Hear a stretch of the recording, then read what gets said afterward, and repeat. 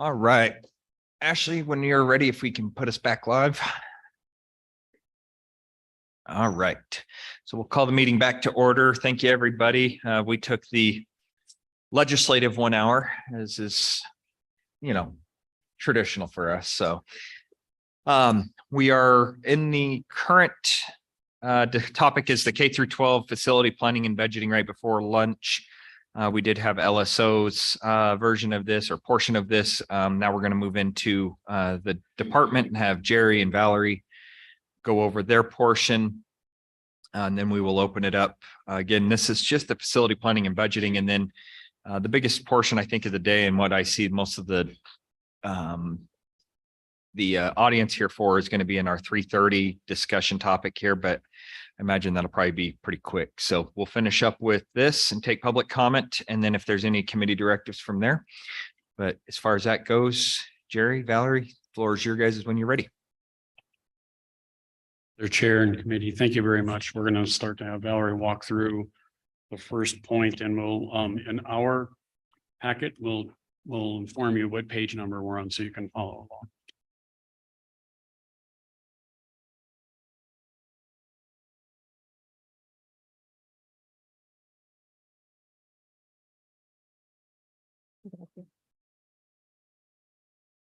Mr. Chairman, committee members, this would be page 7 of the packet we provided.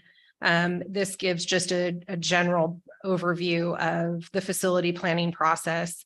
It is a collaborative effort. We've actually made modifications to how this rolls out just over the course of the past year. In terms of, we have made a portion of this accessible within our AIM database, or the statewide database that tracks all of the information for all of the facilities. There is also a portion that goes along with that. It goes out to the districts along with the enrollment projections, and they have the opportunity to fill in from their perspective what their plans are for the year, for looking ahead. And that could be everything from disposition of property, whether they're going to have lease arrangements, if they're looking to dispose of a building, it runs the gamut of what this plan entails. In addition to that, it also includes what the balances are that we have that we're tracking. And then also in terms of acreages for each of the facilities, that is something that we share with WDE for them to be able to generate their calculations for funding. So there's a lot of information here, and it is one where we give the districts the opportunity to go ahead and fill in their comments given the information that we're providing them, again, straight from our statewide database. And then they submit those back to us, and we actually have a scheduled meeting where we all get together and we talk through all of these different items. That gets finalized in kind of a final report, all of those pieces kind of put together. And then we essentially ask for the superintendent's signature just to document that and acknowledge that this is what we discussed. It doesn't necessarily mean right, wrong, and different. It just means that this is what we actually discussed during this time together. So those planning processes did occur earlier this year. They have been completed. Where we're at right now is we're working on distributing these for the superintendent's signature, and then we'll be bringing them forward to the commission. And we'll be highlighting some of the different particulars that were contained within them. In terms of the facility plan itself, information from there does feed into some of these other pieces of the equation. But I would say in terms of the budgeting, the budget and what moves forward with recommendations is particularly driven by what the identified remedy is for a need. And as we've kind of started to talk about, and I know we'll probably elaborate a little bit further as we go on, the most cost-effective remedy study is essentially that process to go ahead and identify there's this need that is being triggered by either a capacity issue or by a condition issue. And so in that case, the most cost-effective remedy study is to look at that as a whole in a complete solid process. And the commission rules do identify what factors and parameters need to be considered when going through that.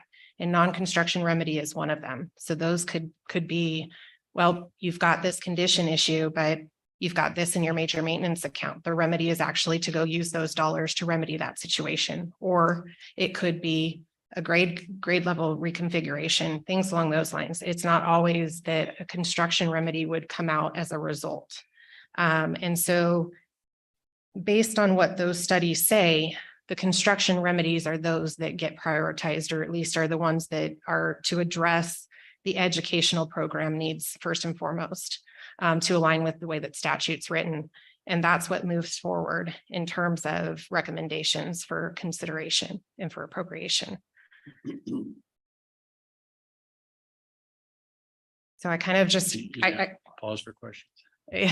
so I kind of just Yeah. went over generally the process and the flow of things, but I'll go ahead and stop so that if there's any questions on that particular. Committee, any discussion or questions from the department at this point? Yes, Senator Rothfuss.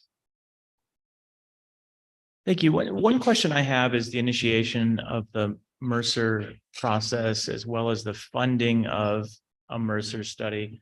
And how that process plays out if we have a school district that identifies a facility that they're interested in looking, all right, what's our long-term vision? How is this going to look over the next 10 years? I know that we obviously appropriate money for Mercers and those are available. How long does that process take and how is it typically worked out? Can you walk us through that? That's something I'm actually, I don't recall having that conversation in the past of how we get to the point where we can just opt in and say, hey, let's do an update. Let's find out how things are going. So if you could tell us a little bit about the expectation for that process to start one of those. Ms. Hughes. Mr. Chairman, Senator Rothfuss, I can say that I actually haven't been here in the time that a Mercer study has been conducted. So this is going off just from what I've seen or heard in the past. So my understanding is that those were quite extensive processes that took a period of time. What we are planning to try to do with those that we are recommending moving forward from here is we're essentially going to try to have a small number of firms essentially on hand for this particular body of work. And then that way it's one of those, because we are recommending quite a bit of Mercer studies, that they can actually proceed in moving through this at a much quicker pace. And ideally, I'd like to say that gets concluded within a 3 to 6 month period or ideally, right? That would kind of be what our direction is. Just to take into account all of the factors, put together all of the reports, collaborate with the districts, all those different pieces of it. If they need to visit a facility, anything along those lines. So ideally, we'd like to kind of have this move at a faster pace so that the remedies that actually do need or would be in line for an appropriation can actually be brought forth in a more timely manner. Any further questions? Mr. Chair, if I could Yes, just elaborate, Jerry. the process to date is roughly in government terms, 30 days advertising, 30 days for interviews, second round interviews, 30 days to get a contract signed and out the door. What Valerie's talking about is getting 2 or 3 pre-approved, vetted in the stable. We take 90 days off the front of it, right off the bat. We're gonna, it looks like we got tech coming in to maybe take a look at the microphones or whatever, but yes, Senator Landon. Thank you, Mr. Chairman. So just a quick question, since we're talking process, where do we stand on local district plans? I seem to recall last year that we weren't completely up to speed on all 48 of them. Where do we stand this year? And since that's such a driver that takes your department up through the commission process and on to us, where do we stand on those local facility plans? Mr. Chairman, Senator Landon, so those plans have been completed this year. We have those. It's one of those that there's pieces of information contained in there about what districts have planned for themselves or would like to do. And so that's part of the equation, as I was kind of commenting earlier. The other part of it is that if essentially the condition and the capacity calculations, right? We're looking ahead 8 years for capacity. And with what we've actually brought forward, we're looking ahead 5 years for condition. And so we don't know what those Mercer studies are going to come back and say essentially is the remedy. It's one of those that the district may have included in a plan, right? That they wanted to do something in particular, but the need is being flagged from either capacity or condition calculations. And so at that point, what we're doing is we'll take those pieces of information. The facility plan is one of them. That's included in the Mercer study. That's evaluated. That's part of the conversation, in addition to discussions with the district. So it's all part of the equation that kind of results in this is the most cost-effective remedy to move forward with this particular need that's going on. And it does take into consideration what the district's plan is themselves. Okay, thank you. So follow up on that. Is there a weighting to those? Is there one that outweighs the other? Is there, I guess I'm kind of confused as to if we have this discussion and we say, hey, a school district submits their facility plan and it says we want to demolish 6 schools, and it comes back that that's not the most cost-effective version of this. It's to redraw boundary lines. And the school district disagrees with that. Of course, we can go to a contested case, do all that kind of stuff. That seems illogical to me for the entire state. So is there a weighting or a ranking that when the Mercer study is completed that gives a school district's plan X amount of weight versus what maybe the recommendation is?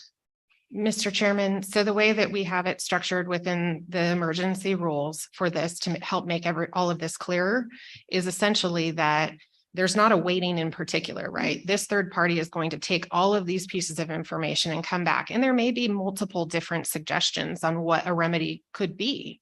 But it's one of those to say, they'll come back with that information. That information is actually going to be shared with the districts prior to going before the commission. And that way they have the opportunity that if they don't agree with what the department intends to bring forward to the commission as the most cost-effective remedy for consideration, the district will have the option at that point to go ahead and go through the process. It's actually a review that will be conducted by the director.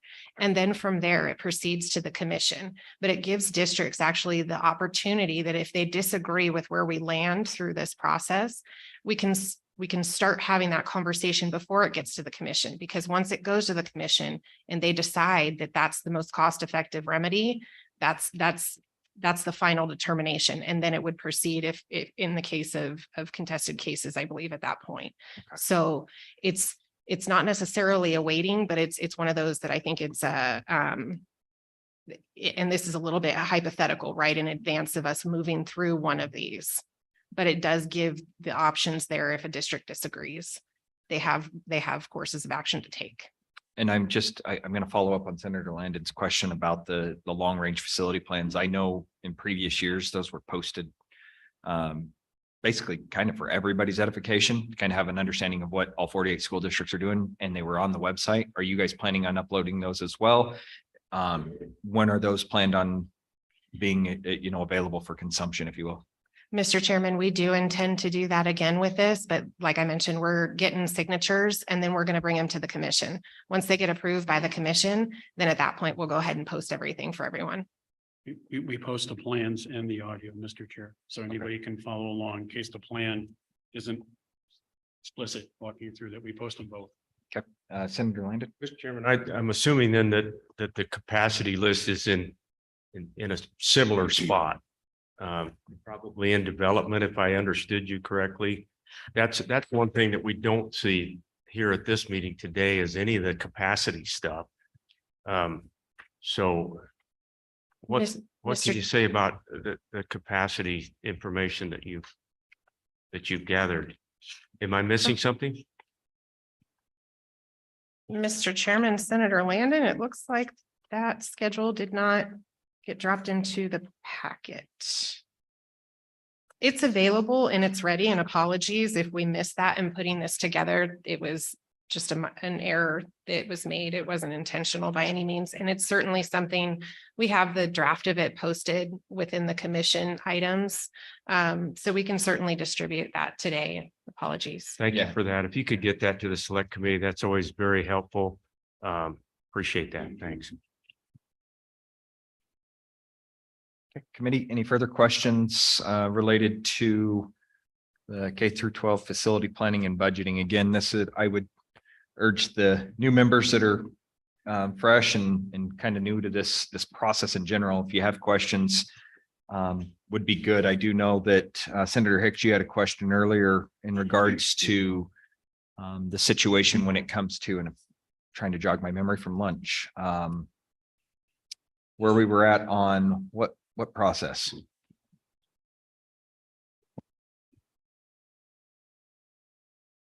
Mike. Yep. Regarding the $95 million that was available for construction and where we were at in that condition, you know, within where we are with the studies, where's the commission at, when do we expect that there might be something that come out of that? Just an update based on that 300 section of the budget, and that appropriation of that was 100 million. But I think 95 for construction and 5 million to contract with the folks to do the assessment. So Yeah, thank you, Senator Hicks, and Valerie or Jerry, if you guys can elaborate on that. Sorry. Do you want to close this area out with any other questions or public comment? Because then that's the next topic up, is to go into that. Is that not the way I'm reading this? I guess that's the general updates. I guess it kind of If fits you like. here too. Yeah, so go Okay. ahead and answer if you guys would like, just Go right for ahead. edification here, and we're okay with that. Mr. Chairman, Senator Hicks. So the emergency rules that the commission adopted are specifically to allow for the compliance with statute changes. One being the removal of the consolidated schedule.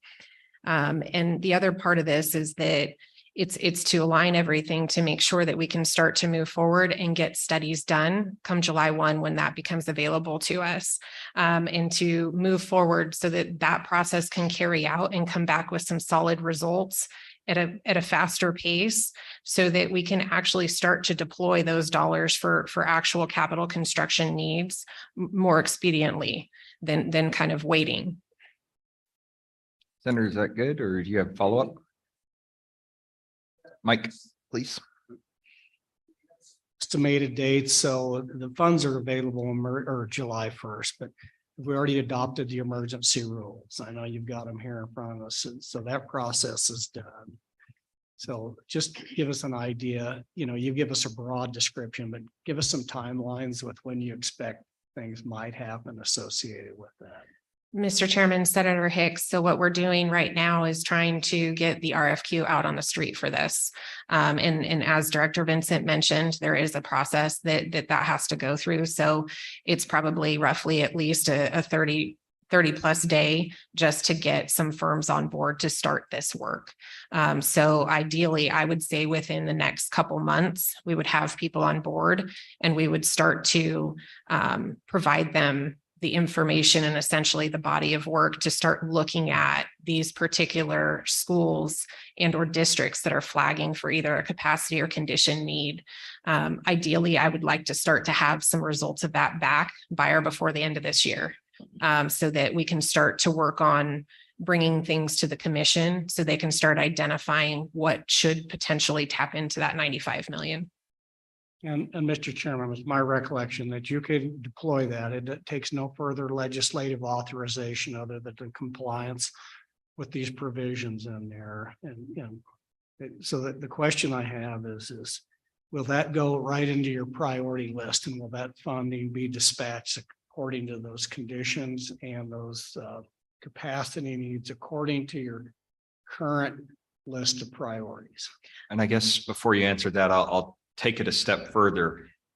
Can we expect that you will initiate the expenditure of those funds separately from what you will bring to us in our next meeting for your anticipated budget? Mr. Chairman, Senator Hicks, in terms of the way that it's written, no, we don't have to get any further approval to actually expend and move forward with those funds. And then in terms of priorities, once we have the results back from these studies, they'll essentially indicate whether it's a combination of construction and non-construction. Anything that's non-construction obviously is not going to be considered for tapping into the 95 million. But what is will be, and keep in mind, all of this is being triggered and flagged by a condition or a capacity need. So yes, those lists that you're seeing are the driving factor for what's moving forward. Thank you. Any further questions on budgeting and planning process? Yes, Representative Olson. So by September 1 would be we would be seeing the recommendation of whatever else there is outside of the 95 million. But I thought I heard you say that you hope to have the 95 million recommendation by the end of the year. Mr. Chairman, Representative Olson, in terms of this budget cycle, because of the timeline that we have here for actually determining and figuring out what construction needs there are for these projected situations that are coming forward, there likely will not be a capital construction request within this budget period. I see. Okay. But again, these are projecting out, right? So capacity, we're looking at 8 years in the future. Condition, we're looking at 5 years in the future. So we're still actually pre-planning and working in advance of these situations coming to the table.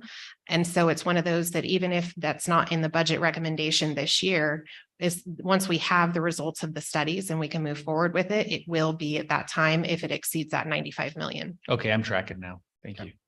Mr. Chairman, just to Yes, follow Senator up, Hicks.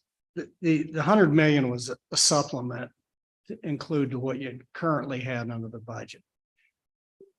So that wasn't your entire budget, the 100 million. And in my recollection now, you currently have somewhere around 327 million dollars is that specifically for schools?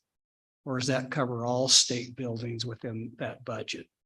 I think I read someplace in your memo that by the time we add this $100 million in, there's roughly 327. I just want to clarify, that's strictly for schools. Ms. Hughes. Mr. Chairman, Senator Hicks, there are projects in process at this time that have received appropriations. We don't have another, besides those that were appropriated for that specific purpose, there's not additional dollars. And I'm sorry, I'm not tracking where the 300 million is coming from, but if that's the collective of the major maintenance dollars, in addition to any of the capital construction projects and the component projects, then yes, that's all for schools. And those projects in terms of, I'll give an example, 10 Sleep is a K-12. That construction project is underway. They've broken ground on that. The component projects, those are underway as well. And then major maintenance, of course, that's distributed on a quarterly basis to schools. And then I think we can take a step further. Matt was flagging me. Matt, you have something to add? Yeah, Mr. Chairman and Senator Hicks, the 327 million you references from the LSO end of summary memorandum. That was the legislature's mechanism to balance out all the appropriations from the supplemental budget request as the legislature moved funds to savings and so forth. That was just a mechanism to balance the additional 129 million from the supplemental budget request, which is inclusive of the $100 million for the commission to prioritize those projects. And Mr. Chairman, that did include inflation and some other, I believe there's 20 million in there for inflation cost. And there were some other issues in addition to the 100 million was part of that total to balance to bring that school capital construction account up. Is that correct? Correct, Mr. Chairman. Yes. It was just to make sure at the end of the biennium, the school capital construction account had a zero balance. That was the transfer of the 327. Correct. All right, thank you. All right, committee, any further questions for the department? Seeing none. Okay, we're gonna go ahead and move into the next section. But before we do that, I'd like to recognize, I'm going to recognize them in order just because of when they came in. I see Representative Hallinan sitting in the audience with us now, as well as President Ogden Driscoll. Thank you for joining us and thank you for making the drive over, sir. Appreciate it.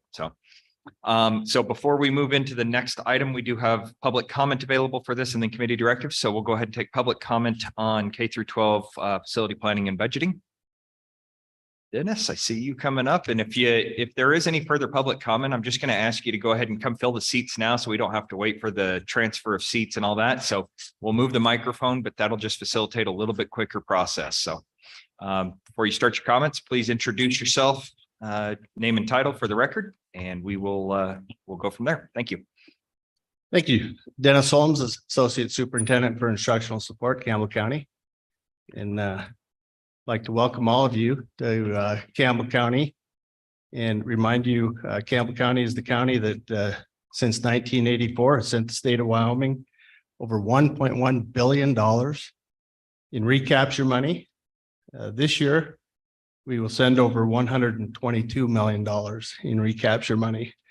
All thanks to the support of the mineral industry of Campbell County and the outstanding residents who support those industries. So thank you.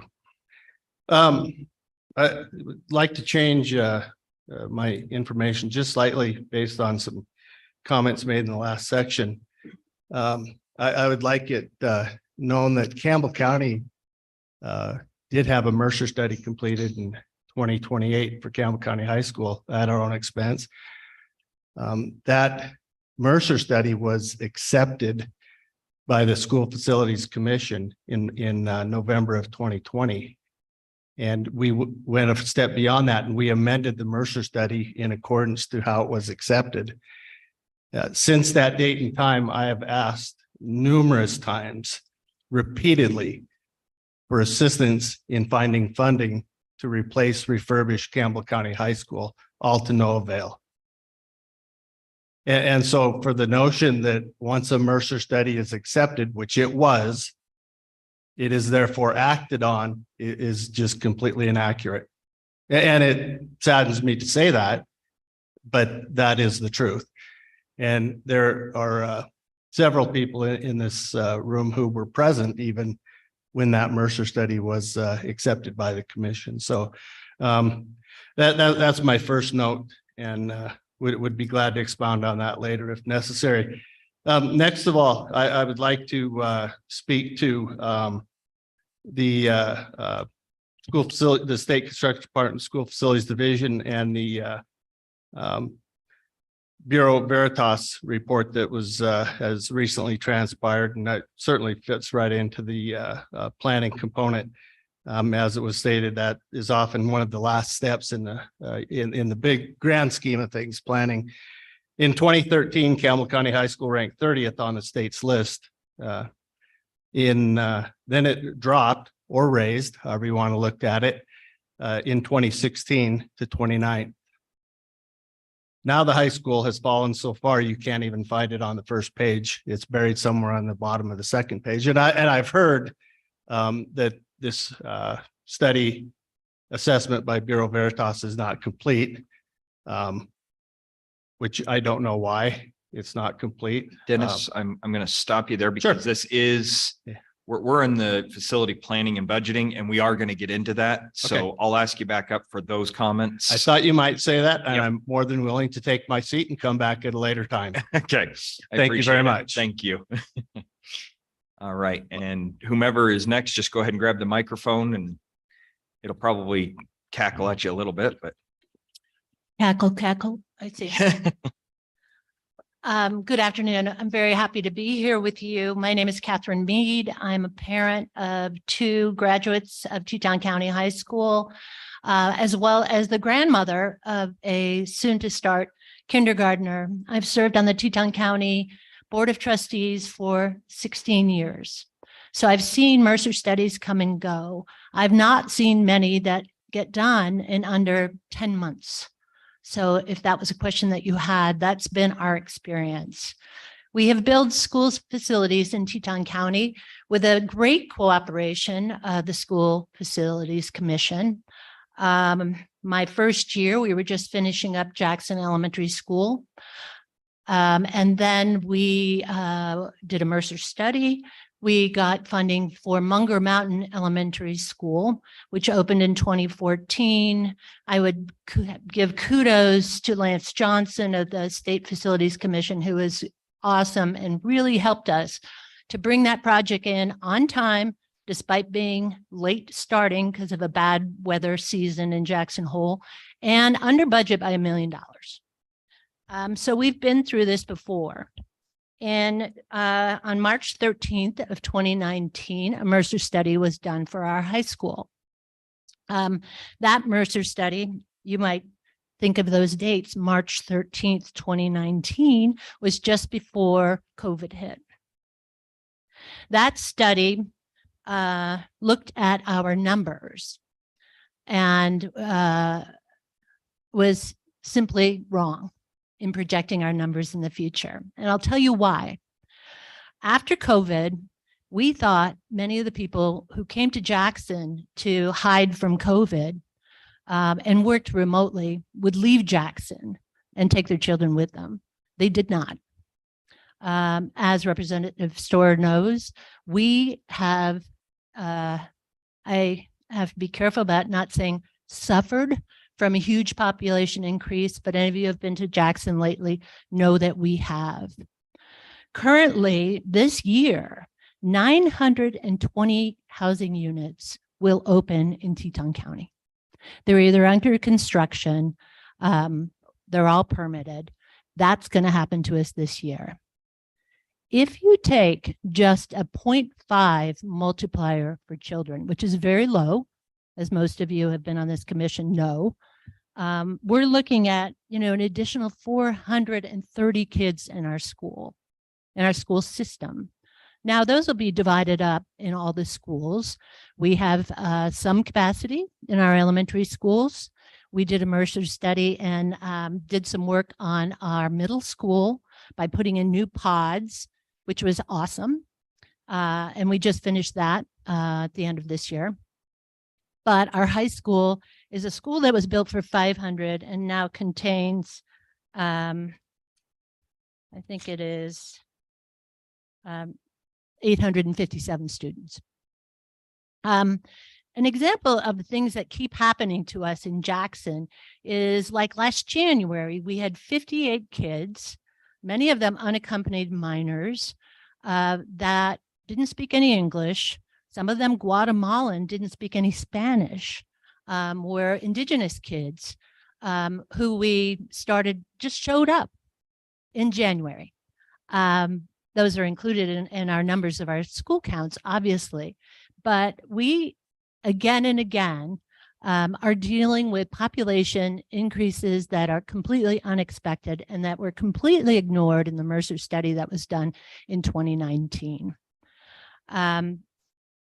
This year and last year, we had 50 kids added to our high school. And compared to a big school like Campbell County, that probably doesn't sound like very much. But when you have facilities that are not adequate to deliver the educational program that we are required as school board members to provide to our students, that becomes a big problem. Now, last year, October 25th, 2022, we received a memorandum from this committee advising that the recommendation of this committee was that our school district would receive monies not only to replace our bus barn, which was built in 1975 for $75,000, and you cannot work on one of our 45 buses in that facility without opening some of the garage doors because it's not long enough to have a bus in. So when it's 20 below, the guys who are working on buses out there have to have a huge garage door opened. And we have one bay to work on buses.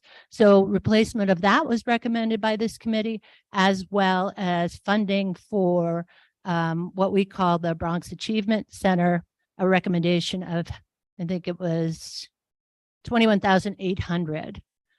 And in that recommendation that this committee made, there was the note that we had applied for SPET tax funding, special purpose excise tax funding, in the amount of over 15 million. And if we got that, we needed to let the committee know so that everybody would be knowledgeable about what we had. We did get that funding. I don't remember another instance where school districts have come to you with a bunch of money in hand to put up a new school. that the legislature really by law is required to do for us. So we have, I think I got my numbers wrong. I think it's $16.3 million from our SPET tax. And we're once again asking you for the 21.8 as well as our bus barn. I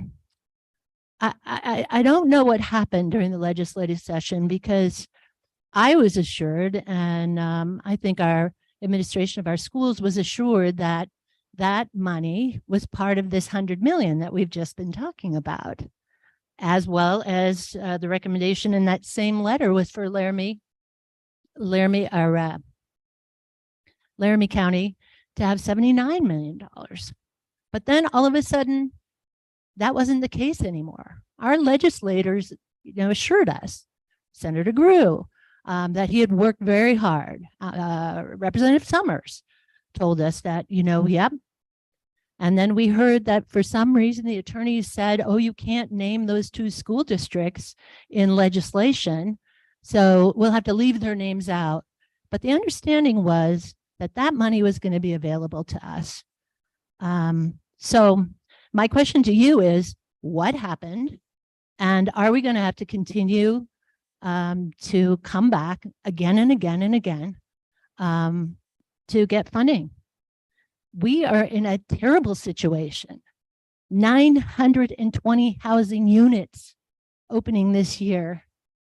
How do we possibly handle that many kids in our high school, which is already overpopulated by kids? I love this state and I love Teton County. And I know a lot of people are always sort of bad-mouthing Teton County, but we have a great education system there. And I'm so proud of it. 5 generations, now with my grandson, 5 generations of Meade Hansons have gone to school there. We produced US senators, we produced governors, as you know. And it is a place that, I personally have a real stake in having the best possible education for our kids. And we have kids that are just crammed in with mental health problems. Everybody knows that there are mental health problems with high school kids. And when you cram them in, we don't have a library anymore. People talk about library books. Well, we don't have to worry because we don't have a library because that has been converted to classrooms. So we cannot deliver the educational program that we are required by law to do. So I am just here to ask what happened during the legislative session that all of a sudden that funding seems to be sent over to the State Facilities Commission, and they sort of act like, well, no, that's not money you're going to get.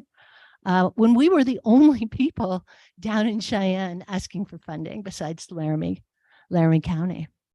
I am very proud of what our state does with education. We are so lucky to have the funding model we did. In 1997, I wrote a amicus brief for a client that contested the Campbell County case. And, quite frankly, I really regret that. I wasn't on the school board then. I didn't know how critical this was for the ability of our state to grow and expand and, be exceptional because we have such an awesome education system. So thank you very much for listening. And I tend to blather on. I'm a lawyer too. So I appreciate your help and I stand for any questions. Any questions for Ms. Mead? Seeing none, thank you, Ms. Mead. I think my mic just died too. Is it? Okay. Just sounds like we're not coming back through like we used to. So, sir, please introduce yourself. Thank you for coming. Good afternoon. Hear me? Good afternoon, Chairman Brown, Co-Chairman Landon. My name is John Lehman. I'm from Conference County. We own a ranch in that county. The purpose of my testimony this afternoon is regarding rural public schools currently located on private property and the leasing process between the private landowner and the local school district. Currently, I'm unaware of any formal leasing process that addresses both the concerns and or needs of both the private property owner and the individual local school districts. And so I'm just respectfully asking that this committee begin a conversation regarding the possible implementation of a simple, uniform lease form that can be used to help engage the local school districts and school boards and the private property owners in ensuring that the needs of the public education system are met, while at the same time protecting the rights of private property owners on whose land rural public schools and facilities are currently located and or proposed. Thank you. Correct. Representative Harshman. And it's Mr. Lehman. Yeah, just Mr. Chairman, Representative Harshman. Yes, thanks. sir. Well, thanks for driving up here today, and thanks also for Ms. Hanson for coming over the hill, and appreciate your testimony here. But explain, I never got a chance to say thank you to her, but explain just for our education, what school is it in Converse County? And I'm assuming it's on your land. And then maybe tell us a little bit about the problem or the issue that we can try to solve. I mean, you told us that, but what's caused you to come up here today, I guess? Yes. Thank you, Mr. Mr. Lehman, Chairman. please. Mr. Chairman, Representative Harshman. The reason for me coming up here today is correct. The current school, Moss Agate School, does currently sit on our land, Lehman Ranch. The school has been on that particular location for the last 50 plus years. There's been a history of that school actually moving within that ranching community based upon where the need existed. And so it has moved actually 4 different times based upon where the need, as again, for education was needed. And so it was basically the ranching community approached the school board and said, look, we'd like to have our children educated. We have property taxes that we'd be happy to pay to make sure that our kids are educated there in that local community, as opposed to us having to drive 20 miles to the nearest town, Douglas, to have them educated. And so there was a need, and the school board met that need. Jump ahead now 50 years to where we are currently. There are not any students that I'm aware of, maybe one, in that local ranch community that attend that school. So right off, now we have an initial need is no longer being met. Instead, now we have students, problem students in many cases, that are actually being taken from the schools in Douglas and brought out to the rural school. And that's incurring quite a expense on the part of the local school district. We got 2 teachers now. When I went to school there, we only had 1, and maintaining that facility. And when I approached the local school board about, hey, what can we do about this? I mean, the initial need was to provide a service education for the local ranching community. That's no longer being met. So why are you continuing to have this school open? I'm not necessarily justifying that we should close the school, but I'm saying, can you justify why you're taking problem kids from Douglas out here on this school that sits on my property? And there was no response. They did not want to engage in any kind of dialogue. They said, well, you have an agreement, and there is an agreement that was written back about 50 plus years ago, back in the mid 70s. And it simply said that the school district will remain or keep the school open, provided there's an educational component provided. Very broad. There's nothing specific about it. And the school board said, well, we're just going to use that. But we don't necessarily, I said, well, I think we need to have a little bit further discussion on really what's going on there. And they said, nope, we're not going to engage in the process or conversation with you. That's just the way it is. And so the current concern I have is you have a public building facility sitting on private property. We pay private property taxes on that. The school district doesn't. 80% of our property taxes go to fund this, and yet we are not even allowed to even engage in a conversation with the local school board on how that school is run on our property. And so I just have some concerns with that, particularly not only in Commerce County, but throughout the state.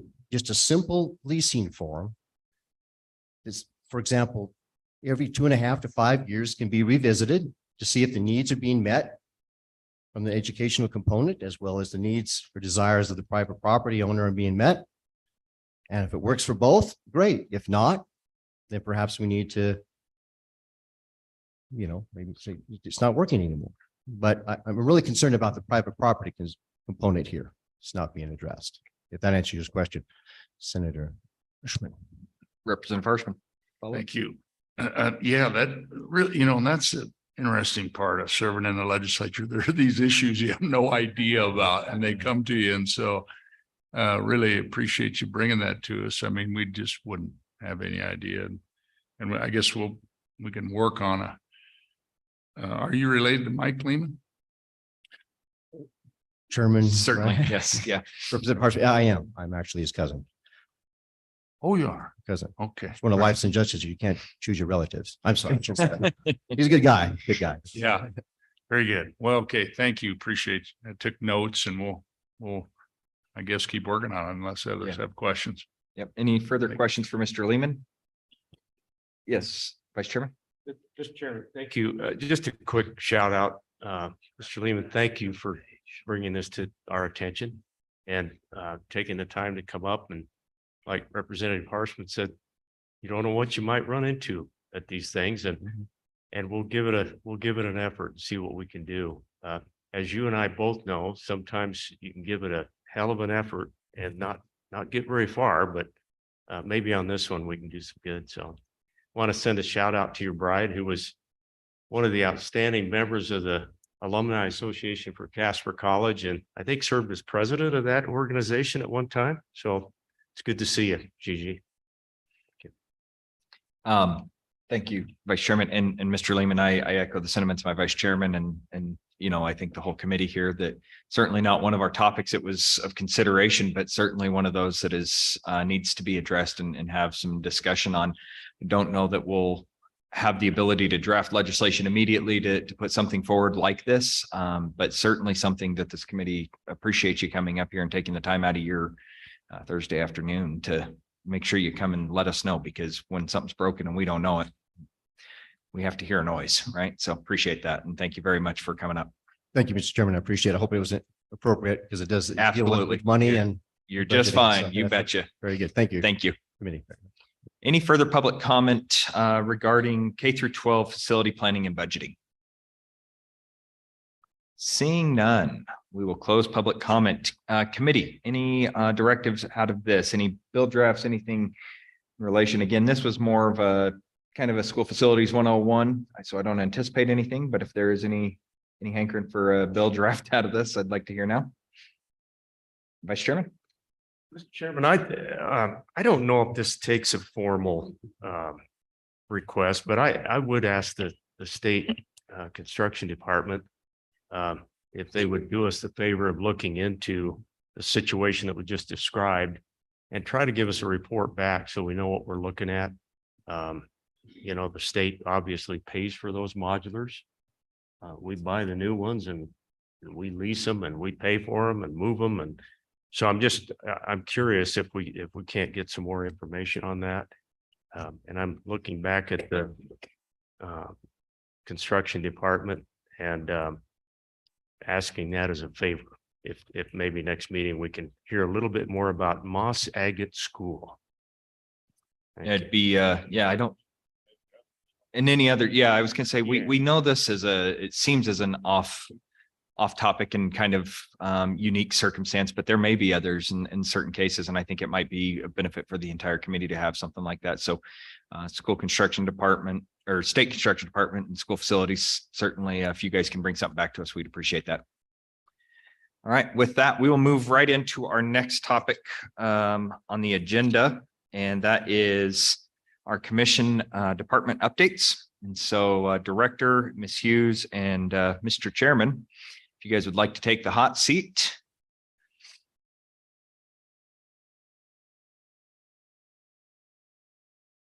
And committee, I will say this is the last item on the agenda. However, I do expect that this will take a very good amount of time and discussion.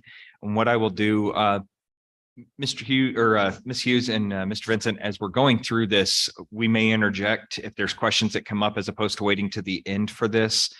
Just because of the nature of what's going on and how much of this is changing, I feel it's more pertinent to interrupt as we're going along as opposed to waiting till the very end. So I may do that. I'm just trying to give you the heads up so it's not completely rude and letting you Mr. Chair. thank knocked you. around. Thank you. Are we beginning? Are we beginning with any general updates, or would you like to have Bureau Veritas come up and we go right into the condition assessment? We're going to go to the general updates and then we'll Okay, move great. on to the condition you. needs. Yep. Mr. Chairman, committee members, beginning on page 8 of the packet we submitted.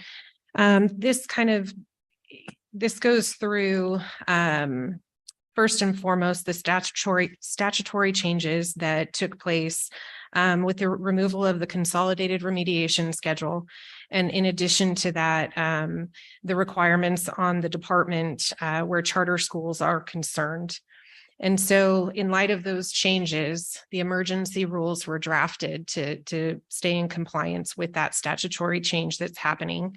In addition to allowing the department to proceed in moving forward with putting together the items that are necessary for the commission to put together budgets for it to go through the full process and to make its way to you on September 1.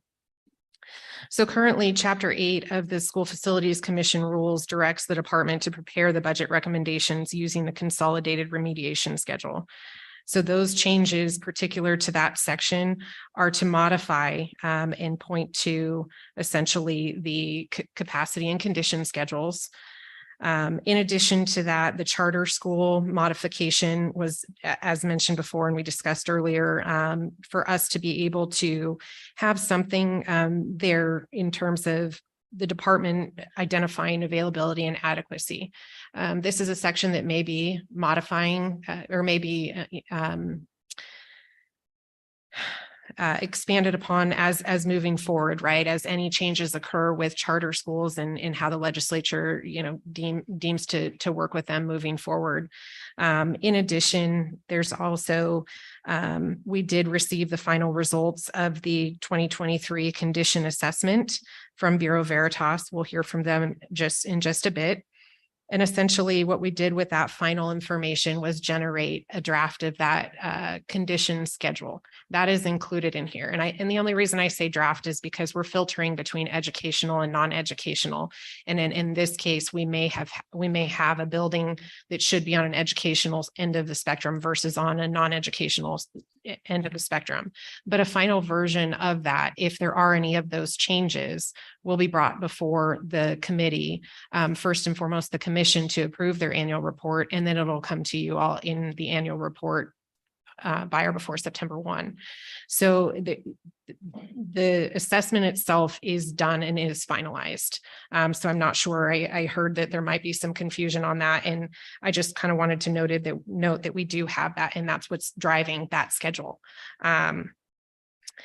So the rules capture those different pieces. And in addition, with the new data that was received from that assessment, it was important that the criteria for the most cost-effective remedy study to be streamlined with the process. And it'll allow it'll allow the commission to go ahead and have a solid basis for what the recommendations are moving forward. And so what's highlighted on page 9 are what the commission approved and adopted at the June 8th meeting. The commission actually readopted on June 27th. And the reason being is there was a little bit of confusion that came to light in terms of a file conversion error that happened. When the PDF was generated for each of the two bodies, it actually removed a strike through. It was, the intent, and it was clear within the drafts that were provided that the actual calculation for capacity need was actually going away. but we went ahead and we cleaned up that. And then there were some Scrivener's errors that were identified. So the commission went ahead and readopted those rules so that they're in a cleaner version for submission to the governor for signature. What happens now, though, is that this essentially is kicking off the regular rules process. And so if there are additional comments or suggestions for these rules, it's one of those that now is most certainly the time for us to hear those, and we can start to work those. We can bring those to the commission. They can be worked into drafts. And I would say that because going into the regular rules process, we want to make sure that the drafts before they go to the public comment period include most of those changes. And if they are substantive changes, then we want that to happen in advance of the comment period. So Excuse, I'm gonna stop you there because this is probably one of the most, I will say, contentious issues that we have with this whole situation that's occurred, right? And what I want to make sure that we're doing here is I hear that you're saying you guys would like that public comment now before these rules go forward, not public comment, sorry, but the indication from the committee that if there's substantive issues, you guys would like to have those before you guys go to the formal rulemaking process. Is that right?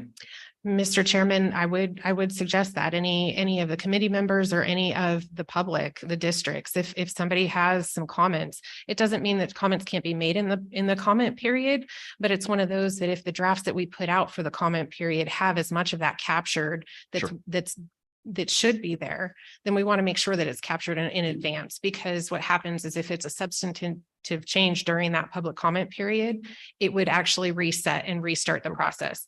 And with emergency rules, they're only in effect for a certain period of time. So we need to make sure that we're trying to streamline the regular rules process as much as possible. Okay, I appreciate that. One of the biggest concerns that I have with the entire process, while I understand your guys's, I don't want to call it plight, but your situation, that you guys are trying to speed things up and trying to get things going. One of my main concerns as the chairman of this committee is we're being brought, we were given this information on these rules as they were adopted. We'll give this. I appreciate that you guys took these back to the commission and had the Scrivener's errors repeated. That was at my behest. So anybody who's in the public, please understand that the most recent meeting that was done by the commission was done at my behest and my request with LSO to say there's significant changes and things that were not addressed in what they adopted versus what we received, right? So I appreciate that you guys have done that, but we're sitting at 2 days before these rules are going to be signed into effect by the governor. And we have 2 days as a committee. We have 1 day now to give you substantive comments before these emergency rules go into place. And my concern with that is that's not enough time for us to give substantive comment. And I would also venture to guess that many of the school districts feel similarly in nature. Yes, they're only in effect for 120 days. I get that, but this is supposed to be a collaborative process, right? And I don't feel like there was much collaboration with this committee when it came to this situation. And so I have very serious concerns with that. And I would also state that I think while we're trying to push these through on July 1st, I have a hard time believing that there's a major concern in pushing these out till August 1st to get them signed and allow some of those comments to come through, because rules have the full force and effect of law as they're instituted. And I have some feeling that we are probably going to hear some concerns from school districts as well as myself that there's substantive comment changes that are going to restrict what school districts are going to be able to do and how they're going to be able to process this moving forward. So I guess my question to you is there a chance that you guys can push this back till till August 1st and allow those substantive comments, allow the committee who is in charge of doing this committee to formulate substantive comments with our staff and submit them to you and have those issues addressed, because we're going to get comment from the school districts today that we haven't heard yet. And I have concerns that they need to be heard just as much as we need to be heard before these emergency rules go into effect. Mr. Chairman, the emergency rules are specifically for the statutory changes.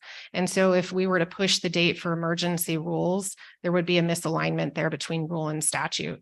And we as a department wouldn't be able to operate properly at that time. The substantive changes, though, are ones that can be submitted at any point in time. There's not a 2-day period. And emergency rules are just for that. There's emergencies that are driving it. And so those don't have a comment period. the regular rules do. And so that's what's opening it up. And so that at any point in time today, moving forward, anything along those lines, there's at any time, those comments can come through for consideration. So then I want to follow up on that. The information provided to us in your guys' packet says it was your intention to take these rules and make them the permanent rules. Is that still the case, or are you willing to take the information that you're going to hear today and include them to the next commission meeting in July? Because I'm getting conflicting issues here on that. Mr. Chairman, any comments received will be taken into consideration before drafts move forward. I can't say for sure whether or not everything that is spoken will be put into the commission rules. But it will be taken into consideration between now and July. And if there's more modifications that occur after, that's most certainly something that can happen. But what we have together as a draft to move forward with, to open up kind of that regular rules process starting at the commission meeting in July, that's the intent. And right now, this is the draft that we have without any substantive comments. Okay, and I'm just looking, and I'll go back to you here in just a second. I'm just looking at the last paragraph of this particular area, and it says the department intends to bring the current draft of the emergency rules that the commission adopted in June 2023 before the commission as regular rules for adoption at the commission's July meeting. Once the commission adopts regular rules, the notice and the comment period will begin. Before that occurs, however, the department is open to suggestive changes, substantive and otherwise, that may be made to improve the rules. So what I'm hearing is you guys are willing to take comment not only from us as a committee, but from the districts today, potentially incorporate those as you guys are moving forward. And I understand that you're not going to take everything and adjust it, but that is going to be incorporated before they go to the July commission meeting. Is that correct? That would be the plan, yes. Okay. Mr. Chairman, Vice Chairman. Mr. Chairman, that last question of yours kind of covered where I wanted to go. And I would just state in support of the chairman, this is just a little out of the ordinary. We just have never received rules the day before our meeting. And I'm not fully understanding why the need for the emergency rules, but that helped Ms. Hughes. You kind of described that we've got to implement law, and I get that. But I share the concern of the chairman that you at least listen to some things that may come forward and take them under consideration. It's very difficult for us to have read through the rules at this point. We just haven't had time. And the panel in front of you and those to your left represent over 100 years of dealing with these rules. So we've been around the block a little bit, and we might be helpful. That's that collaborative thing that I think the chairman is reminding. So would really appreciate the department giving consideration to things that might come forward in the next 3 weeks. So thank you. Any further questions as we get ready to move along? I do have one more, but I'll wait and see if the committee has anything else. Yes, Senator Rothfuss. So again, I haven't had the opportunity to really deeply go through the rule changes that were accepted by the commission, but were all of the proposed rule changes due to statutory revision and compliance with the new law, new enactment date that goes into effect, and therefore we need to have an emergency change, or were some of them that type of rule change and others were just, oh, well, while we're at it, type rules that might not rise to the level of emergency for statutory compliance, but might just be, well, we were working on the rules and these were other things we had. As Co-Chairman Landon suggested, we definitely want statutory compliance, right? That's a good thing, but the things that aren't an emergency probably shouldn't be on an emergency track, and those that are, because we need to comply as quickly as possible, it's obviously reasonable to have emergency rules in place. So I guess my question is, was that scrutiny kind of put through the rules as they were being proposed to the commission for adoption, or is this a circumstance where maybe we could look at some of them being on the emergency slate and some of them put on the more methodical train, and maybe they all were looked through that way, but I'd be curious to know how that was considered. Misuse. Mr. Chairman, what these rules are a response to the statutory changes that eliminated the consolidated schedule. It is also a response to the imposed new duties on the department relative to charter schools. And we've done this by building out improved processes that'll allow the commission to apply its discretion in a manner that ensures the continued equity of the system for all districts. There are some changes within this. I would say that, that are district requests that were made in other rule periods in terms of districts made comments along the lines that, they wanted a school by school capacity rather than configuration capacity. Those were taken into consideration. A lower FCI threshold. The driver there obviously is the results of the assessment schedule. And so some of these are taking the results of that assessment to say that that threshold was lowered so that we can look forward and say, okay, at 0.3, which we'll kind of get into this a little bit further, at 0.3 or 30% of the major components and systems of your building needs some type of repair or replacement. It's one of those to say we start having the conversation about a renovation, right? And so there were some of those changes, but those are improvements to the process to align everything and to streamline it more efficiently for the equity. And then also there were comments even by some on this same body along the lines of Mercer's automatically being triggered by an FCI or capacity threshold rather than just a mathematical trigger. What has been expounded upon within these rules or this set, this has existed there, but some more detail and clarity was added in Chapter 3, Section 8, that essentially gives the districts an avenue, an ability, and clarifies exactly how, if they're not being triggered by a need on a capacity schedule or a condition schedule, they have the ability to submit and say, we may not trigger for those reasons, but we believe that we have a facility that's inadequate for X, Y, and Z reasons. So to answer your question, on the large scale, all of this is being triggered by the statutory changes. And there's a few that were fine-tuned or cleaned up, if you will, and clarified to actually help and assist not only just the commission, not only us as a department, you as committee members and districts out there as well. Yes, Vice Chairman Lander. Just for the committee that these emergency rules will be in effect this year as we develop budget. I mean, they will be in force through the month of October, and by then the budget will already be completed. So, and within there, one reference you just made, the building by building consideration versus district square footage, that is something we had quite the debate on last year. You might remember on this committee. I, for one, don't like going that direction.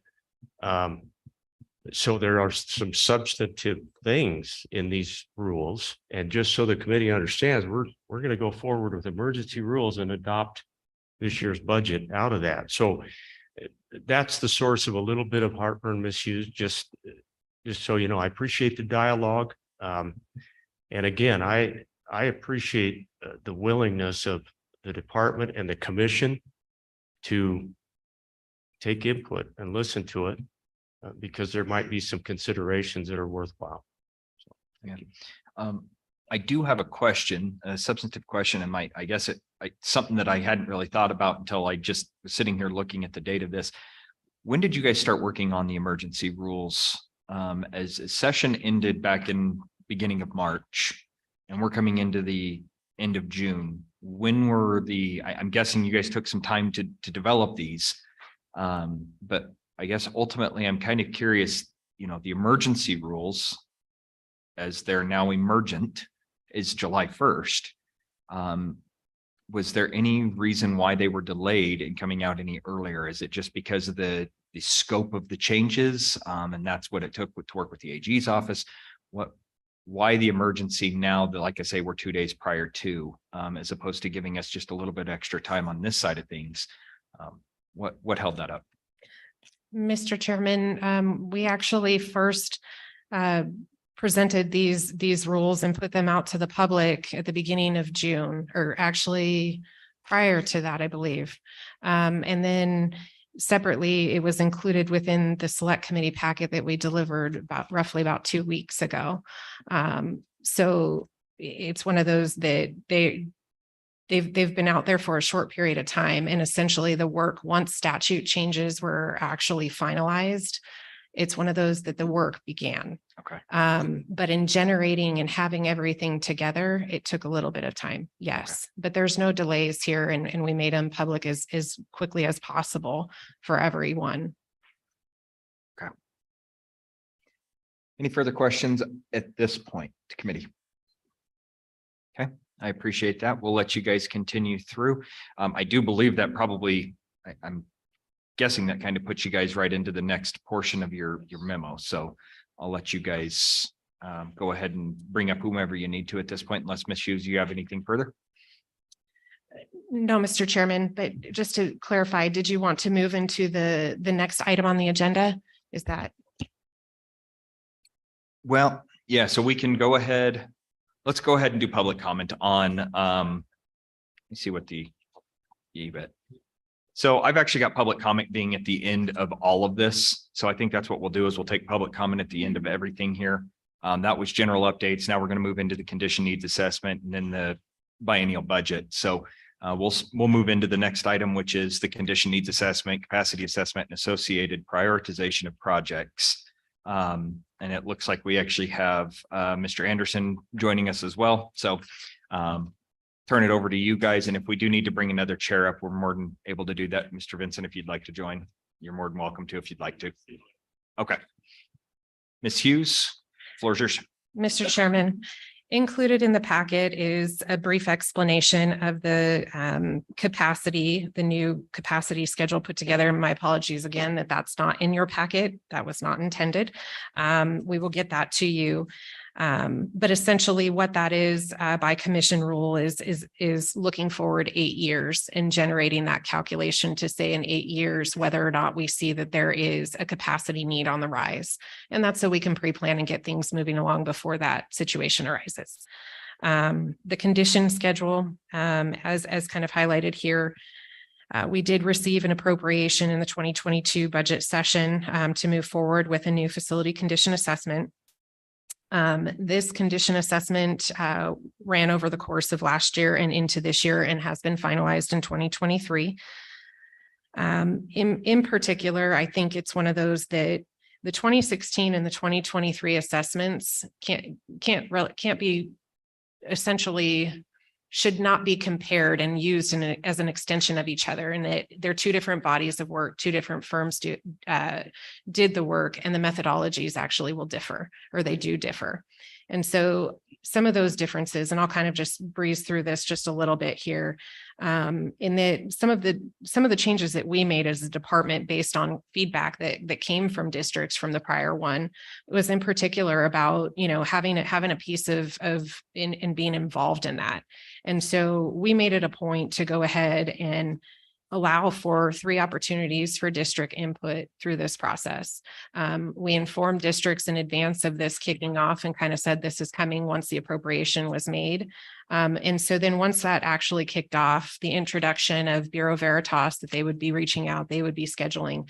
There were separate training sessions for each of the districts, or I'm sorry, essentially there were 4 training sessions, and it was based on where the assessors were going to be across the state. And it allowed those districts to participate and gain an understanding of how the assessors were going to be performing this on site at their facilities. But the 3 pieces, or the 3 opportunities that we allowed for districts to kind of give their feedback and be a part of this, be an active participant, was first and foremost through pre-survey questionnaires. So before Bureau Veritas went on site, there was the opportunity for districts to point out and really highlight and say, we have these issues going on within this building.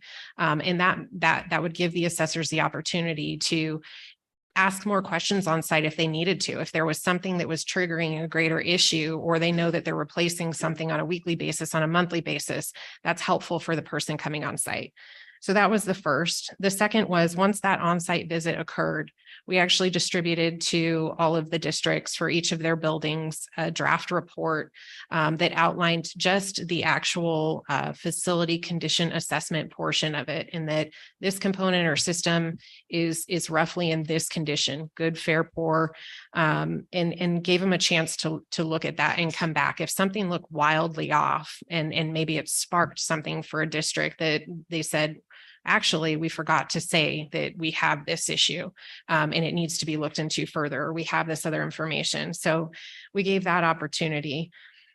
And then the third opportunity, and I'm sorry, I flip-flopped these in the order, but it was when the assessors were on site. We tried to do our best to encourage that districts get involved and go along and give comments at that time too. In addition to that, we actually, one thing that we did require of Bureau Veritas is that they actually verify unit costs with local Wyoming contractors. And that was to make sure that what the costs that are included in those repairs and replacement values or is actually true to the area and across the state. And we know that that varies a little bit. So we took that into consideration from district comments in the past and tried to implement those as best as possible. I will highlight that the 2016 assessment assumed a state of depreciation of the building based on the scoring of the components in the systems. Those assessment numbers were the relative needs of school facilities to be prioritized. It's not an absolute sense of the work.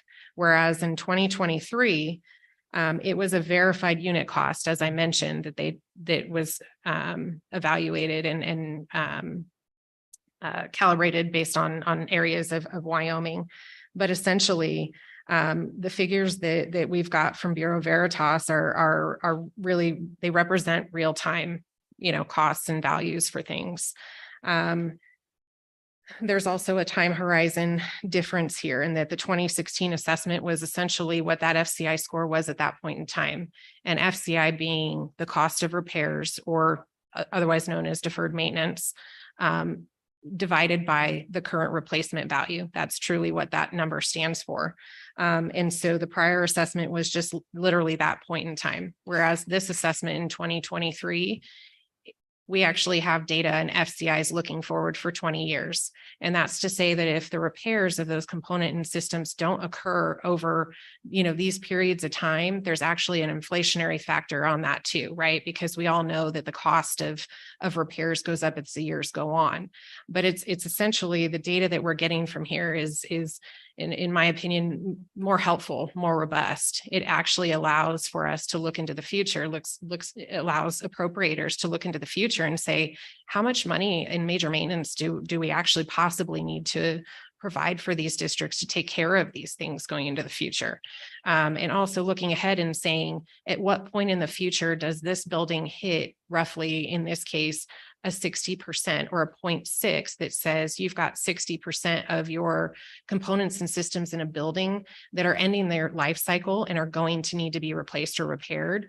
And essentially the dollar value of that in relation to the current replacement value of that building. And to say at that point in time, does it make sense to actually do those repairs, or does it make sense to demolish and rebuild? So there's a lot, I think, of information that this assessment gives you as committee members and as appropriators. It gives districts to align with whatever else they have in place for maintenance needs, and just to help guide along with everything across the state. So it is one of those, just to say there are considerable differences. And I just want to highlight that, because I know that people are looking at where I was at before and where I'm at now. And so there's some of the reasons, right? That's some of the explanation behind it. So we think that essentially the benefits here are that this does allow, for planning into the future in many different ways. It's that projecting and forecasting for those repairs. Each of the buildings will have their own individualized report that gives and identifies each of those components and systems, where they're at and or what their remaining useful life is, when there are recommended repairs to be made going into the future, and costs associated with it. Valerie, before you take on there, I am curious. You've made mention, and I understand what you're coming from of not comparing 2016 to 2023 or 2022, whatever date we're going to give these. My biggest question on this is, well, I guess I have two questions here up front, but the first one is the methodology. I think everybody's a little confused by, right? I think the districts, even us up here on the committee that have served a few years, or those that have served 10, 15 years at a time, we're a little confused by the methodology. And I guess my biggest concern there is there was little to no explanation of the methodology presented to us, right? So we don't have any understanding of how this stuff came forward. And I guess that dovetails into my actual question, which is there a final report that is going to be given, or did we just get capacity index and condition index, and that's what we get from Bureau Veritas? Mr. Chairman, I'll go ahead and pause at least for the methodology piece. I think that Mr. Anderson right next to me, he's got a presentation prepared to talk through. He's here from Bureau Veritas. So I think he may be a better person to kind of go through that. And then if we need to revisit, in terms of the final information, this is most certainly not the final information. We have, like I said, individualized reports, and then also Bureau Veritas has an executive summary. So it's one of those that's information that we most certainly are happy to share with the committee members, and the commissioners as well, and districts. I think that would be beyond helpful, to be honest with you. And I think that just based off of the impact that this is going to have, and I mean, I can tell you that as soon as the commission meeting happened, my phone started ringing off the hook from districts wanting to know what in the world was going on, right? And I think the understanding of, hey, I moved from 7th in position to 294th. What in the world? I didn't have anything to back up on that. There was nothing provided to the commission on that information as to what actually occurred. And so I think that would be really helpful for us as a committee to get some of that information as to methodology. And I know we're going to go over that a little bit, but I think in the future, it would have been helpful for us to have at least an understanding of what happened prior to the meeting. And I also think for the districts as well. But Senator Landon. Well, thank you, Mr. Chairman. And Valerie, the other thing, my question is, I appreciate your description of kind of what went into the assessment and what it's going to provide to us. I do think there's going to be some great benefit if we can make this transition. But in the meantime, as you sit down to develop a budget this year, for example, under this new list, for lack of a different word, are we tied to that position of 161? For example, we toured a facility yesterday that I think most of us on this committee agree needs some help. I mean, we need to help this facility, but it just got bumped all the way down the new list. So if we tackle it, then we've got other districts saying, well, what are you doing paying attention to number 161 when you haven't gotten to number 2 yet? Does that make sense? In other words, are we tied to the information in the assessment with respect to how you're going to make your recommendations to the commission on the upcoming budget? Mr. Chairman, Senator Landon, what the results of this are doing are they're triggering the most cost-effective remedy studies. So anybody on the condition list that's at a 0.3 or above at the 5-year mark is what we're using. All those schools that are identified there, what we're going to do is then have a most cost-effective remedy study done. The same would be true for the capacity schedule. And so what happens or what it is that there's 3 triggers for needs. One being, like I just mentioned, a 0.3 or above, that there's a condition need here looking forward. So we'll do a most cost-effective remedy study for it.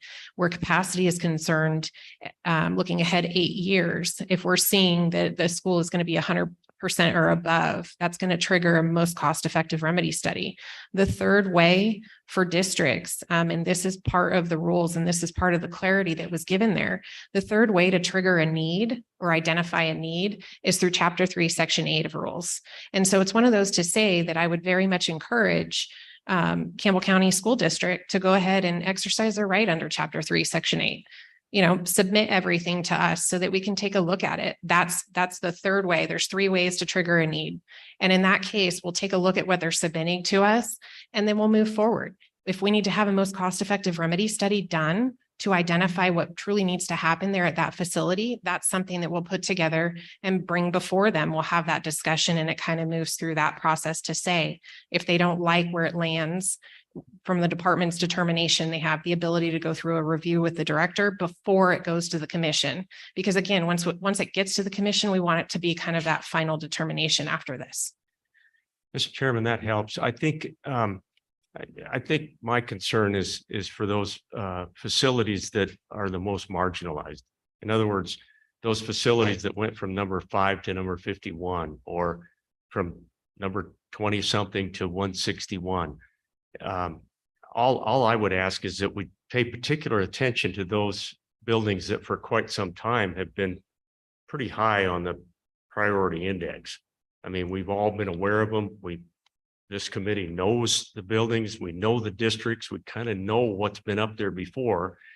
And if something has slid all the way down, all I would ask is that we take another look and make sure that district knows of that third option, which we want to at least trigger the Mercer and get a look at things. And if the department would help us on that, I think that would really go a long way.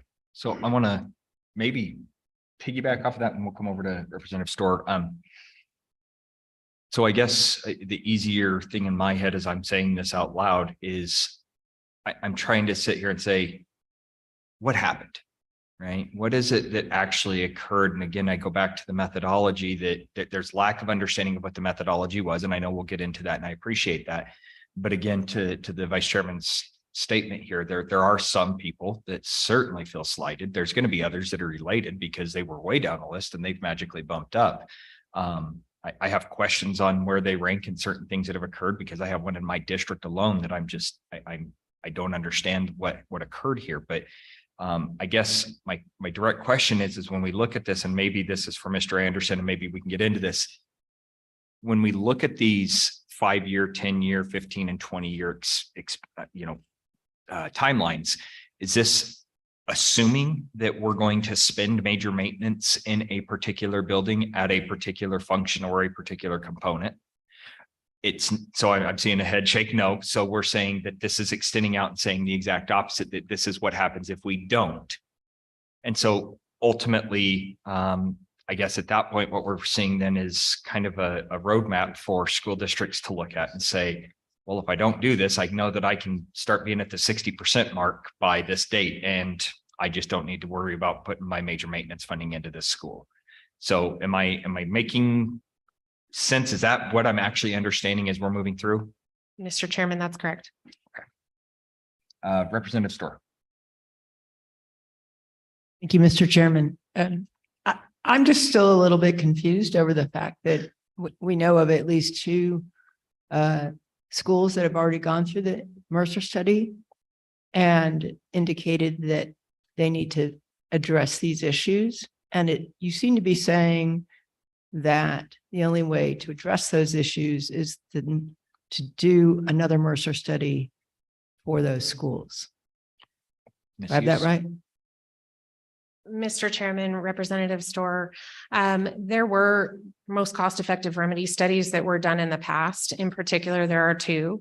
However, the most recent action essentially says that, and it's kind of within your documents, but with the modifications that have been made, those Mercer studies are not actually going through and identifying and addressing and looking in accordance with all of the parameters to say that all of these things in that process need to be gone through and looked at. And therefore, the order by the commission that was signed essentially says that those will be taken into consideration when a new Mercer study is needed, to say that there's that need, right? There's a need that's identified first that is the trigger. That's either capacity condition or a submission from a district.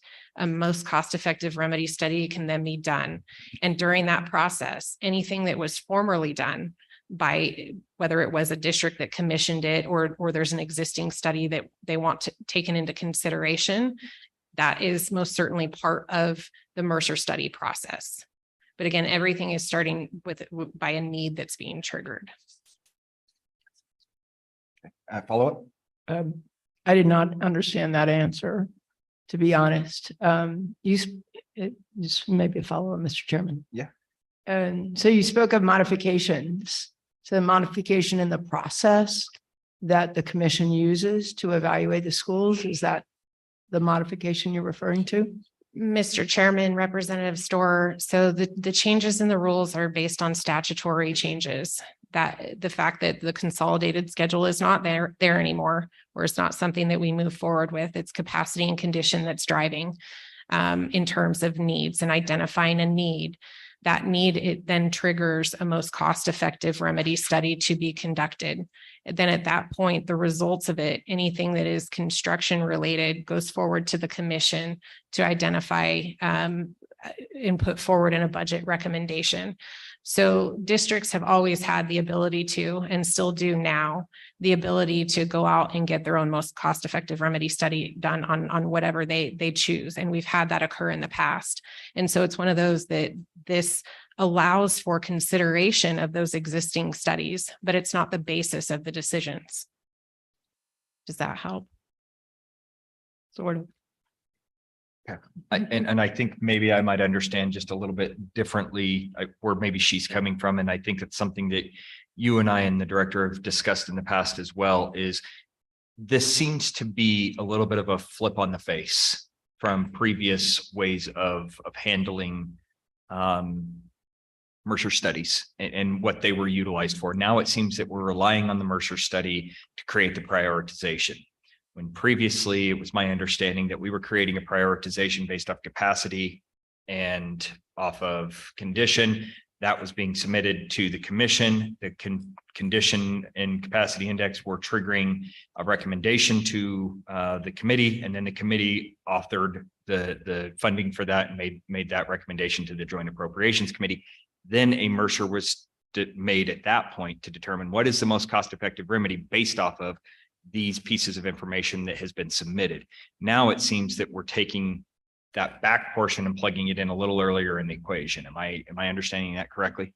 Mr. Chairman, it's always been that something is triggering a Mercer study. A study is being done. And take that into full consideration, you wouldn't want to put the cart before the horse and make a recommendation for money, right? For a remedy that you're not sure. Statute requires that the remedies be the most cost-effective remedy and be in the best interest of the state and the public. And so it's one of those to say that this process is driving what the results should be, right? And whether there's dollars a construction remedy is actually needed. So it's not wildly different in that the process, maybe it appeared that way on the surface, but the process is actually the same in that there's a need being identified. It's triggering a study. The study is then driving what that remedy actually is. And this is still in alignment with that. And it's in alignment with statute. Okay. Does that help Representative Storr a little bit? Chairman, I guess, just having toured Campbell County High School, knowing the concerns that Teton County High School has, I guess at the end of the day, I still want to know how we're going to get schools fixed in this state in a timely fashion. And I don't hear that answer. Mr. Chairman, Representative Storr, I would say that Teton County has actually triggered their under Chapter 3, Section 8, they've actually submitted for that. And so it's one of those where we're evaluating that now. So we're trying to do the best that we can at getting through these things, getting studies done, identifying what actually truly needs to be done across the state and bring those to you as quickly as possible as we can, but also go through the appropriate process to identify what truly needs to happen and bring that to the bodies, bring that to commission, bring that to the committee. So I think that we're trying to solve some of that here. And that's part of the clarity that's been given, I think, to these rules. And it's one of those to say that we have a prime example where we have a district that is exercising that right. So I think we're moving in that direction. And to say that they've identified a need that they have there that's not triggering on any other area, but it's something that we're looking at for that reason. So can I follow up on that? and I think maybe a different way of asking the same question. So I'm looking here at the 2016 FCI and I recognize we can't compare apples to apples. This isn't even apples to oranges, right? We're talking apples and BMWs, but what I guess I'm looking at is when I look at, and I'm going to use a couple of them that we've continued to hear about in this committee, but ARP Elementary on the 2016, the information that I have here in the 2022 annual report from you guys shows a Mercer study was completed in 2020. Are we basically saying we're throwing out any previous Mercer studies on these and we're going to reevaluate based off of the new indexes? And that's what we're going to be doing a Mercer study on. I think what Representative Storer is saying is we've had all these studies done, but it seems like we're washing that slate clean and we're going back to start from, this point forward. I mean, is that what we're doing right now? Mr. Chairman, at this point in time, yes, the two studies that we're aware of that existed before are going to be part of the consideration in the new study to be done. So say in the case of ARP Elementary School, it's being triggered by a capacity need. There's a need that's been identified. It's actually it's in the works to get a Mercer study at this time. We just need to get the firm on board so that we can move forward with that. Okay. And the former one will be taken into consideration. Yes, it'll be part of that entire process. I think that helps tremendously. I think maybe that I'm guessing that Laramie County one, I think I saw them in here, but my guess is that they're probably interested in that. I'm guessing Teton one is probably interested in that as well. But again, I feel like I don't think we'd be peppering you with these questions if we had a little bit better understanding of what the whole process would have looked like from the beginning. But Representative Storer? Mr. Chairman, so your recommendation is that Campbell County School District also go through or make a request for a new Mercer study through the same process that Teton County School District has? Mr. Chairman, Representative Storer, I would say that if they believe there is a need there that's not being triggered by the schedules, then yes, most certainly exercise their right under Chapter 3, Section 8. And follow up, Mr. Chairman. Sure. And what is the time frame for that process? This is quite honestly the first one in the 2 years I've been here. So it's one of those that we've received it. There's been an update to it just this week by the district themselves. And so that process has already begun in terms of us taking a look at it and trying to move it forward. I did hear, go ahead. Yeah. Maybe just, again, very new on this committee, not that familiar with school construction. What is a realistic time frame from today to when those the potential changes can be made in the construction process? I know they want to do a very phased in process, so students are less affected. And what kind of time frame are we talking about? Is that 2 years? Is that 4 years? Is it less? Mr. Chairman, Representative Storer, in this case, if there's something that we're bringing forward, and I'll use the example, say we had something and the remedy was a construction remedy, we would put that in the budget for, say, recommendations. We'd bring that to the commission. It would move forward to you all and hopefully be appropriated. At that point in time, contracts for projects can't be signed until the dollars are actually there. And so it's one of those that once the appropriation is made, then the process begins for essentially hiring on an architect. That process can take anywhere from 9 months to a year to actually get through the full design of a school. And then you're looking at a construction process that takes roughly about 18 to 24 months. So anything that's appropriated, the actual construction cycle is roughly, call it a 3-year cycle. Follow up? No.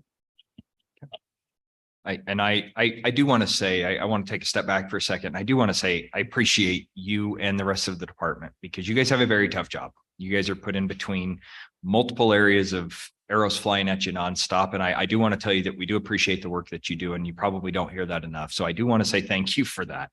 I also want to make sure that you're hearing us and you're hearing the districts when it just seems so many monumental changes are coming in at once. It's tough for us to gather what's going on. It's hard for them. And so again, I appreciate you taking and the peppering of questions coming at you the way that you are. And it's not meant to be personal or anything along those lines. We're just trying to make sure that we understand and that everybody understands you know, we're doling out hundreds of millions of dollars, that we understand what the methodology behind this was and why certain things align the way they do. So with that, Representative Harshman.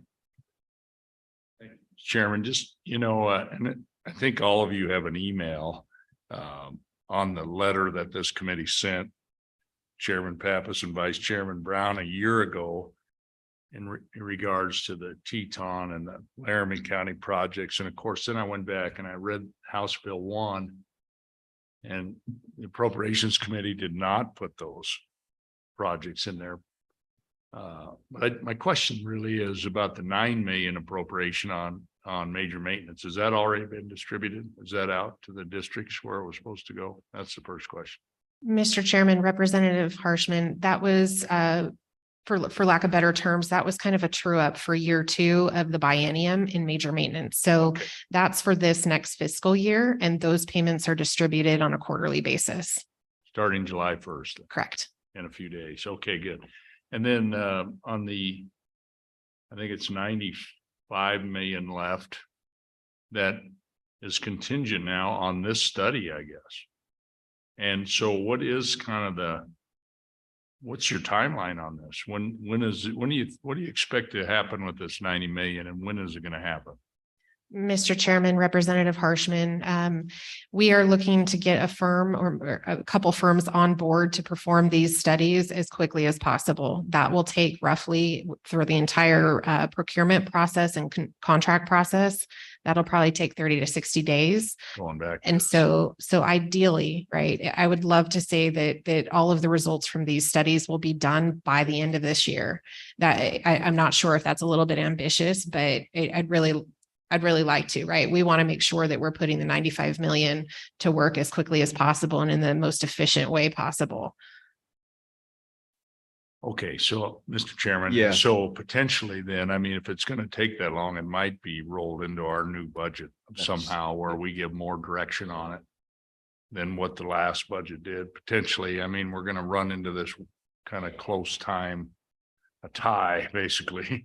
So we'll stay tuned on that, I guess, as we keep working forward. Thank you, Mr. Chairman. Representative Harshman, you bring a good point. I guess I would ask, you guys have mentioned that your next budget request is probably going to be reduced because of this 100 million being front loaded.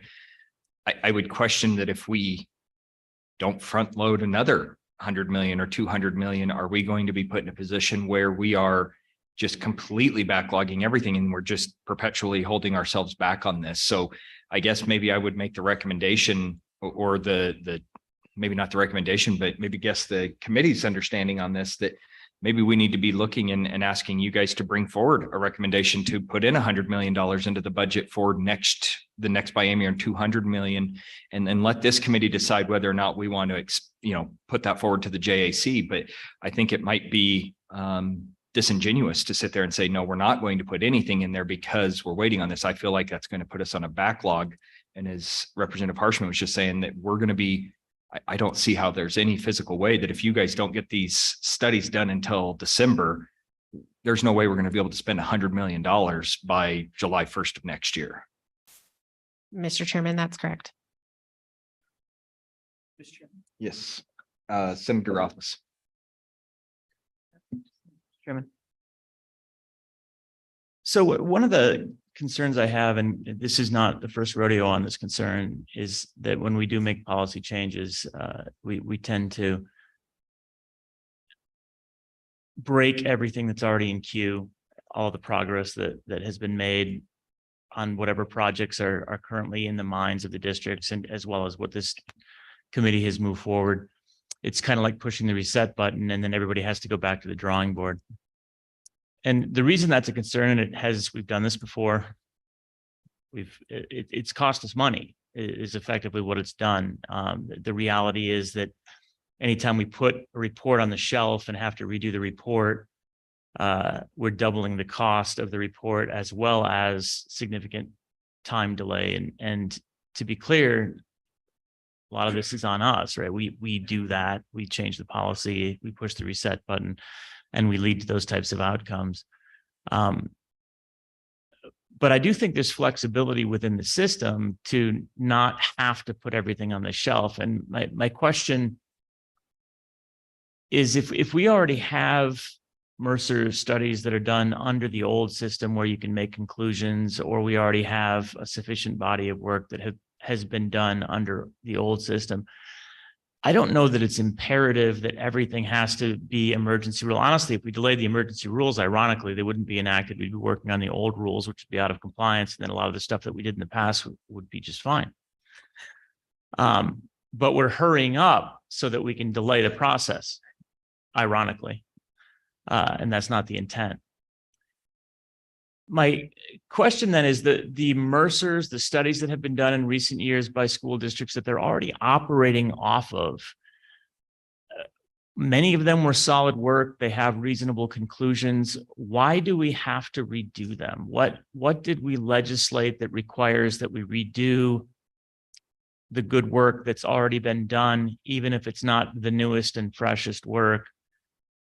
I feel like we need to get things across the finish line, even if it's not perfect. Perfect tends to be the enemy of good in these types of circumstances. And I think we have some projects that we've been discussing for a while now, where we know that we've got remedies that might take a small amount of dusting off.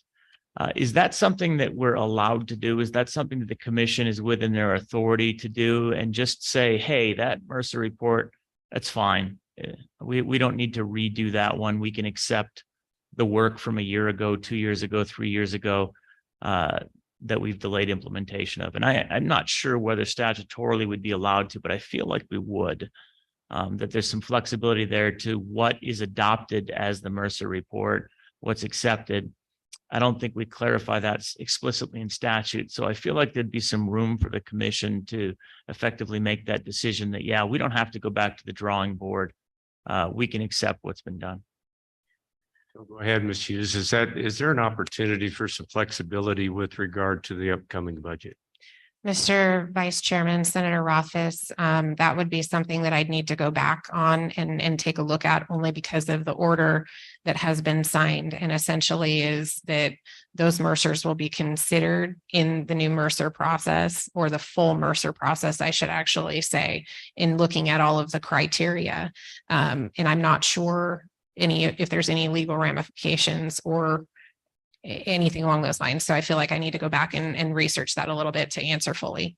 I think you can tell, Ms. Hughes, that part of the concern is if we were to delay to the extent that's being talked about, we're looking 2 years out before any of our districts can even begin a planning process. And that feels pretty slow. Mr. Chairman, Senator Landon, in terms of once the studies are completed, call it December of this year. At that point, we bring them to the commission, and the commission can go from there and to say, these are non-construction remedies over here. Go ahead and make that happen. These are construction remedies over here. And so therefore, we're going to tap into that 95 million for X, Y, and Z purposes, right? To perform that capital construction.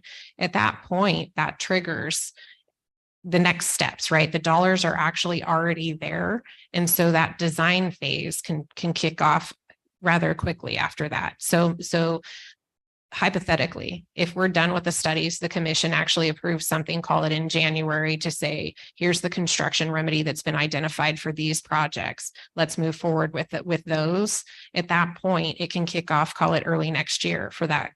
So it's not so much of a delay, I guess, is what I'm trying to say. And I would also add that what is in the budget, and we're going to have numbers once this comes back to you all final, and is for components, and that's being driven by the results of this assessment, is to say that these major components and systems are something that needs to be addressed. So there's actually going to be work that's happening just on a different scale. And to say that if those get identified and those get appropriated, you're still having work done on buildings that's very beneficial to the districts and also to the states. And that's more so because, and I know that it's kind of gone back and forth on that discussion where components are concerned, but it's to some degree been an extension, if you will, of major maintenance dollars to save for a small district that has $1 million roof, but they only receive $600,000 in major maintenance payments. So it's given that. And so it's one of those to say that I understand the concerns with the delays, but hypothetically speaking, if we can get moving on that 95 million, that does get work going. And so progress can start and continue in the design phase early next year. And right now we do have construction going on, right? We have some new facilities, we have component projects. So it's just continuing with that cycle. Okay, that helps, Ms. Hughes. I'm hopeful that a couple of the parties we've heard from today, for example, would be under consideration for that opportunity simply because, you know, they've gone through, has been pointed out by my colleagues, there have been Mercer studies already. It seems like that gives you a leg up, but thank you for clarifying that's already in a budgeted amount and you can go from there. You don't need further approval from us in a legislative session, correct? Okay, Mr. Vice Chairman, that's correct. thank you. Back to you, Mr. Mr. Chairman. Senator Hicks. Yeah, just want to kind of give you my perspective on this discussion we're having, and I have quite a bit of empathy for the department now because it seems like we're taking them to task on for something that the legislature created. As the only member here that was on the Appropriations Committee, what we heard over and over and over again is the reason that the districts were out doing their own Mercer studies is because the process was broke and we need to fix the process. We had this discussion on the floor of the Senate. Should we do the appropriate the money, but you know, we have to fix the process. So then we come back and we make a legislative change to the process, tell the agency to go out and make rules. And then we're sitting here kind of badgering the agency on something that we created. Quite frankly, I'm empathetic to the department when quite frankly, we're the problem. Well, part of the problem I see is early on, and the reason that we ended up in this situation was sometimes when the lists come out, it doesn't meet the legislature's preconceived notion of who should get funded and how much should get funded. And so part of the discussion is to try to develop a process and then adhere to that process was fair and equitable. Doesn't mean necessarily that everybody was going to get everything exactly the time they wanted it. So I commend the department for their work. And quite frankly, we need to go sit down and have conversations with ourselves on a lot of this stuff because we created this. But that was the discussion appropriation is what we were doing wasn't working and we need to fix this. And so this is the fix that we prescribed as a legislature and then give it to the commission and the state building and say, you guys go fix it now. So it needs to be an ongoing discussion. But I'm concerned with some of the timeframes and timelines, but those are constraints that we put on the department. So I think we can work through this process. I think we need to have the realization that with all the 48 school districts out there, things are probably not going to happen as fast as they would all like. And Mr. Chairman, I got a real concern having represented a couple of very, very small rural districts. They can't afford to go do their own Mercer studies. So where's the parity in that when something happens? Some district has the financial wherewithal to run out there and do a Mercer study and then come back and say, you guys have to consider it. Well, you consider it, but yet these other districts that can't afford that don't have that kind of documentation to bring to the commission. And so these outside Mercer studies, to me, I think is a little bit problematic in the form of equity across all 48 school districts. And I think that's why some of the new rules out there try to address that concern is to meet that equity and parity scenario. So just, you know, having sit through these discussions and listened to the testimony today, I think we need to reflect on sometimes, you know, what we do in the legislature. So thank you, Mr. Chairman. Thank you for the commission and also the state building department. Thank you, Senator. And I appreciate those comments. And that's why I mentioned that, you know, the poor department has arrows coming at them from every which way, and it doesn't matter what's happening. I appreciate Ms. Hughes taking this like a champion and giving us the information. But in an effort to keep us on track here, I think we'll go ahead and Ms. Hughes, if you have anything further to add on your side of things, otherwise we can move over to Mr. Anderson and we can have him go through his presentation and we can go down that process. It's up to you if you have anything further to add. Mr. Chairman, I don't. I think it would be useful and helpful for everyone to listen to Bureau Veritas's presentation. Thank you. And so guessing that you're going to be, LSO is going to be running the slideshow. Is that right? Or Mr. Chairman, I'm going to log in real quick and actually. you're going to be running it? Okay. Yes. We'll give you just a few seconds to get that set up. Committee, the presentation is available to you on your updated e-packet and was sent to you this morning, very, very early. Thank you, Ashley, for sending that before 6 a.m. I appreciate your hard work as well. And then committee will take probably just about a 5-minute break here. So if there's a quick bathroom break or anybody needs to do that, we'll go ahead and get started with that. And then we'll come back in about 5 minutes.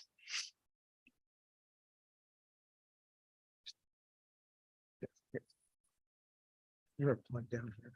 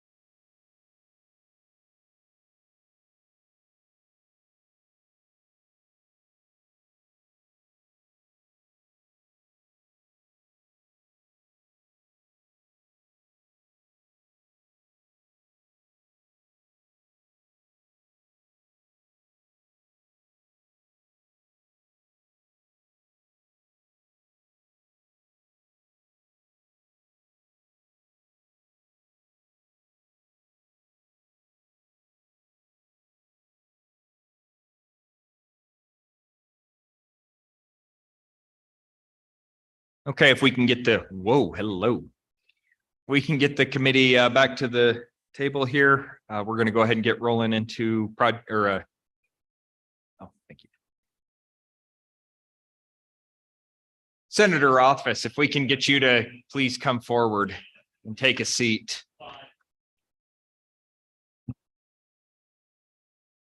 If you don't want to go home.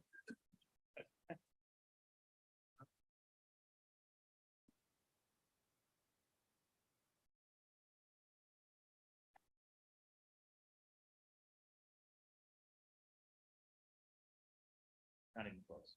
Nope. Should we see if we can hear Bill? Is that possible? We need one more and we'll have quorum here and we can actually gavel back in.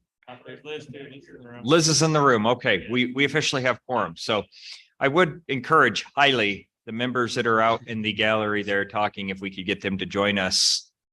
This is the crux of our entire process here, and I would really like it if we can get our committee members to come in.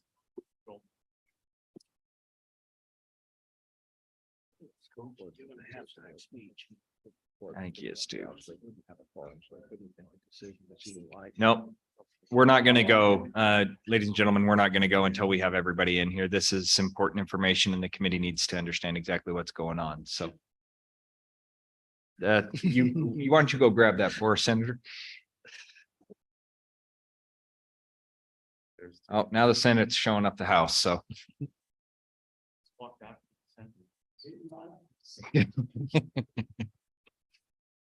I have to take an afternoon break, otherwise we lose the senators to napping, so.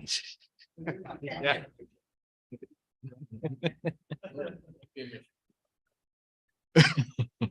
If the doors are open, they'll wander off too. Yeah. Yeah. All right.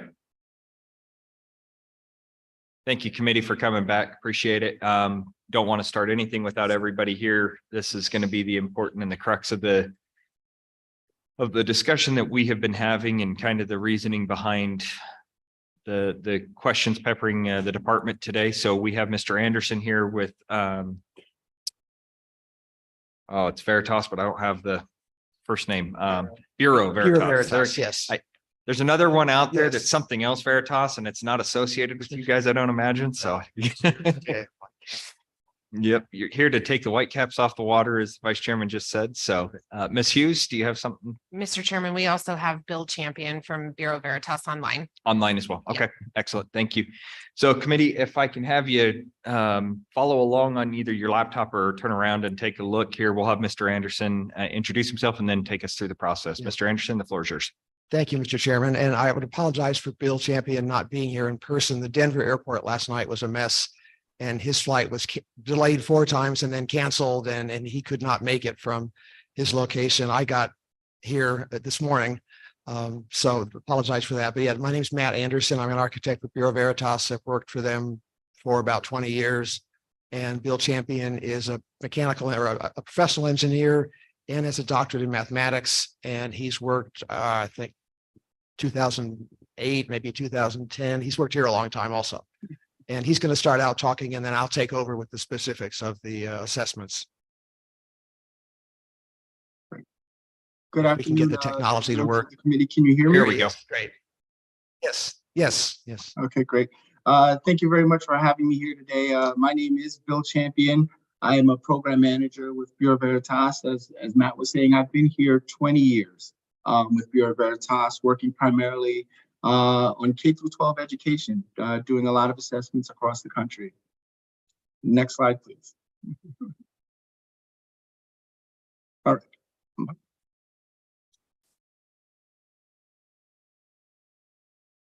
Okay, great. Just want to give you a little bit of background about what we'll talk about. The table of content shows we're going to run through just who we are briefly. I'm going to give you a couple of examples.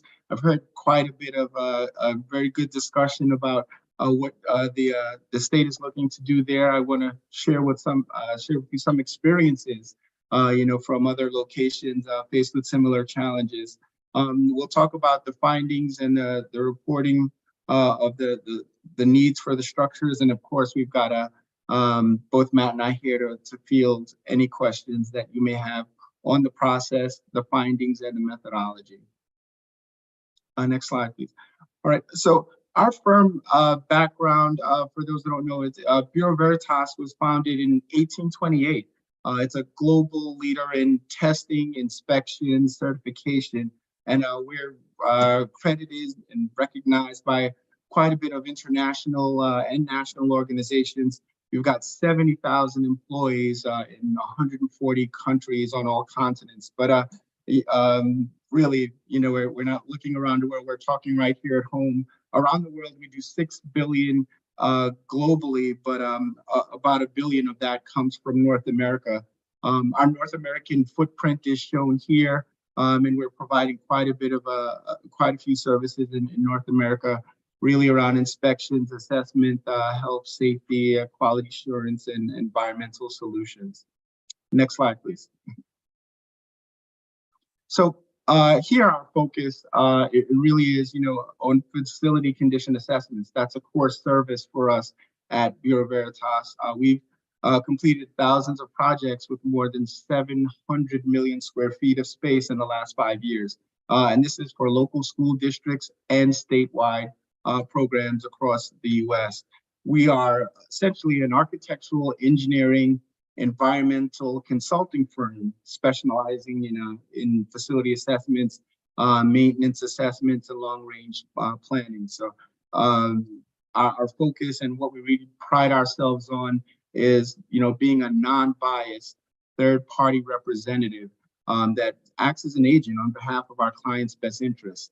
Our services are not influenced in any way by follow-on design work or anything else that may happen after the initial assessment. You know, we'll remain impartial to our consultants and our clients and our needs. And really, we're supporting decision-making on behalf of our educational clients. Next slide. So here we've got, you know, quite a bit of logos on slides. These are some of the educational systems that we've worked with. These are probably closer to your state, and some you may recognize. And really, this slide is just showing the, you know, the breadth of the places we touch with our services, primarily facility condition assessments, but some of these include some energy audits, some other assessments, some space assessments, some you know, other types of analyses, maybe specifically on a few of the building systems involved. Next slide, please. Okay, this we wanted to talk about a few on this slide and probably a little bit more detail. This is a list of projects that we've you know, looked at that probably cover a few of the things and maybe some of the questions on methodology. So we've been called in to do assessments, and one of them I'd like to highlight here is Montgomery County Public Schools. Here, you know, they were looking to essentially rank their schools, you know, top to bottom, and they're very much concerned about what they can build and what needs to be replaced over the next 5-year cycle. So of course, a lot of the similar questions. We had a very strong presence from the PTA, and everyone felt that they knew which school needed the most attention. So we had a system of you know, ranking them that was developed through a lot of meetings with a combined coordinated group effort. Some of the criteria that was used for scoring included things like facility energy use, or, you know, the school's community use after hours, schools that were historically open plan, schools that provided poor controlled access to the schools, that separated students from people coming in from the outside. And of course, on top of that, there was adequate sizing of the schools by space, and that varied by elementary, middle, high. So that's a little different ranking of the schools, but of course the criteria is different. And I think Ms. Hughes hit it directly on the head when is saying that it's hard to compare the rankings with different methodologies. Next one I'd like to highlight is Baltimore City Public Schools. This one really speaks to our experience in remaining impartial, really just looking at the schools and the set of standards that were provided. And in this case, we served as expert witness in a case that this local educational authority basically sued the state and was concerned about underfunding this individual district. And we were able to support them with expert witness services throughout that litigation. And the last one I'll talk about here is Chicago Public Schools. This is the 4th largest school district, not a statewide, but they've got about 600 schools, about 60 million square feet. And essentially, we went through basically a system for them that we evaluated their schools. The state of Illinois has a biennial requirement. So we've got to look at those schools every 2 years. So that really is wiping the slate clean and starting a new assessment. We've got the historical data, and of course they do take a look at that, but it really only works because we've done the historical assessment. So we do that every 2 years for the city of Chicago, which is in the state of Illinois. And again, that really is just looking at the school, looking at the individual building systems, coming up with rankings. They don't use anything outside of the hardcore building assessment, and they use a ranking of 1 to 7. Next slide, please. So on this slide, just wanted to focus a little bit more on the statewide projects that we've run. And again, this we looked at the state of Maryland, and they've got about 120 million square feet, 1,400 schools throughout the state. And essentially, we were called in to assess and inspect not only the condition, but also the educational sufficiency of their K-12 schools. So when we talk about methodology, this one is unique in that it included things that were not just the equipment, but we looked at things like modulars in Maryland. After a long healthy debate, modulars are viable substitutes for classrooms. We looked at schools as the way they are now, but they also wanted to know if they could support the enrollment projections. Standards were included, and they had a separate index that provided special weighting for each one of those criteria. So we had FCIs there. They had depleted values, and they used basically a non-linear degradation curve. Also in Maryland, you couldn't compare a school that had a swimming pool, for instance, with a school that did not have a swimming pool. So it really is, talking about that methodology and those things that make it different, but allows you to weigh and measure the school on a consistent basis throughout the state.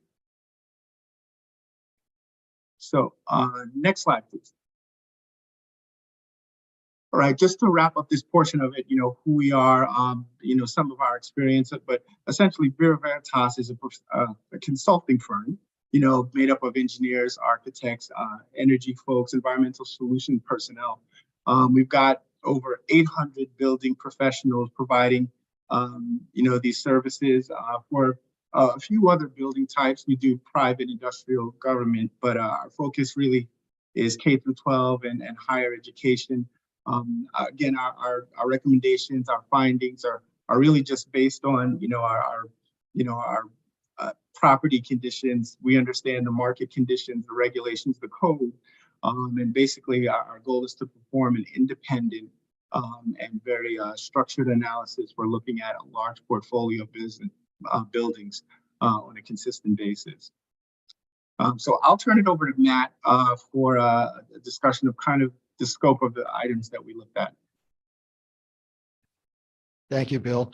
The first thing I want to say is that we're showing all the school districts here, but we want to express our thanks to the state staff, but especially the district staff and the maintenance directors who escorted us around the schools. They had to take time out of their normal work to walk us around the schools, explain us how things were working, how they weren't working, and we really couldn't have done this without them. So they're not credited here in the study, but they did a really good job with us of helping us to understand the schools, and we want to thank them as part of this process.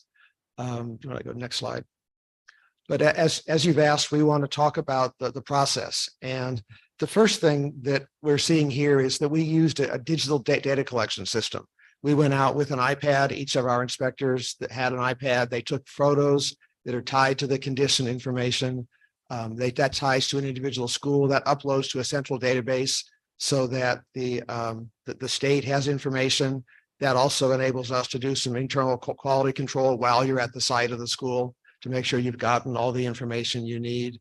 And this data then gets tied into the AIM system that the state currently operates, so that there's an upload, if you go to the next slide, of all of the information that we have. And I want to talk about the data collection by the field assessors, because there is a lot of data here. And as we've talked about in terms of methodology, we did have informational calls set up online with school districts before we went out to the schools, so that they'd understand the types of questions that we were going to ask, that they'd need to give us roof access, that they'd need to give us access to an elevator equipment room or boilers or basements. And so we tried to make this informational part of it. We did, as Valerie said, send out pre-survey questionnaires to ask them, tell us the problems, because this is a visual survey. We did not tear apart walls. We did not do core samples of the roof. We didn't break anything to see what it looks like or how it works. So this is a visual survey, but they have in the past, torn up walls and seen what's in the school district. So we got 38% back of those pre-survey questionnaires, if you look at the total number of buildings. So some of the districts didn't send us their survey questionnaires on support buildings or well houses, things like that. But in summary, we had 38% returned of these pre-survey questionnaires. We did then take that document out to the schools and talk with them about it in the field when we were walking through the schools to ask questions. We were in person at every school building. We walked through the insides. We looked at the buildings, talked with the maintenance people, but we did not interrupt classes. We didn't try to interrupt the operations of the school. And if you do have questions, you can ask questions as we're going through this. I don't want to you have to wait till the end of this presentation, because this is a lot of information to have. We also asked the school districts to provide our site inspectors with construction plans. That helps us to know what's in the walls and underground. It even helps us to know when things were built and installed. And that's important in this whole process of how old are the schools. But in summary, there's 48,159 individual materials or systems that are tracked at your schools. And they're all in one Excel file that's been given to the state staff, that it actually takes a while to open on your computer because it's so big. But that data can be transported and uploaded into the AIM system, so you have that data going forward. The database then can divide things up. And so we talk about 14 separate systems, and we'll see later what those are, but that enables you to look more high level. So you can present to a school board or the commission, the committee here, to say, here's a high level presentation of what the system costs are, and you can see whether it's roofing or mechanical. So the database can be divided up, and that's helpful to looking at what's causing problems at schools, but it also includes how long we estimate the equipment or the system will last. And that's part of what goes into this FCI index we've been talking about. So next slide. And we gather a lot of data in the field. This funnel is such graphically taking information about the systems, taking information about the school district's comments, taking information about our knowledge. There are some materials that have been discontinued by the manufacturer and you can't get spare parts, or they've had safety concerns and they've stopped making something. So we take all of that into account. And next slide. That's where we come up with these FCI numbers. And as you read through the individual reports, you'll see a lot of other terms like expected useful life, which is the industry standard for how long a roof or an HVAC system would be expected to last. And with good maintenance, they can last longer. With not good maintenance, they might wear out sooner. And then remaining useful life is really the key for what we're doing. And it's not a linear mathematical of, well, it was put in 10 years ago and there's a 20-year life, so it's at year 10 now. We look at the condition, what kind of maintenance it's had, what kind of problems the school's having with it. And then we give an estimated effective age that generates a remaining useful life. So we can say, we expect the school districts need to replace this roof in 5 years. Or we expect them to be able to do something and maybe it'll last 7, but we're giving an estimate. And of course, a hailstorm can change that, but it's an estimate of the time we were at the site, what we expect something to last and what. And then you also see plan types, and we'd like to divide the data up into why we're making the change so that the committee or the school districts can see it's a safety problem, or it's an environmental problem, or wheelchair accessibility. You have, that's really why you're making the replacement, but it's another way to sort the data and be able to look at how you're spending it. And life cycle is just something that's going to wear out eventually. It's not a problem now. And then there are things like modernization and adaptation. If you had a chalkboard in the school, we would say, well, that should be replaced because it needs to be a whiteboard or some other system. So you will see modernization in here where we're looking at the schools having old technology. They might have pneumatic controls on their HVAC system instead of digital. And so you'll see things like that show up. We also talk in the reports about immediate repairs, and immediate repairs are not tomorrow. This is really from a funding standpoint where immediate repairs are things to do this year with your current funding. The 95 million you were talking about or some other district money they already have for maintenance. So when you see immediate here, don't think that that's tomorrow or next week. That's really a 12-month time period to spend money that's already been allocated. And then you will see short-term repairs talked about, which are the things to put in the next budget cycle. Next slide.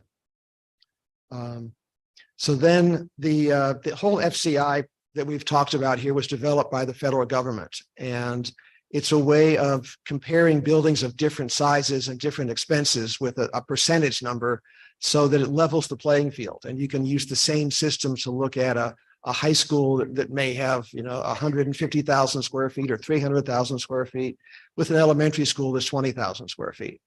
And so by taking the needed repairs divided by the replacement cost, you get a percentage, and that's the 0.3 and 0.6 that have been talked about. And it's a way of comparing a big high school and a small elementary school and having the number mean the same thing. And as we've been talking, a higher number is a worse condition school. So that when you see 30 and 60, those are the schools that are having a lot of problems.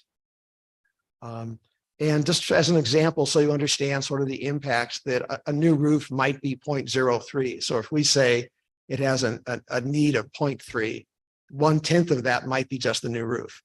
So that to give you an idea of the scale of the school, there's that 0.3 has, roof and HVAC and finish. There's a lot of things going on that are starting to wear out.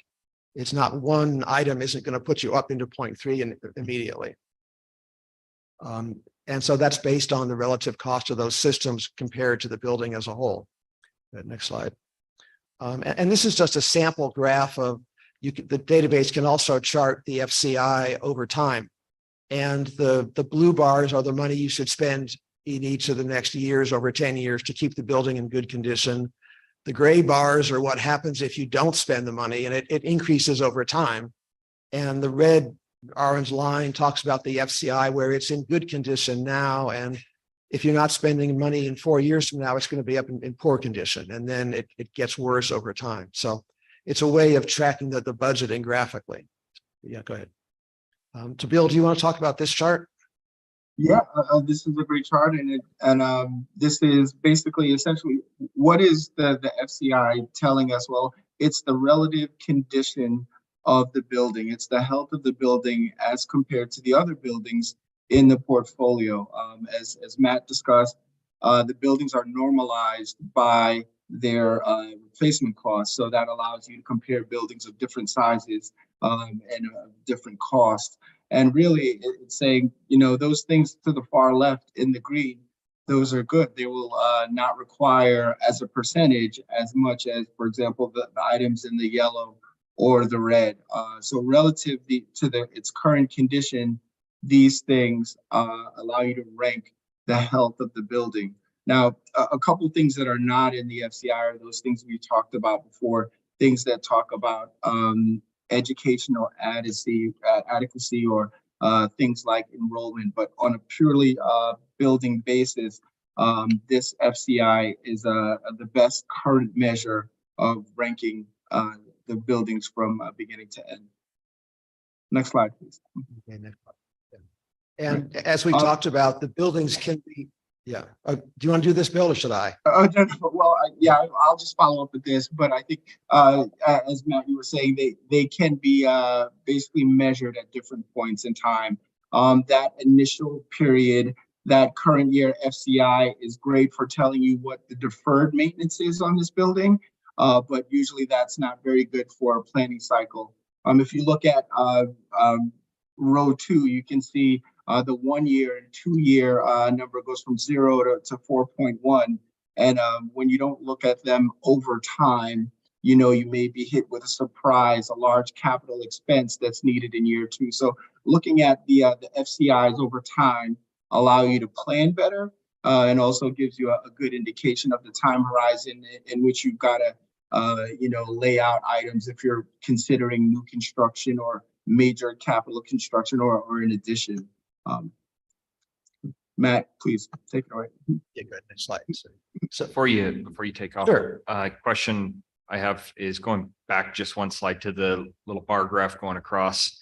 You give the percentages of, you know, basically 0 to 5, 5 to 10, 10 to 30, and then they consider renovation and consider demolition. We magically leave out the percentages, and I'm just curious, number one, why, and number two, if you have percentages, what those look like, just kind of out of curiosity. Yeah, Mr. Chairman, we should have put those numbers back in, and thank you for pointing that out. The yellow is between 30 and 60%. And that's where Valerie earlier was talking about. That sets up a renovation or considering renovation, and then 60% and above is the red, or 60 up to 100 would be red. And that's where you want to consider demolition of the building, unless it's a community asset that they want to keep a historical school for community reasons. And then you would be remodeling, not demolishing. And that's not really our decision to make. That's the school board and the committee to make. Yeah, go ahead. So, yeah, one more. So we want to talk about findings and reportings, and we're not going to give today any information on specific schools. We're going to talk about the state as a whole, what the database has, and then you can look at the individual reports to see information about the individual schools. But I also want to use this for process and to talk about what's available with the data. So next. In each report that we sent to the school district, there's a key findings that talks about the problems that we saw, the key things that they would have to do that are in poor condition or that are getting to be in poor condition, but are big dollar amounts, so that they can start to plan for applications to the state for funding for a major item. And this just, it's a part of the report where there's a picture, there's a brief description, there's a cost item there. The versions that the districts got for their draft did not have the dollar numbers there, but they had the problems, and so that we could say, here's the major problems we saw at your school. And then with this process, they could come back from the draft and tell us, no, you missed a problem. You know, you were out there in the winter, you don't understand that air conditioning doesn't work here in the summer, or things like that. So this key findings tells them what they need to focus on in the next year or 2 years for funding requests. Next slide. And then, as I said, there's an immediate repair table, and it's not just a lump sum number. The reports that are available now have detailed information about the cost, what's the problem, why is it a problem. In this case, they're all showing up as performance integrity, which means it's broken or breaking, or the maintenance department has band-aided it together, but really should replace it because of the time they're spending keeping it operating. And those would be over a 12-month time period to address these. And if it isn't in their current maintenance allocation, then they should be discussing how to get that money in the next year. So go ahead. And then, as I said, we can break these costs down into these systems on the left, so that you can get a higher level look at, you have cost in the immediate term, and some of them involve a roofing repair, and there's a paving repair, and the follow-up study would be something where we couldn't see what's going on. Usually they're either inside the ductwork or underground, because we were not doing destructive testing. We didn't run video cameras down sewer lines. We saw settling in places or cracking of the brick, and can't tell whether it's a serious issue without some further study or maybe some excavation around the foundation. So you will see costs for additional studies in some of the reports. Next, yeah. And then also there's a bar or a donut chart that talks about the plan types we mentioned earlier. And so at this site, you can see that there would be $3,300 in safety. And with our assessment methodology, we consider tripping hazards to be a safety issue. It's not just life safety, but really risk to the school district. If you've got a playground and the asphalt paving's offset and kids trip on it, it's not just skinned knees, it could be broken wrists or other problems. So we consider that safety. And so that would be highlighted for the district to say, here's something that could be affecting your kids. You'll see in this case some retrofit adaptation where they would need to go back and do some additional work. Not because it's broken, but because it's not really serving the purpose. It doesn't meet current technology. And this is not a total technology study, but we do see sometimes things that are 50 years old and behind the times. So go ahead next. And then within the current reports that these were not given to the district previously, but are available now, there is a replacement reserve schedule over the next 10 years to itemize everything we saw that goes into that FCI that says, here are the things that are going to break in 3 years and in 5 years and based on the current condition and current level of maintenance. So that's information that is available now, and it's what builds the FCI, is those tables that have specific years for specific replacements. And so at this point, I want to ask again if there's questions on what I talked about in terms of that methodology and the information that's available. Yes, Representative Storr. Yes, thank you, Mr. Chairman. My understanding is that the reports have not been distributed to any of the school districts as of today. Mr. Chairman, Representative Storr, that's correct. We're working on getting those out at this time. And when did the district, sorry, Mr. Chairman. You're fine. It just seems like there's a lot of misinformation just between we have this list of numbers, but that's all we have at the moment. And these have been out for at least some period of time. Mr. Chairman, Representative Storr, if you're talking about the actual condition with the FCI scores, Yes. we did generate that, yes, for the commission meeting, at which time reports were being dropped kind of in a shared folder that we have with Bureau Veritas. Those finalized reports, we're just working on putting together all the emails to actually distribute all of them to the districts. So we're talking roughly about 600 different reports, roughly. There's about 300 school buildings, and then non-educational buildings have reports as well. Follow up. Thank you, Mr. Chairman. When do you expect those to be available? Mr. Chairman, Representative Storr, my team is actually supposed to be distributing those right now, today and into tomorrow and into next week. All right, thank you. Yes. I do have a question to go back. You guys have the immediate needs report, and as you're looking here, and I think I can answer my own question, but I'd like to make sure that I'm understanding this correctly. If you look at all the information and you guys have the cost associated with this, how easy is it for you / the district to look at this and go, okay, if I were to put $10,800 into my boilers and then $61,900 into my parking lot repairs, that's going to decrease my FCI score by X. And so do they have on when they're going to get these reports, do they have their building the envelope or whatever you want to call it, the total of an estimate of what it's worth, so they can just go in and plug that in and say, well, that's going to be a 0.03 reduction, or that's going to be a 0.2 reduction? Is it that easy for them to do? Yes, Mr. Chairman, you can definitely do that. There might need to be some instructions on that, but the FCI charts that are in the reports do have the school replacement value and the dollar amounts of repairs that are needed. And so, yes, they could go do that math exercise and say, yes, if we replace that parking lot, then our FCI score is going to go down by 0.02 or 0.04 and be able to track that. Yes. Okay. Any further questions? Senator Rothfuss. I called Senator Rothfuss, so you can't fight it out. Thank you, Mr. Chairman. I do have a few questions on the methodology. The first is getting back to the veracity of the figures that are used, both the replacement cost of the school as well as the repair cost. Where do those numbers preliminarily come from? And I realize they could be potentially trued up, but you had to have sourced those replacement values for the original database somewhere. And I'm curious where the respective data comes from. It's a number of sources, Mr. Chairman and Senator Rothfuss. We start with a national database called RS Means, which is produced in the construction industry and has detailed information on construction costs of all types and renovation costs. We then merged that with our own experience at schools about what things cost. And then we talked to some Wyoming state contractors who work in the state to get their opinions about the costs.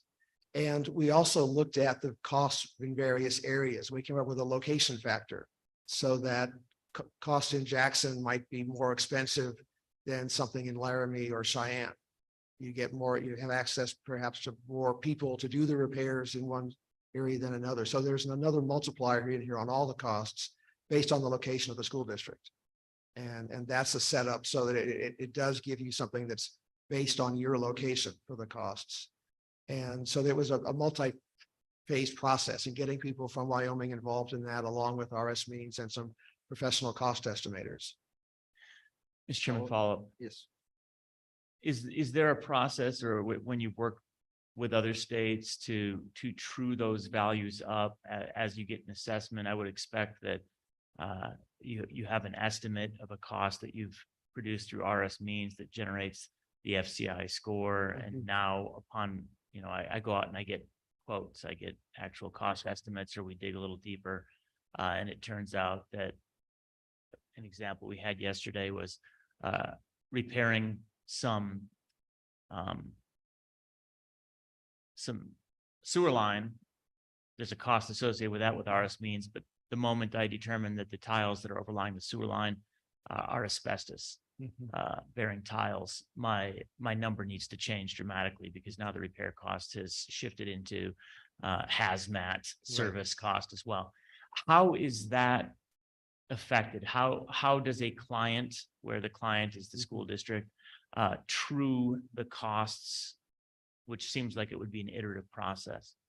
Right. Well, Mr. Chairman and Senator Rothfuss, we started with what we call a pilot program. And maybe I should have mentioned that sooner, but we went out to 2 schools and looked at the schools, gave information to the state, both on the report format and on costing. So they were aware of the costs we were using and the process we were going through in terms of talking to local contractors. In fact, they insisted that that be part of the process, is to have local contractors that have worked with schools in the state to look at both the school replacement costs and at the cost information that we were using for the individual replacements. And again, they're a snapshot in time that those costs are what was going on in December and January of last year.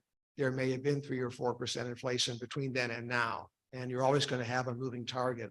Our database does have the ability to put inflation into the numbers.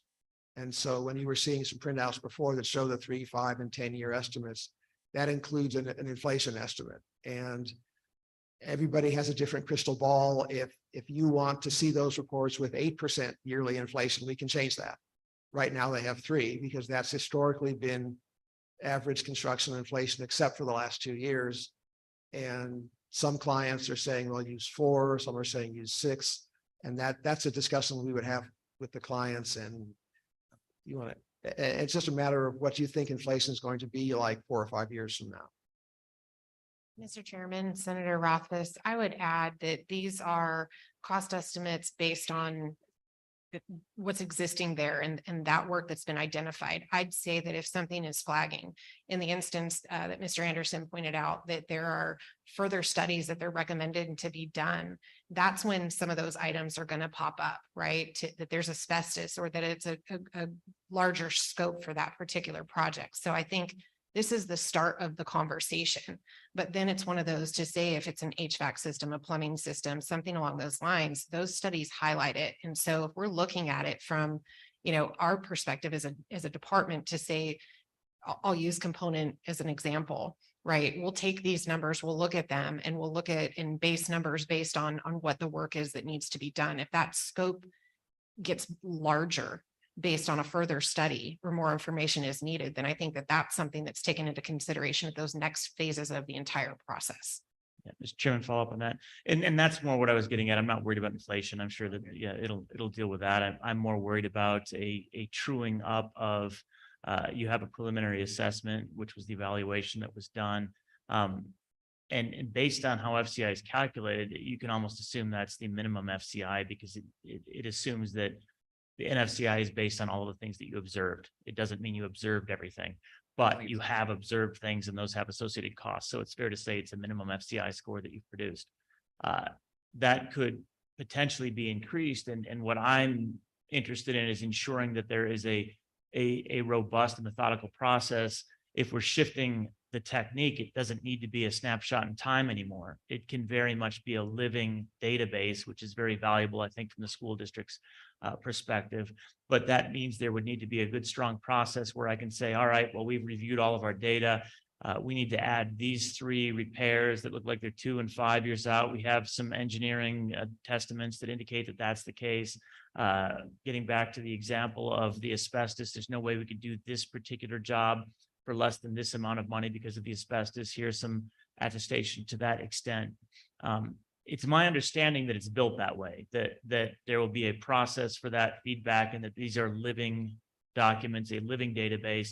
And you mentioned snapshot in time. This was a snapshot in time, but it's my hope that if we're switching to this robust of a system, that it'll be dynamic and interactive between the districts and the database itself. Is that accurate?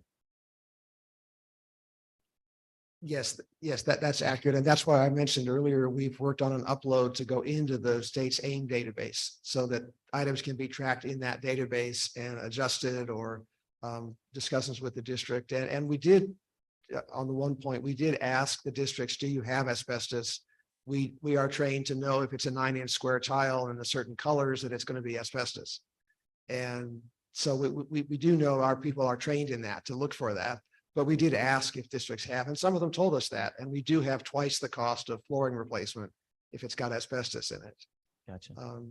The one thing I would add to that, we did not look at associated costs for moving children into a different building while you do the replacement. It doesn't include relocation. It doesn't include that type of thing. So that, because we can't know whether you're going to move children out, do it in the summer when school's closed, or what that situation is. So any kind of student relocation is not included in these costs. And Mr. Chairman, Yeah, I'll yield to somebody else. I have plenty more questions, but other people might have. All right. Yeah, I was gonna say, we're gonna go one more, but we'll let you concede there. Representative Store. Thank you, Mr. Chairman. This is a bit of a follow-up to Senator Rothfuss's question, I think, as well. In terms of thinking about this as a live database that can be updated. Certainly, it seems like there's been a little, at least a lack of transparency for school districts in this process. And I'm really glad to hear that the reports are going to be accessible in the very near future. But it strikes me, and just as an example that we can see with the data that's here, that for example, Teton County School District number 1 has the central administration building that was built in 2014, I believe, thrown in with the bus barn from 1975. And those together have an FCI. And without being able to look further down into those numbers and to understand how that came about, it seems to me that we really do need a process for school districts to be able to then say, hey, look, now that we've got this, we've got a full report in front of us where we see there are problems, and we see that there are things that need to be corrected. So what is the process for doing that? Ms. Hughes. Mr. Chairman, Representative Store. So all of this data is going to be available to the districts, and it's something we've communicated with them over this time. We actually included it in the facility planning process and said, once everything is completed, we'll be working on getting it all into AIM. Final reports will go out. They'd had draft reports. In terms of what the district does with information thereafter, right? From our end of the spectrum, we'll if it's triggering that we need to go ahead and do a study, bring something to the commission, things along those lines. We'll be working on that part of it. But in terms of whether or not districts are making choices amongst themselves to say, I'm going to use major maintenance dollars for this, or I'm going to save major maintenance dollars to address this, that's most certainly something that happens separate from us as an agency. We can certainly have the conversations with them, right? And we do have many districts that want to, and those work orders do come into our office. But again, it's one of those where how they want to tackle this, these are recommendations, right? It's not something set in stone that says you absolutely have to make these repairs at this time, but it's understanding that if you don't, what the ramifications might be. You might have a system that goes down and it may be more to actually repair or replace it at a different time. Follow up?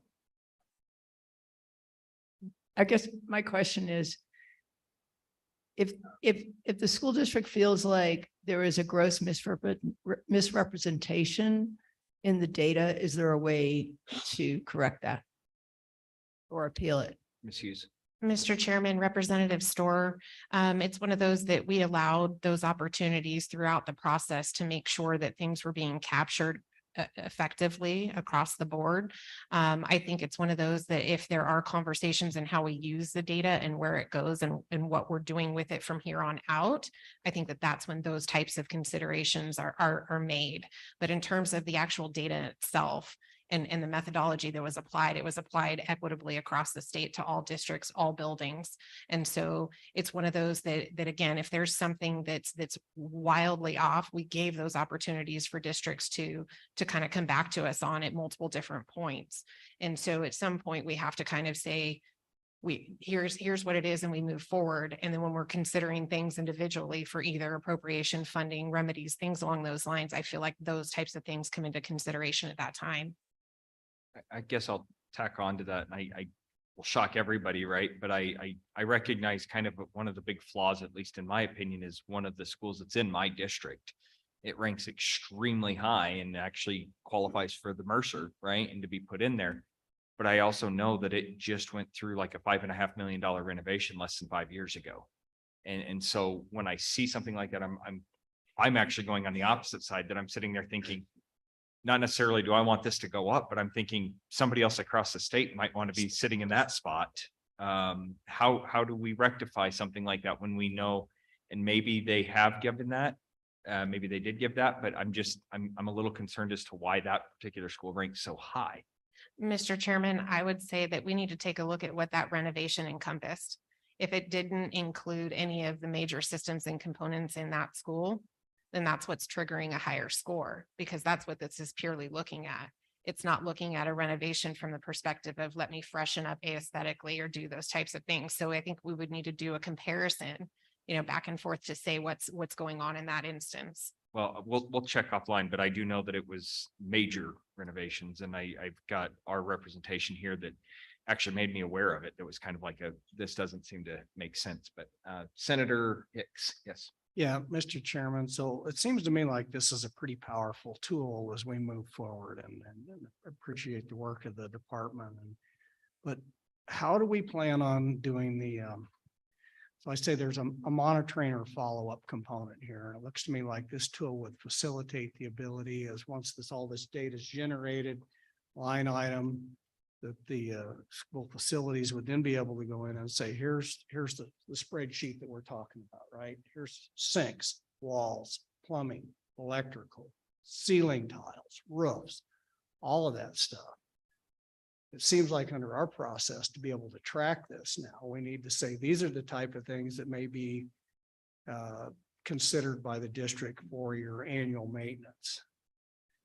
And then there's another, probably a line that say this is probably, and you're looking at the price and say this is a major maintenance, but the monitoring tool, and this is what I want to see if this can be built in and whether the commission's looking at this. And so once you provide that information that the Representative Storr is talking about, and the districts have a chance to use that, we need to, it looks to me like, is then monitor that, because here's my concern.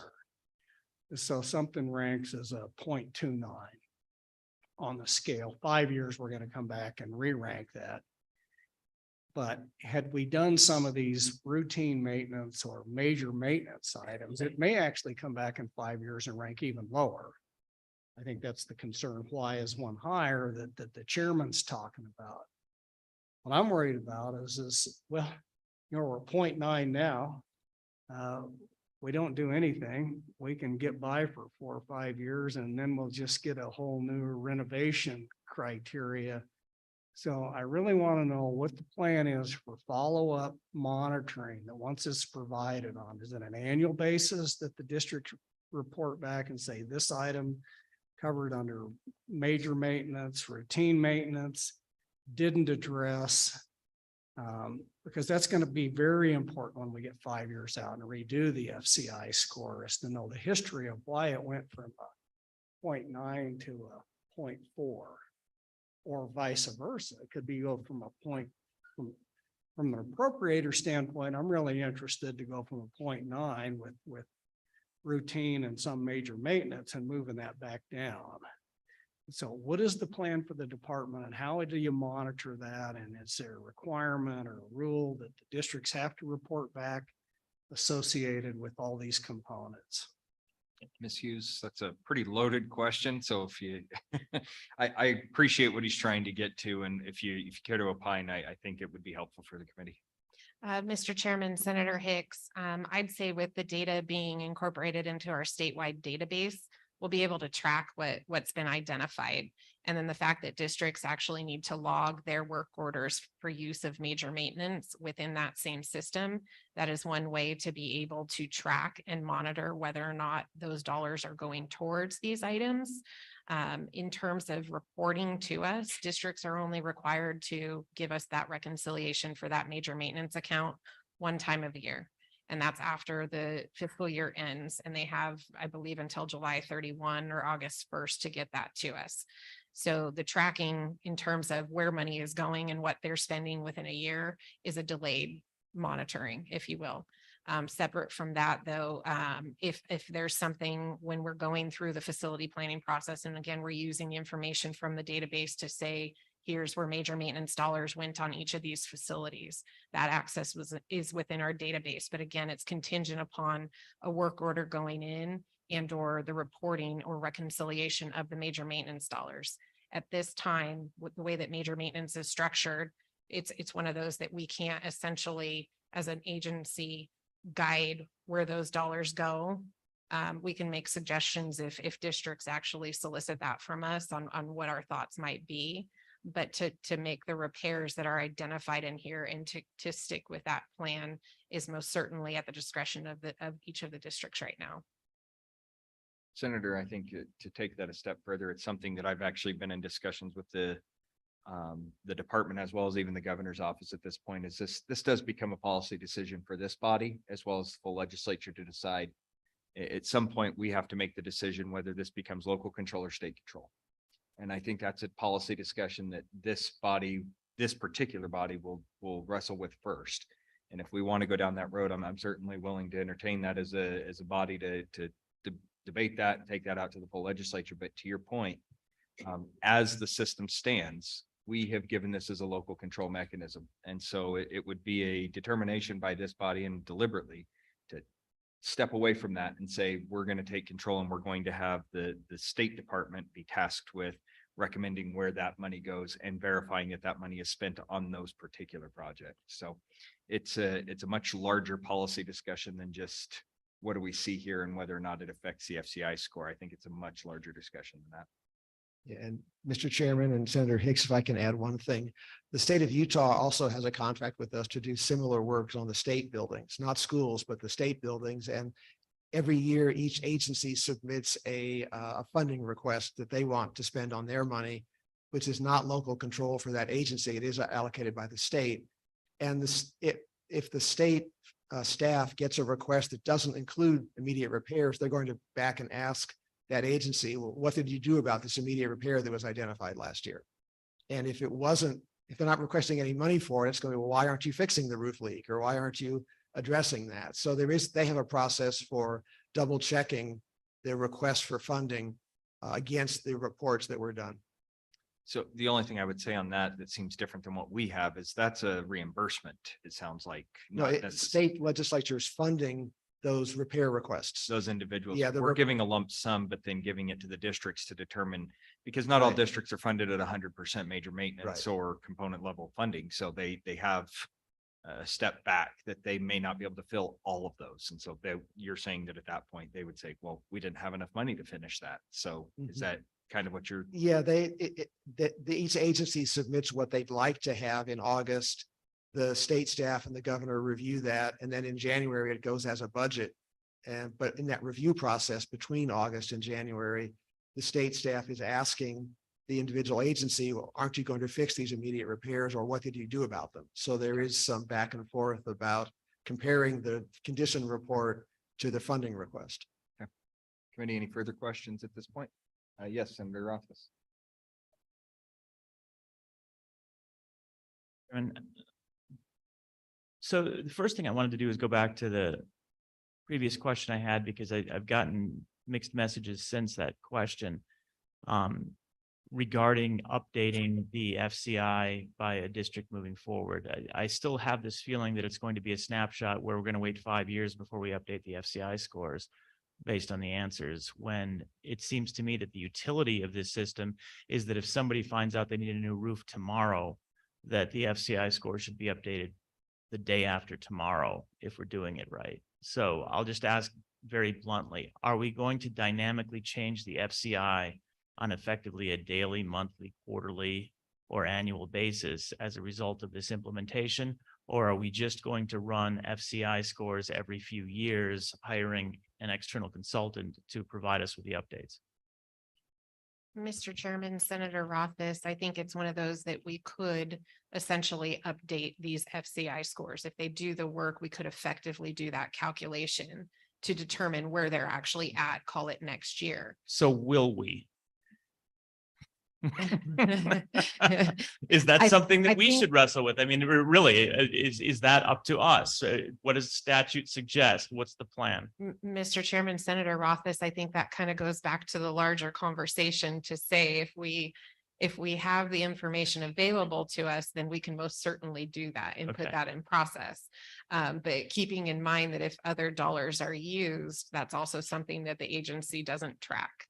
If there's other dollars that are used from another place besides major maintenance, that's something that we don't track. So we could do that, yes, but it's all contingent and hinges on some of that bigger conversation. Thank you. I have a different topic, and if anybody else has anything else on that. Okay.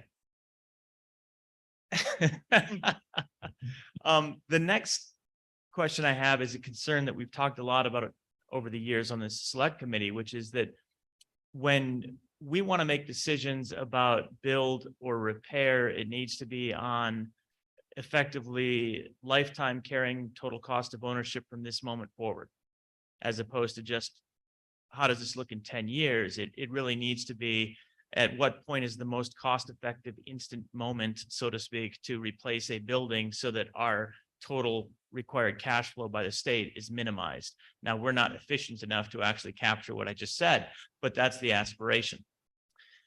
This looks out 10 years. We have 50-year and 75-year buildings, and we need to be planning. Every one of those buildings is going to be replaced at some point. We're not, I mean, there's effectively depreciation and a requirement for replacement of any non-historic building. Realistically, it at some point just becomes more cost effective. This captures project-based repairs very clearly. What's the lifetime on a roof? Great. What's the lifetime on a boiler? Works very well for that. It doesn't seem to capture the overall facility depreciation concept that I can see, and maybe I'm missing it, but I'm not sure that you can set a bright line of a 0.6, for example, being, all right, well, we need to replace the building. We've reached 0.601. That may be true sometimes. It may have been true that we needed to replace it back at 0.45 based on most cost-effective approach for the state. Is there more to the underlying algorithms that would provide us better insight into it's more cost-effective 2.5 years from now to rebuild this building, and we have to take into consideration a lot of other things that you mentioned earlier. That's the calculation we really want to know when determining most cost-effective remedy is this a repair moment, or is this a start planning to replace moment, or is this a we've already passed the replacement moment? Yeah, Mr. Chairman and Senator Rothfuss, you have to dig deeper into the data to get that. But back up on the screen, I had Valerie move back, and you can see that if you look at these kind of tables where there's 2, 3, 5 year expenditures, sometimes there's a big chunk of money, if I can use, basic words there. Like in this example, there's $6 million coming up in year 3 to 5. And so that's the point where you would say, oh, this school has so much money that you want to replace it at year 3.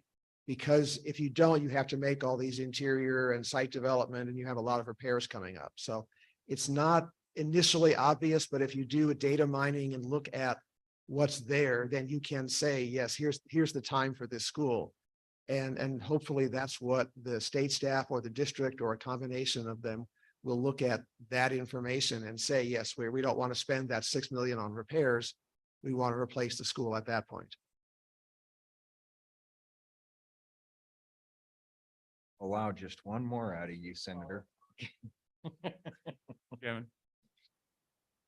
Is that something that we have a sophisticated methodology for at this point? Because again, when I build a new school at a certain moment, I go to my 0% on my FCI score, and every minute thereafter, I'm increasing to a small degree my FCI score. But at certain points thereafter, I'm going to start having significant system costs.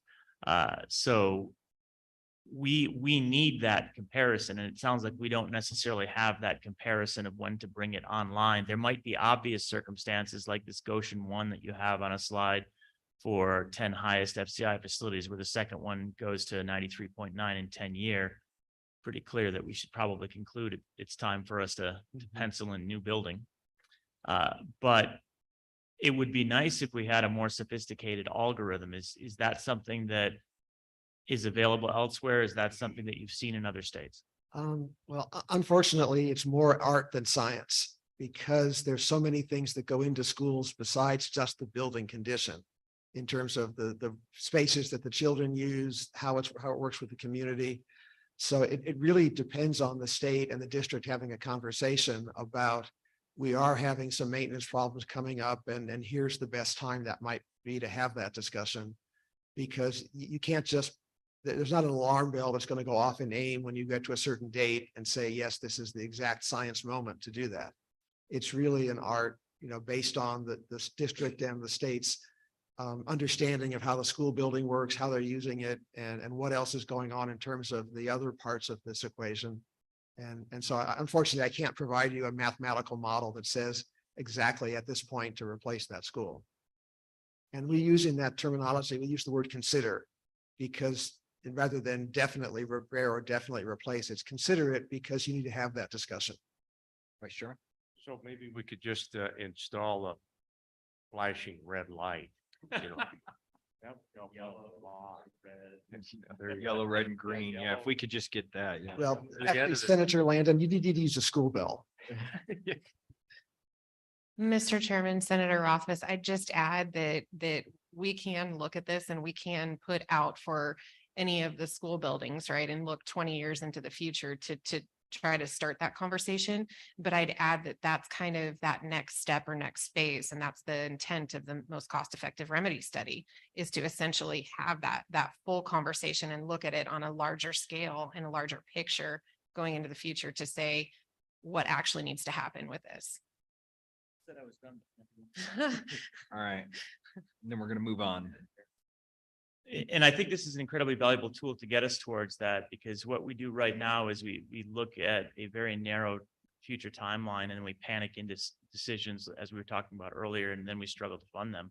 If we knew very well the lineup of probable, this is when an elementary school is going to come along, and that's the most cost-effective year for us to be building this Goshen elementary school or a new Laramie, based on replacement and repair, and then we obviously have capacity that we have to contend with, but if you're replacing and repairing appropriately, you might be able to blend that in a reasonable way. That would allow us to have foresight, which I think we're structurally forbidden from having as a legislature. But it might be convenient for us to at least have documents that would provide us with that opportunity. And I think this gets us towards that if we're utilizing it in the way that you're suggesting we can. Thank you, Mr. Chairman. All right, let's go ahead and move on. Mr. Anderson, if you'd like to continue and finish up the presentation, Yes. I know you're not too far from being No, done. we're close, and I know we want to leave enough time for public comment for all of this. So the next slide here is that system expenditure report we talked about, breaking down the entire state into 14 building systems and giving you the total dollars at the bottom. And it's just a big dollar number, and it takes the whole state into account. You could do one of these charts per district, but it's just a way to see the total dollars that we found in our over a time period. And I don't know how that translates into your budgeting, but this is really irrespective of available funds. It's just the dollars that we saw and the information that we gathered. So, want to go next slide? And we can come back to that if you have questions or surprises or. So I guess I do have a question on that. The discussion here, I guess ultimately is you look at that first line at the 12 months, you have $74.5 million. That's the immediate need, saying this is what you need to fix right now. I guess this question is directed to Valerie more than anything. We don't have $74.5 million dedicated to these issues needed right now. So did we, I guess maybe it is for both of you, did we encompass that when we started looking at this, knowing dang good and well that we didn't have $74.5 million put towards this, that we assume that that's not going to take place this year? Mr. Chairman, I would say that some of these, the major maintenance distributions are going to start July 1 for the fiscal year. So this right here is based on a 12-month period and saying in 2023, these are the repairs that are recommended. So I would say that number, and I can't remember offhand for the entire fiscal year, but I believe it's roughly around 85 million that's going out to districts for this fiscal year to say reasonably could the dollars that are going out that were contemplated account for some of these repairs across the state? Yes. But as you start to move forward on this chart, if that 74 million is not done this year or in the next year, call it that, in the next 12-month cycle, then it gets more expensive, right? You're dropping into the 1 to 2. You're getting more expensive over time. And so just to also follow up on that, you have your 11 to 20 year projection out here at $3.3 billion. That includes inflationary adjustments as Yes. well at that point. So you're taking that into account. Yes. Okay. Yeah, and Mr. Chairman, if I could add one other thing, that we were out in the, October to March period. Some school districts said, oh, we're fixing that in the summer. But unless there's been a contract signed, we still show it as a deficiency. So some of this work may have been fixed already. I mean, some of the school districts were following behind us with their pad and paper and writing things down. And so there may be some work here that's already done, but I'm sure there is, that's already done. Ms. Hughes. And Mr. Chairman, I believe there might be, if a component project hasn't kicked off, and I can't remember, there's also that possibility, right? That some funding has been given for some remedies as well. Okay. All right, Mr. Anderson, continue. Sure. Next slide. Yeah, and again, just dividing out the total dollars. This is a 10-year look at the types of the plan types we talked about, why you're making the repairs. There's a safety component. There's over the next 10 years, we expect, $172 million worth of things to wear out.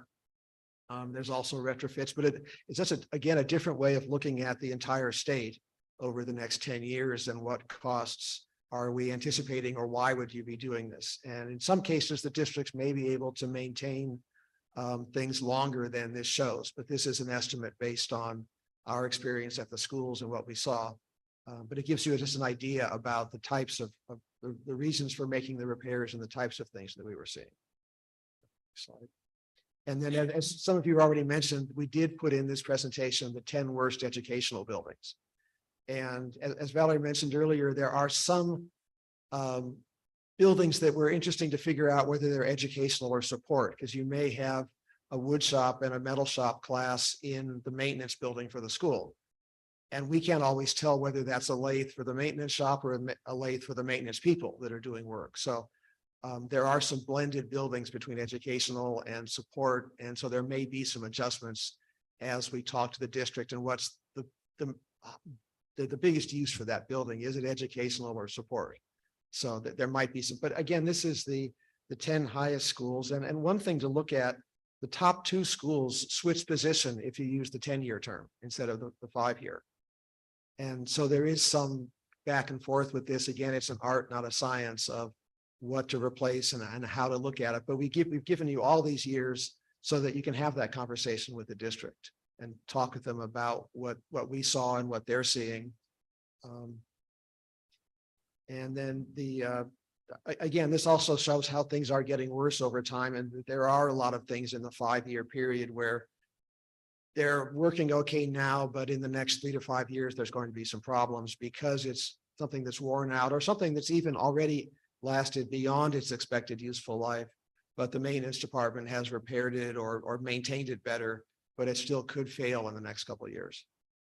So I guess, and you may have gone over this, but I'm not remembering it exactly. Do we still calculate when we're saying useful life, that's at the 50-year mark that we have set in statute as, or well, I don't even know if that's in statute. I believe it might even be in rule, right? That we utilize the 50-year lifespan of a school. Is that what you guys are utilizing as useful life, or do you guys use your own terminology on that? There's national standards for it. We're talking about useful life of each system. So Okay. the 20 years for the roof Okay. or 15 years for a condensing unit. And so there's no real national standard for how long a school building is supposed to last. I mean, we actually reviewed the elementary school my mom went to in 1939 and it's still there. Yeah. And they're still using it and it's way beyond 75 years. And so that from that standpoint, there's, that's a great target for the state to use, but this is really based on individual systems to build up a condition of the entire building. Okay. Committee? Yes, Mr. Vice Chairman.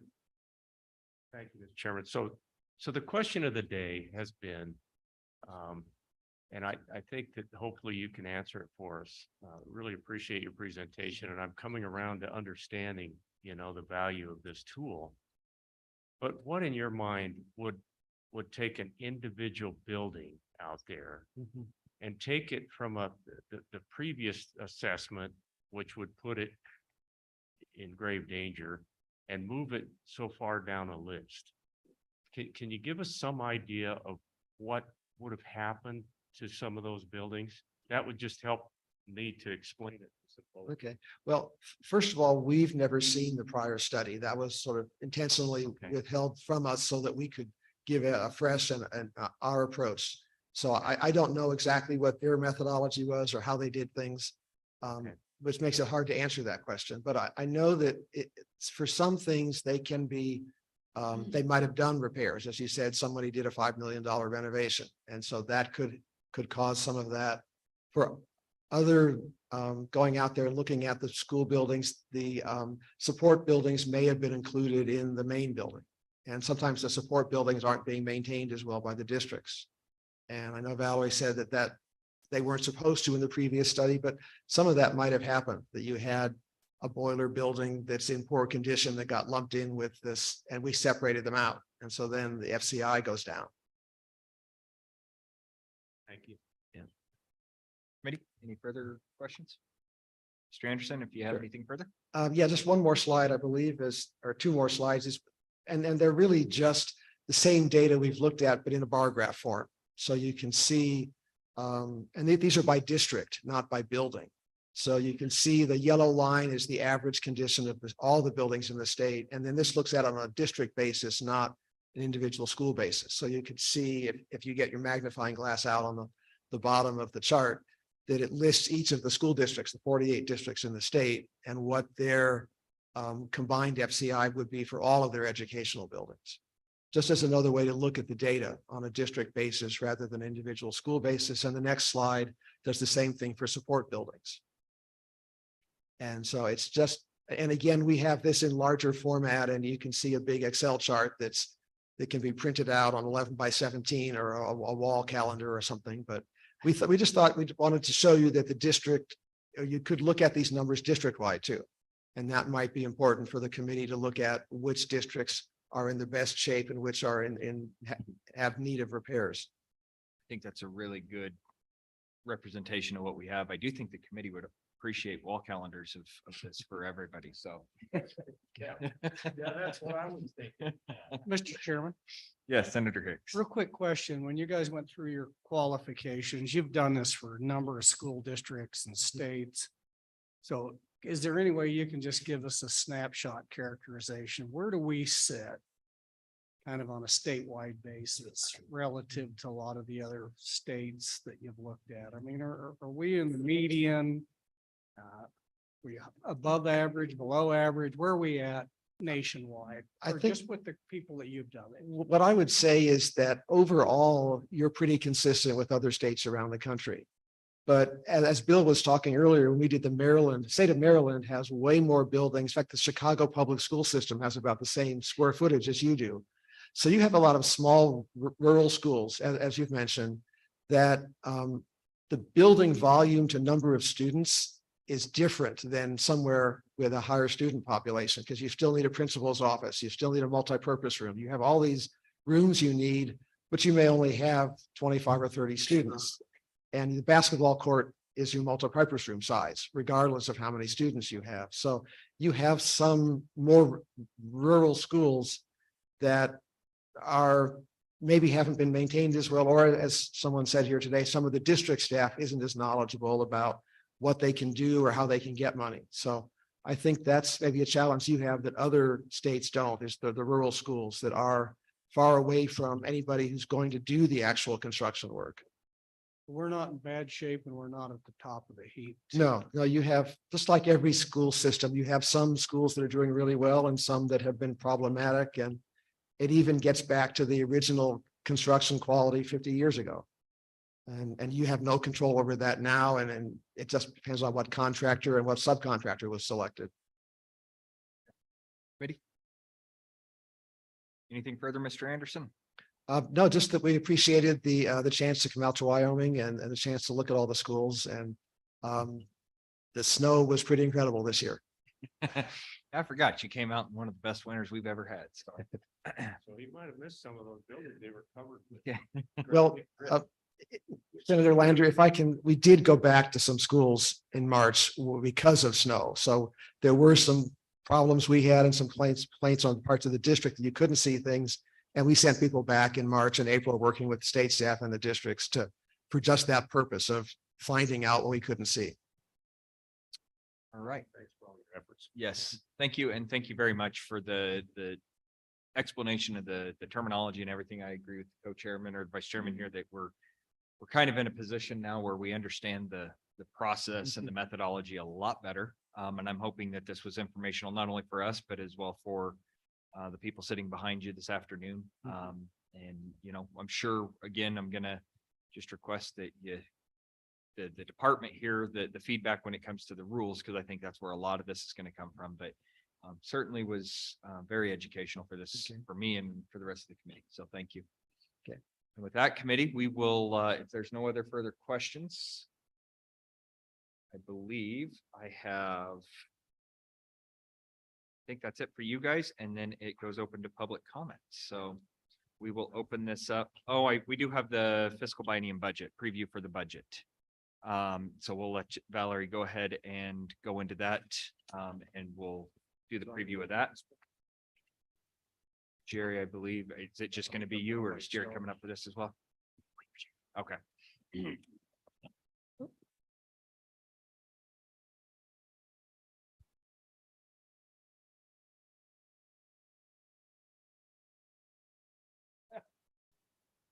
All right, so the last item underneath this for the commission and department updates is the preview of the 25-26 biennial budget. Again, I think there'll probably be a little bit of maybe some recommendation from the committee as we move forward with this, just based off of some of the information we talked about earlier. But the floor is yours, Jerry and Valerie. We're going to let Valerie keep the roll going here. Thank you. Mr. Chairman, committee members, this is a very rough version of what's being put together, but essentially we're working through the component piece of this to put that together and bring forward some actual numbers and the projects associated. As I mentioned earlier, a lot of what's driving that is the results of this FCI assessment work. And then additionally, we did open up for a period of time to districts to submit to say if there weren't items, components, or systems that the assessment evaluated, things such as electrical distribution, or if there's more drainage issues than say were actually looked at within the assessment process. We opened up a period for districts to go ahead and submit that to us because we think there are some needs that may not be captured by this particular body of work. So we have that, we're putting that all together, and this will come back to you all with an actual number there for that and identified projects. There's also one that is a blank here, and that's for PASS or Poder, the secondary school. They have asked for to essentially go in, add some square footage. And so we're doing the calculations on this right now to determine the allowable square footage and whether or not that would be something that we could actually pay for as a state. So there's a little bit more work to be done on that particular number. In terms of major maintenance, that's also just a rough estimate. Those calculations will be run soon and put together moving forward. But so this will get fine tuned as this year goes on. Committee, we'll open it up for questions first, and then I'll have a little bit of discussion with you. Any discussion on the preview for the budget? So did this you just use the term tiny tuned? Did you, is that what you said? Oh. It's getting late in the day. Mr. Chairman, Mr. Vice Chair, did I say tiny tune? Is that what? I thought I said fine tune. A little bit of tuning, and I thought maybe tiny Okay. tune. Yeah. Oh, sorry.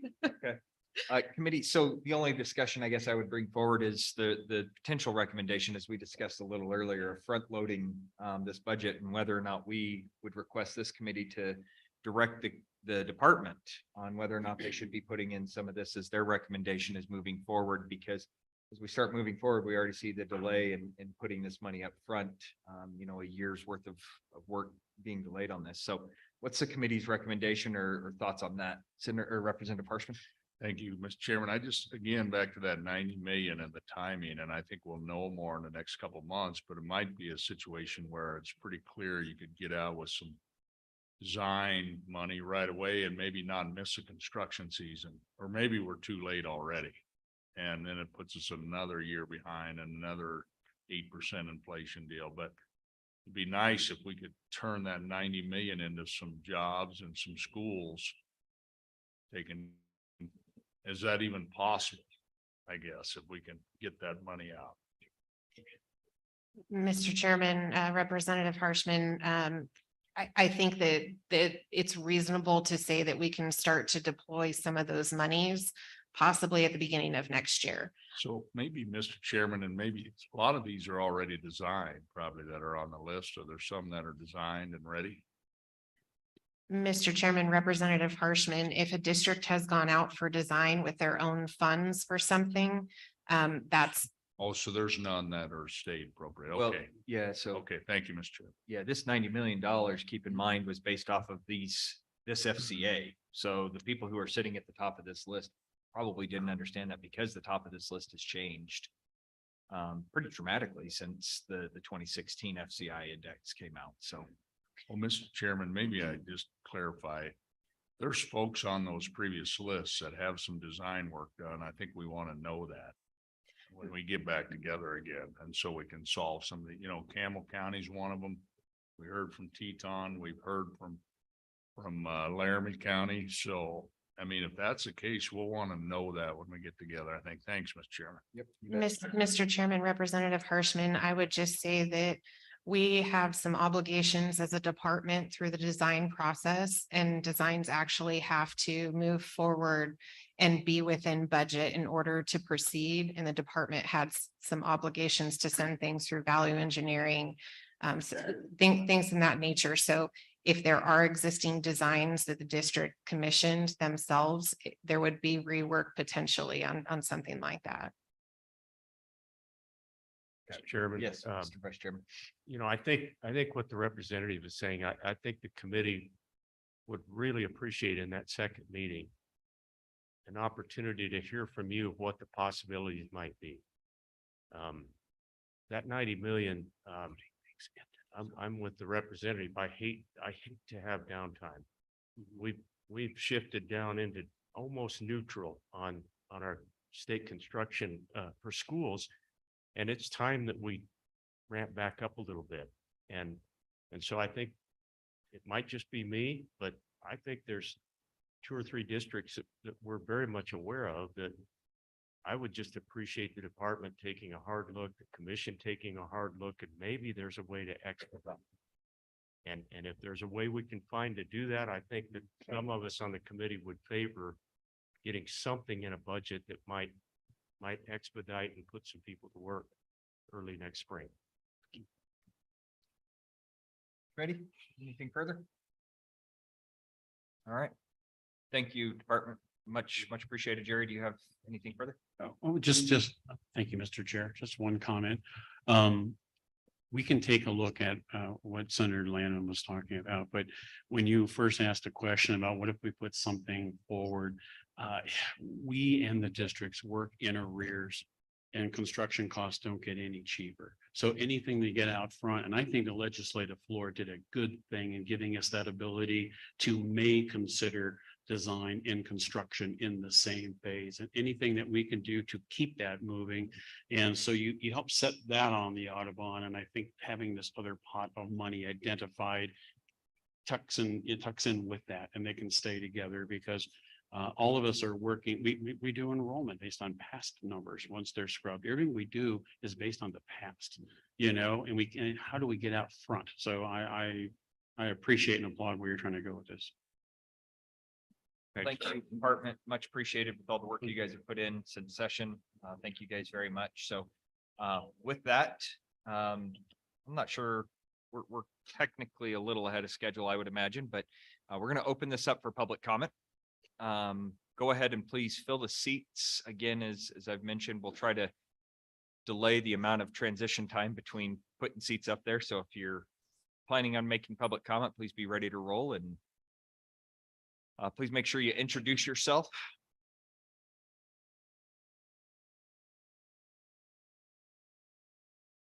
All right. It is. I guess we'll just go ahead and take a second here. Thank you, Mr. Chairman. This is the last hurrah?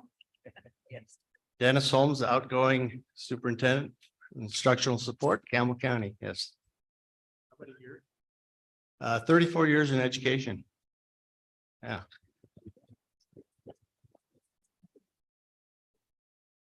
Thank you. Thank you for your service to our students, and appreciate all that you've done, and appreciate the work that you've helped us out with as past 8 years that I've been part of the legislature. Thank you. And I say this not just because of who is around me, but definitely been the most fulfilling 5 years of my career. So thank you, because you've been a valuable part of that. Appreciate that. Couple of things that I'd like to point out here. One, our transportation building does have some design money allocated. So if that means that gives us an opportunity to support our 3 bays, 172 buses, and current 2.1 acres, which we do have a site that we've acquired of 15 acres. Definitely appreciate that. Ladies and gentlemen, I'd also like to point out, and it's been suggested a couple times, but I don't think it's just been said outright, but while major maintenance is definitely appreciated and necessary, it's underfunded. It is underfunded. And so when we're looking at decisions that take place on a regular basis, do you do this? Do you pay for it? Do you repair it? Do you replace it? There's always that consideration that you may have 2 million square feet and you're only funded for 1.2 million square feet. So just a little food for thought. And Committee, last thing, and I certainly don't want to, beat a dead horse, but I need to really drive home the importance of these scores, and I get it. This round, apparently, they're not using the same criteria as they have in previous assessments. But the reality is, to the people in Campbell County, that certain buildings have jumped way up here in terms of the importance of replacement or repairs, and other buildings have dropped off the face of the earth. And that is their reality. And you can't change it because you have numbers to support it.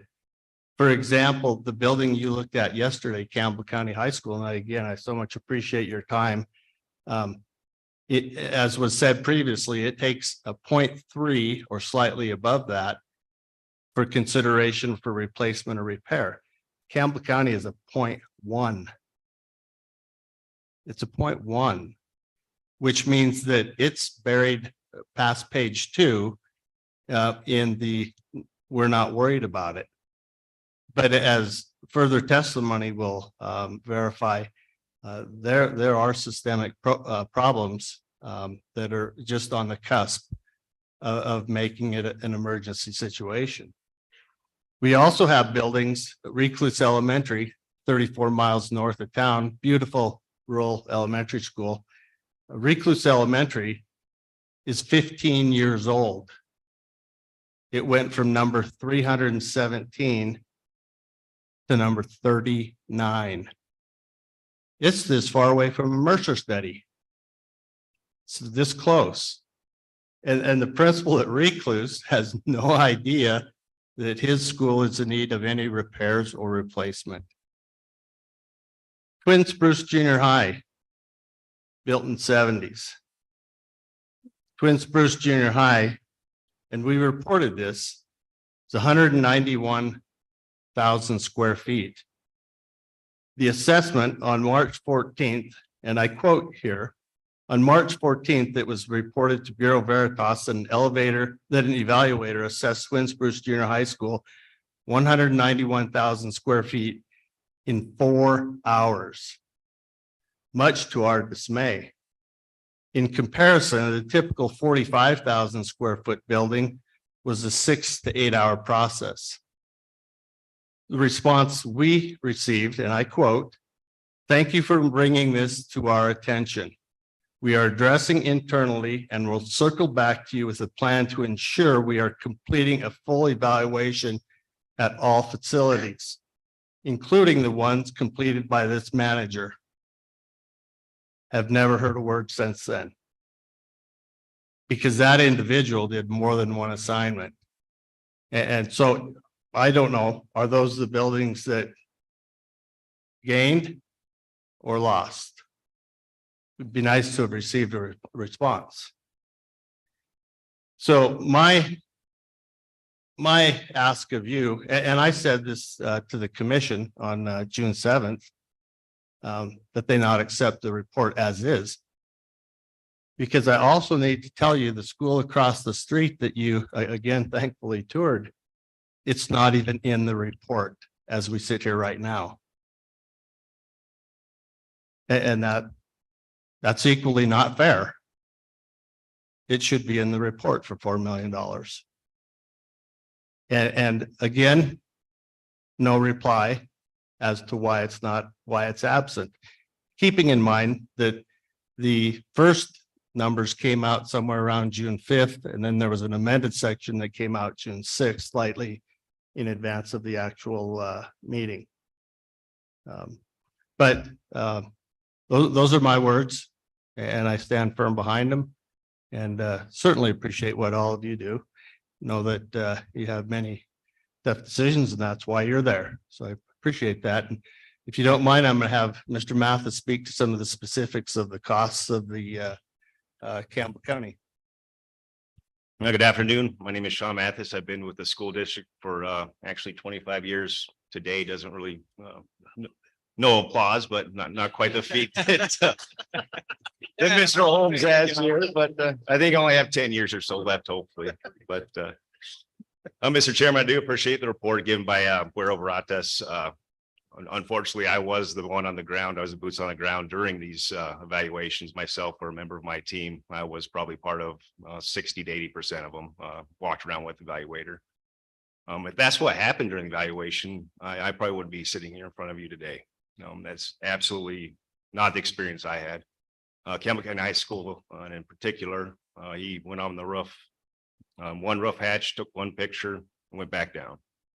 There's 31 rooftop units there. Yeah, he evaluated the building on one. And that just doesn't make sense. And that's just one of many discrepancies there were. I instructed my team to make sure the evaluator went to each and every classroom regardless of instruction, just so he had a clear picture. It also didn't happen. A lot of times they were frustrated by us making them go into every classroom, take pictures of every asset. But we did muck our way through it. Sometimes they spend a day and a half in elementary school, as Mr. Holm attested. Sometimes it'd be a half a day at a giant school. Campbell County High School is 337,000 square feet. We were there for one day. I think we have 2.5 days slated to evaluate that building. Mr. Chairman, the HVAC system at Campbell County High School is 37 to 52 years old. According to ASHRAE, life expectancy of these units is 15 to 25, depending on unit, depending on location. Typically, these are 11 to 12 years past their life expectancy as we sit now. And that's according to ASHRAE. That's a universal system they use to evaluate these mechanical assets. In the evaluation, it said in 3 to 5 years, these systems will be nearing their expected life expectancy.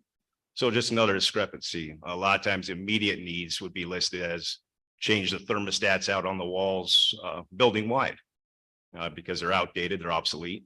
These thermostats serve HVAC units that are on the roof, yet they are listed in fair condition.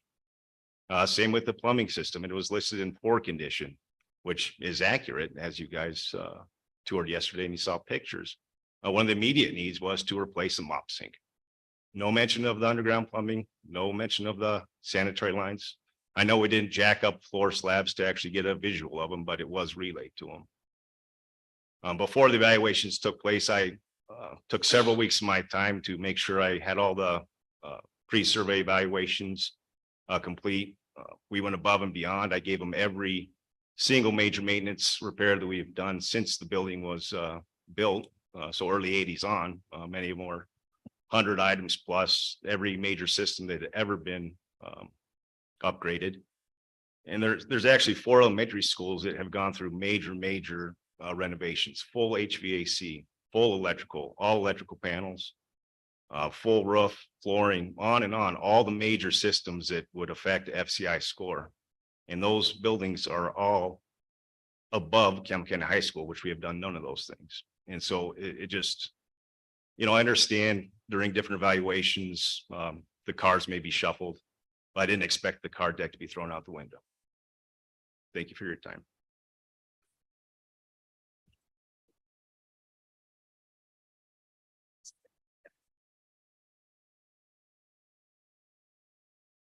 I feel like it makes it more official if I sit behind here.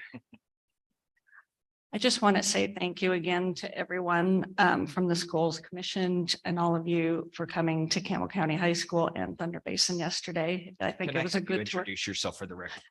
Pardon me. That's okay. So I'm Lisa Durgan. I'm a resident of Campbell County since 1995, which almost makes me native. And we came here for coal, and we know that coal supports the state, and we like that. We like supporting the state. I have been on the school board for 15 years, so I've seen a lot of this process go through. My family, I have 3 children who've all gone through Campbell County School District in that time period. 2008 is when I was first elected. And my daughter was in kindergarten, or actually preschool, and going to kindergarten the next year. So I've seen a lot of these buildings in this process. So I've heard a lot of parents and communities and districts appealing to you today. And I think there's some evidence to say that our system is flawed. I thank you, Senator Hicks, for pointing that out. It's been flawed for a while. We all know that, but at the core of it, I think we're all good intention to get to the right place. We're moving towards that, and I appreciate that, and we want that too. I just would like to tell you the story of the path we've been on, and I've had enough of divisiveness in the last several years. I don't want to create more divisiveness by pointing out that we're, in more need than another district. I'm just going to focus on what we have. And having said that, I want to compare a little bit. And it's more or less to point out how I think we've fallen through the cracks a little bit. So in 2013, the conditions index had Platte County, the Wheatland Senior High, which is number 1 now. They were 84 that year. Goshen, which is number 2 this year, was 91 that year. Sweetwater County High School, Rock Springs High School, comparable to ours district, was number 83 at that time. They're number 6 right now. We were number 30 in 2013, which was the most in need at that time of all 4 of those that I mentioned. And we're now at 166. I would argue that the process is working for those other 3 districts that had scores similar to ours. They were kind of in the range, and then they improved in 2017, and then we just dropped off the map. So for whatever reason, and I know there's a lot of reasons for the new study and everything else, and setting all of that aside, I'd like to just appeal to you as fellow Wyoming people and elected officials who I know you're well-intended, just to take a look at this, to just see what the reality is for us. And so since 2013, when Campbell County High School was on number 30 on that list, our whole intention was to have some type of remedy for Campbell County High School. So that's been on our district plan for a long time, 10 years and more, because we all know how long it takes to get to that point. And we've tried to abide by the processes put before us for that 10 years. And before that, even just by getting to be number 30 on the list, you're abiding by some process up to that point. And we've really tried hard to work within that process. And my son was a student at Campbell County High School from 2015 to 2017 in that building. And even then, there were regular occurrences of bathrooms being shut down. You'd have to go to the other side of the building because there were water issues in that bathroom. The stadium bathrooms behind the school had to be completely shut down permanently until a new bathroom house could be constructed, because people were walking in sewage on a regular basis, and it was a public health issue. So we had to shut it down until we could build a new small little bathroom. So we've had issues even then. And there was ceiling leaks, there was, buckets in classrooms then, but it wasn't as frequent. And we fixed those as we went along. We fixed those leaks that caused the bathrooms to be shut down. We fixed the leaks that had buckets in the classrooms, and it's just escalated.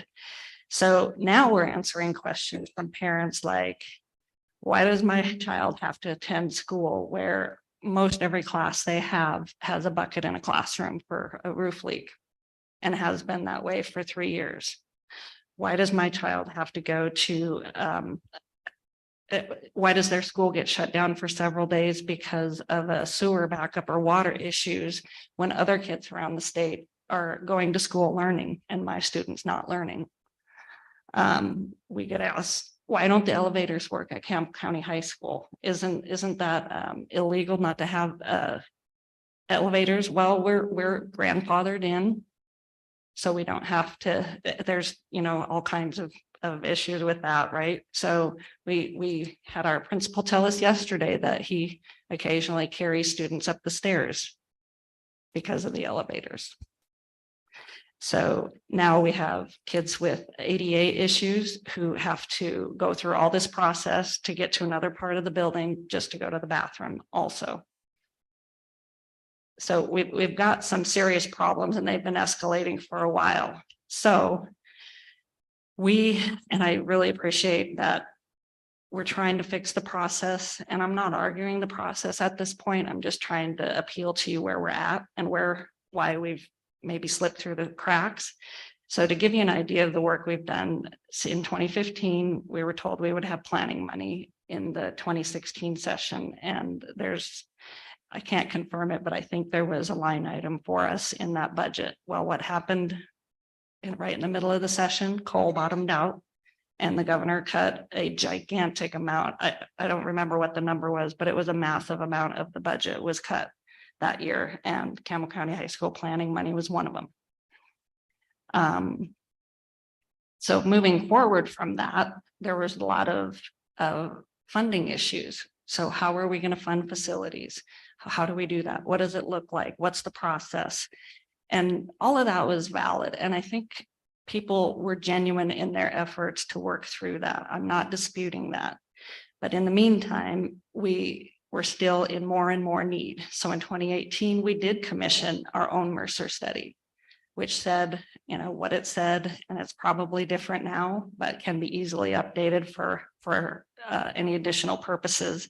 But that Mercer study was accepted by the commission then. So we've been working through this process. And then after that, every year it was, well, just wait a minute, just wait a minute, because something was trying to be fixed. The process was trying to be fixed. So then we heard a new study for condition would be out this spring. So we were highly anticipating that, thinking, okay, this is our deal. We can finally move through this process for the final time. And then we see the study, and I just can't even express what our administration and board kind of went through, seeing where Campbell County High School fell on that. So I don't want to be divisive and say somebody else doesn't need the money, we need it more. I think the process is what it is, but I do believe there's ample evidence that there's been flaws in that process in the last 10 years that we've been actively working through this. And with those flaws, we've tried to do our due diligence, keep within the process, not make it political, keep working through it. And I think there's ample evidence at this point that Campbell County High School has fallen through the cracks. And I'm asking to have it recognized and that some solution is brought up to remedy that. It's frustrating at the very best to hear that we can appeal at this point after having been through what we've been through. And as much as I appreciate, I know everybody is trying their best, and I appreciate everybody coming and doing their jobs, and I'm not bringing down the commission, but admittedly, there's just problems and there's flaws, and we're going to work through those because that's what we in Wyoming do. And you guys are all committed to that, and you're elected officials like I am, and we do the best we can, and you're going to work through it. You're asking great questions today, but I don't know if Campbell County High School has the time left to do this, because it's just going to take, the HVAC system that has never been completely refurbished, as it has on the schools, mostly on the top of this list, have had a complete refurbishment at some point. What happens if that HVAC goes out? There's a potential of really catastrophic event, which I hope not, but maybe I'm being a pessimist and anticipating. But when you hear about the timelines of, well, in 3 years, you might get planning money, or planning money might be here or there, and hearing and being put off as long as we have, it's frustrating. And I'm just appealing to you as a fellow citizen, and more so, I'm appealing to you on behalf of the 1,200 kids who attend Campbell County High School every year and have every year. So it's 1,200 this year, and there's another 1,200 next year and the following year. And those kids are experiencing all these things in a deteriorating building, and we try to make it the best we can for them. And we have amazing teachers and staff who do a great job for us. but we're at the point we need some attention, and this was the only way we could think of to draw some attention to it because of the condition score we received this year. So we have more information we have an engineer here who's worked with us on different portions of our building. We have a lot more information, as I'm sure you know. So if you're wanting any specific information from us, please ask. Please feel free to contact any member of our board or our administration for further information. And we humbly ask if we could be on the agenda for the next meeting, knowing that the cutoff for to ask to be on that agenda has passed. But we'd like to come talk to you again and maybe address some questions you have at that time. So thank you again for coming and for all your time and effort that you put into it. And thanks to the commission as well. I know everybody's trying, and I'm just hoping to bring light to maybe one school at least that has fallen through the cracks in the last 10 years. Thank you.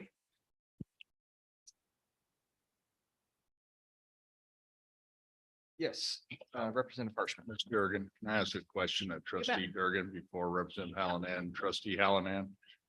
Just, you mentioned in,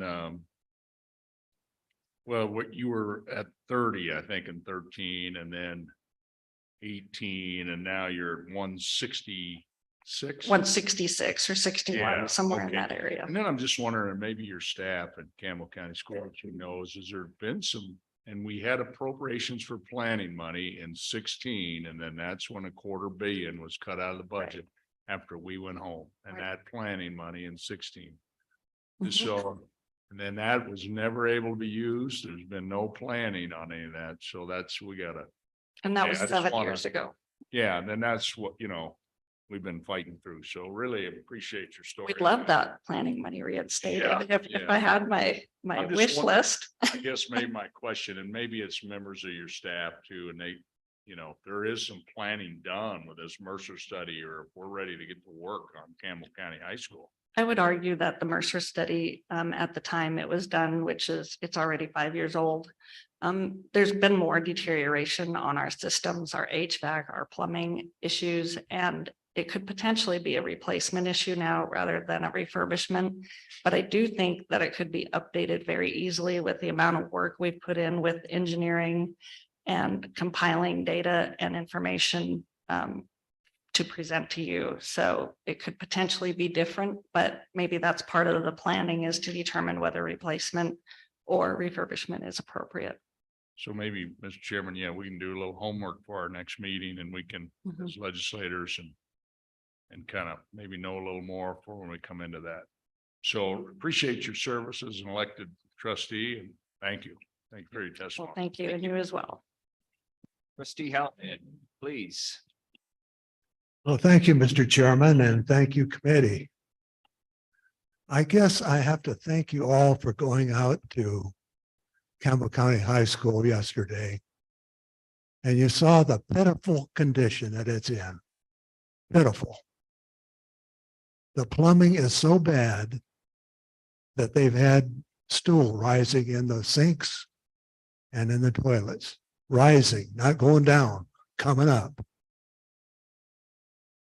I think that is a crime that we have that in our school. I'm very proud of that school. My 3 kids, they all went to that school. 2 of them graduated there. 1 of them didn't quite do it. But I'm very sorry to see it deteriorate to that degree. Now, you guys have the responsibility to come up with the money to do these jobs. I'm not going to go into all those problems at the high school. Just the plumbing. The plumbing, I think, is probably the major job that needs to be done there. So you need to learn or to decide whether this FCI, which I was happy to learn about today, it's a very interesting process, to decide whether the school has gone so far that it has to be replaced, or whether this can be helped just by doing these jobs one by one, doing the plumbing first, then the HVAC, and other items that are involved in this process. So you have to decide whether it's cheaper to build a new school, $100 million. That's what I'm told that's going to be, $100 million to build that school, maybe more. And I do appreciate Senator Landon's opinion that the school needs help. And by gosh, it does need help. So I hope that you can come up with the courage to overcome whatever this commission came up with in recommendation for the schools. Because this one needs to be addressed. Well, I'd say immediately, but it can't be immediate, but the very soonest it can be done. It needs to be done. The plumbing needs to be taken care of. And if you don't want to do the plumbing, you're going to have to do the whole school. That's going to be more than 100 million that Senator Landon believes. So with that, I really don't have anything more to say. I will appeal to you to decide based on what you saw yesterday at that school to do something about it. And only you folks and the whole legislature, I believe the legislature can override the commission. They can decide they want to spend this money on this project. And I hope you do. So with that, I'd be open to any questions. Vice Chairman Landon. Thank you, Mr. Chairman. So Representative Howland, I really appreciate your comments. And as a brother in arms, I've just got this question. If we come forward with a $200 million line item in the budget, and let's just hypothetically say that it wasn't your school. Let's say that it was Rock Springs. Would you vote for a $200 million line item? Well, I don't know how much the line item is. I don't know where you get that. I think the only amount that's needed for the plumbing, I've been told, was about 20 million. So I think that's something that we can live with as a part of the budget. That's part of the hill that we have to climb. Right, I agree. You understand that? I do. I think if we were being perfectly honest with each other, that 200 million is probably what we ought to be looking at. We hadn't ought to be looking at tearing up the hallway so that we can fix plumbing. Not in a facility that needs that kind of help, but that's the hill that we have to climb, Representative, and you know that. Really appreciate you. Thank you. Right. Well, I do have one more thing to say. I'm going to come back here and make sure that we recognize the chairman. We kind of getting a little informal here at the end of the day, but let's make sure we're talking through the chairman, please. Thank you, Mr. Chairman. I apologize for that. I should have known that. The way that the budget is written, the way that the folks in the legislature has to address these issues, the schools don't have anything, no skin in the game. Now, if we had not been told that the only way that this money is going to come from is from the state, there's money that we could have put aside to have things like the plumbing taken care of previously, because our budget is really very good in Campbell County. So I think that we need to look, the state needs to look at reforming the way that they pay for all the schools in the state. They have to put some kind of amount of money that comes from the districts, so they have a skin in the game.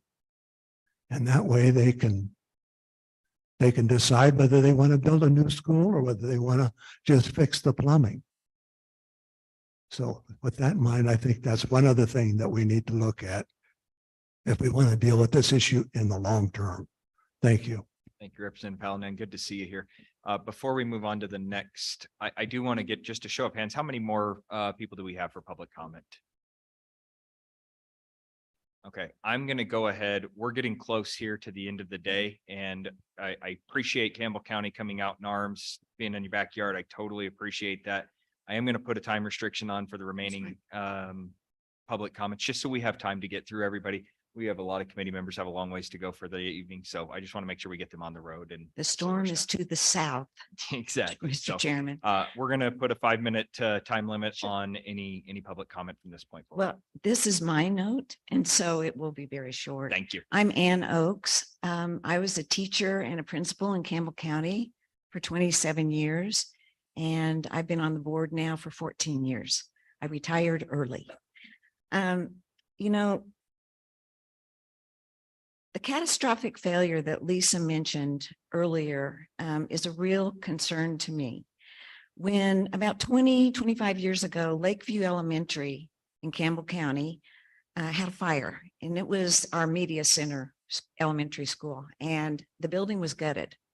And this was during the middle of the school year. And we had to pull those 350 kids out of the school and find a place to put them. Now, it was 350 kids. We found a place to put them here, there, everywhere, but those kids completed their education that year.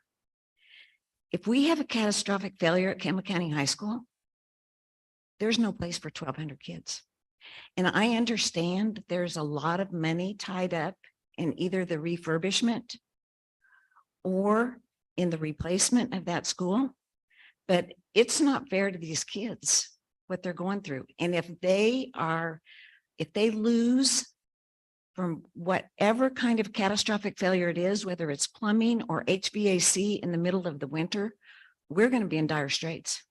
And I don't see a remedy, not within our community, for 1,200 kids. We could do it for 300. I listened to Senator Hicks a little bit yesterday as we were leaving, and he talked about all the schools in the state that need remediation or replacement. And that's true.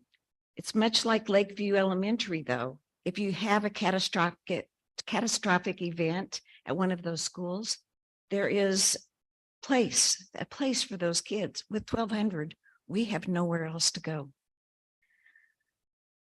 The process is something I've talked to the press a little bit about.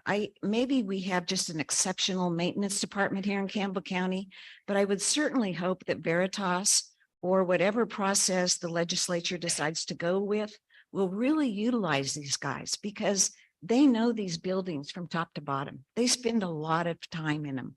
And we need those guys to prioritize our buildings and have that priority list come to the legislature. I don't know that we need a review by the state in every school every year, but our guys do that. And we know where the problems are. And I think that the decisions are made at the local level are the best decisions, because those people have the most knowledge and the most input. And the last thing I would say is that this reminds me of a game of Monopoly.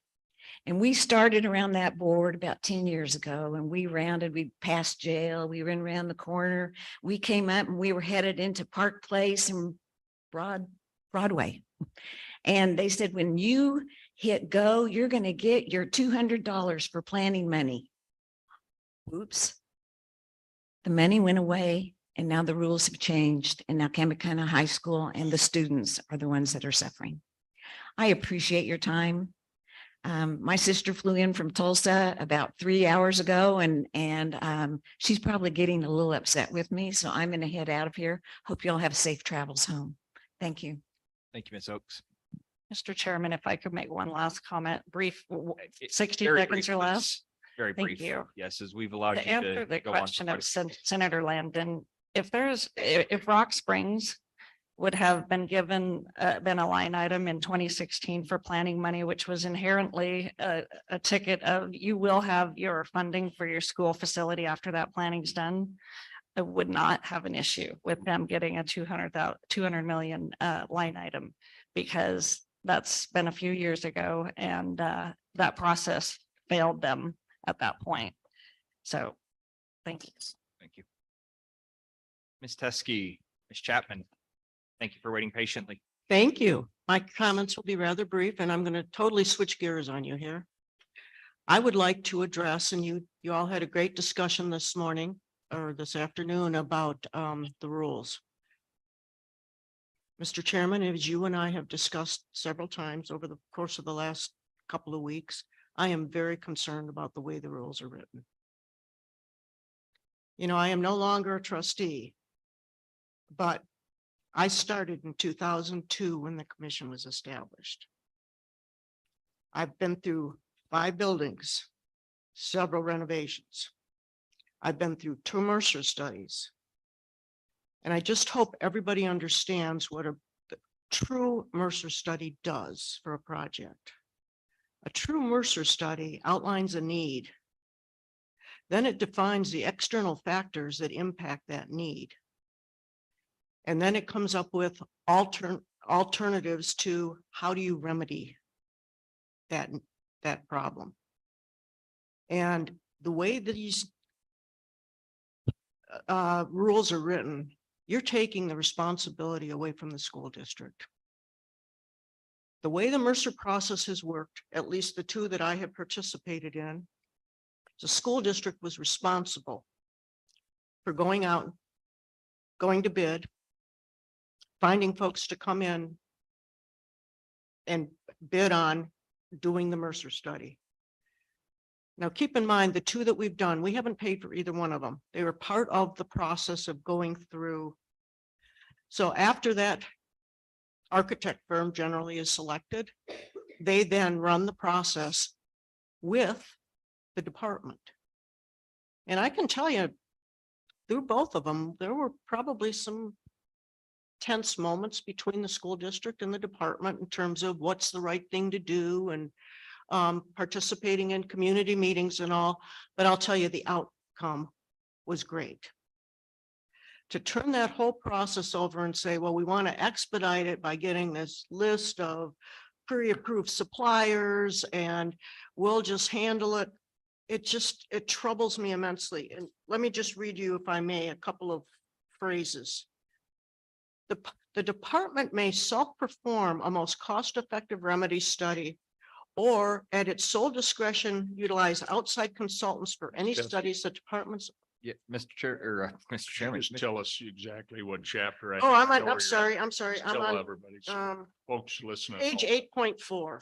Yeah, okay. Okay. At the bottom of the page and then the top of 8.5. The department shall retain control over the direction of all studies, but shall, to the greatest extent practicable, consult with affected district and provide a reasonable opportunity for district involvement. Really? And then I flip back, and by the way, there's a huge disconnect, because then I flip back to, and I'm sorry, Representative Harshman, there's no page number on this, but it's the letter to Governor Meade. It says Governor Gordon and Jerry Benson at the top. And then it's the very last page, I think, that's in your deck. And it says, the Mercer study process is a highly collaborative with affected districts and provides districts with the opportunity to present comments and alternative recommendations, blah, blah, blah, blah, blah. This is not the language that's in the rules. And that's very troubling. And then, you know, there was something that was brought up about the department will do the planning and design. Really? I mean, what are we going to prototypical schools? If that's the new rules, great, you know, we'll follow the rules, but that's the way that language reads to me. And then I guess in my final comment is that, and I think Superintendent Chapman will take off on this one more, is under sections 5, I guess it is, identification and determination of most cost-effective remedy. Little I has a projected capacity exceeding 100% calculated pursuant to blah, blah, blah. By the time we're at 100% and we're continuing to climb, we got kids hanging from the rafters. So, I mean, those, you know, I can guarantee you from my 20 years of experience on the Teton County School District Board, the board wants to take responsibility for what goes on in their district in terms of facility planning, seeing the process through, and making it work. And the way these rules are written, I'm sorry. Is that brief? Tusky, and I will reiterate my earlier concern with the rules as well. You and I have talked offline multiple times, but please ensure that you are very deliberate when these rules are posted for formal rulemaking, that we have that information also to this committee. And I think I echo this sentiment to all the districts that are out there that are concerned about this. This is going to be, we're underneath emergency rules right now. I've expressed my concerns with the way that this process went through, and I get it where you're coming from. We will have our point, and I would encourage you to reach out sooner rather than later as well to the department to make sure that they hear your concerns loud and clear. The other comment I have is that you all discussed a bit about is, I feel like we're throwing the baby out with the bathwater. There's a few of us in this room that have gone through the process. Well, now the process has changed, so chuck that and let's start you all over again. I'm telling you, we can't afford to start over again. Ms. Chapman, thank you again. Thank you guys for your patience today as well. Thank you. Thank you, Mr. Chairman, members of the committee, Gillian Chapman, Superintendent in Teton County School District. I appreciate everyone's time. We have all invested resources in trying to solve these issues. These meetings, the analysis, the legislative discussions, statute changes, Mercer studies, consultant studies, and fees mean our energies are not focused on education and the mental health needs of students, but on facilities which are necessary to facilitate that primary focus. And I know we have all heard the frustrations that these conflicts have created. So there's a sense of urgency. We've been sounding the alarm about these issues because no matter who is in control of the Mercer study or how they're determined, it's not a fast track. If we were approved to start today, we would not have a construction remedy until 2026. Generation of kids are lost while this process gets overhauled. And I love objective processes. It's so much easier to say yes and so much easier to say no with an objective process. But we need to remember that we're talking about education and the health and the well-being of children in this state who depend on adults appointed or elected to serve them. So specifically, Janine talked about 100% waiting for 100% capacity to trigger a Mercer study. We're already behind. And that process through the Mercer study looks at October enrollment and projections and completely eliminates a component for housing or community factors. And that's missing a crucial piece of data.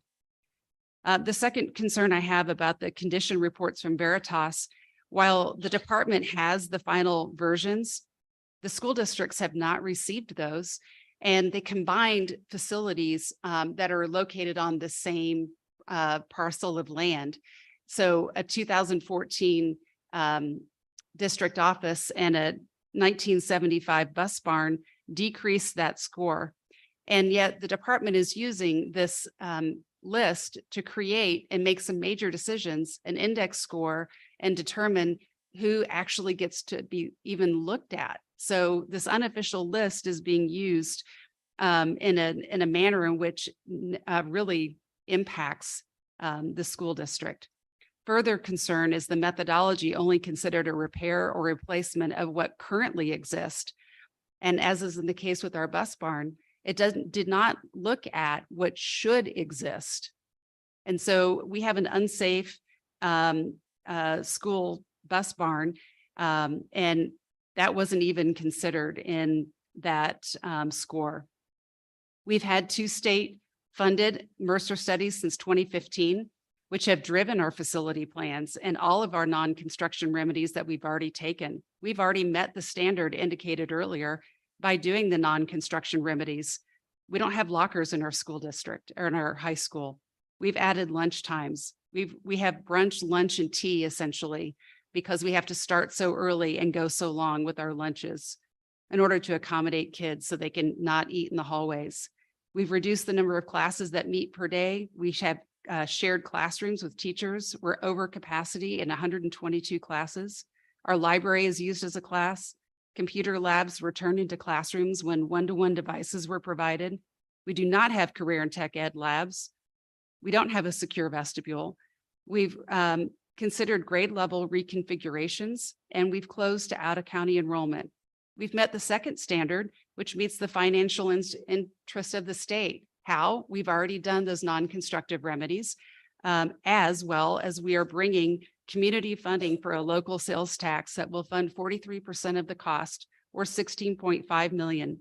And that was generated by a local sales tax that the community recognized the impact of the housing that's under development on schools. We've effectively used our major maintenance and our safety and security funding. The third standard, we have inadequate facilities that do not meet the educational programming required by the state statute. As Ms. Hughes mentioned, we did submit a letter to be considered. We submitted it after the first adoption of the emergency rules and resubmitted it on June 27th due to the readoption of rules in an abundance of caution and desire for clarity.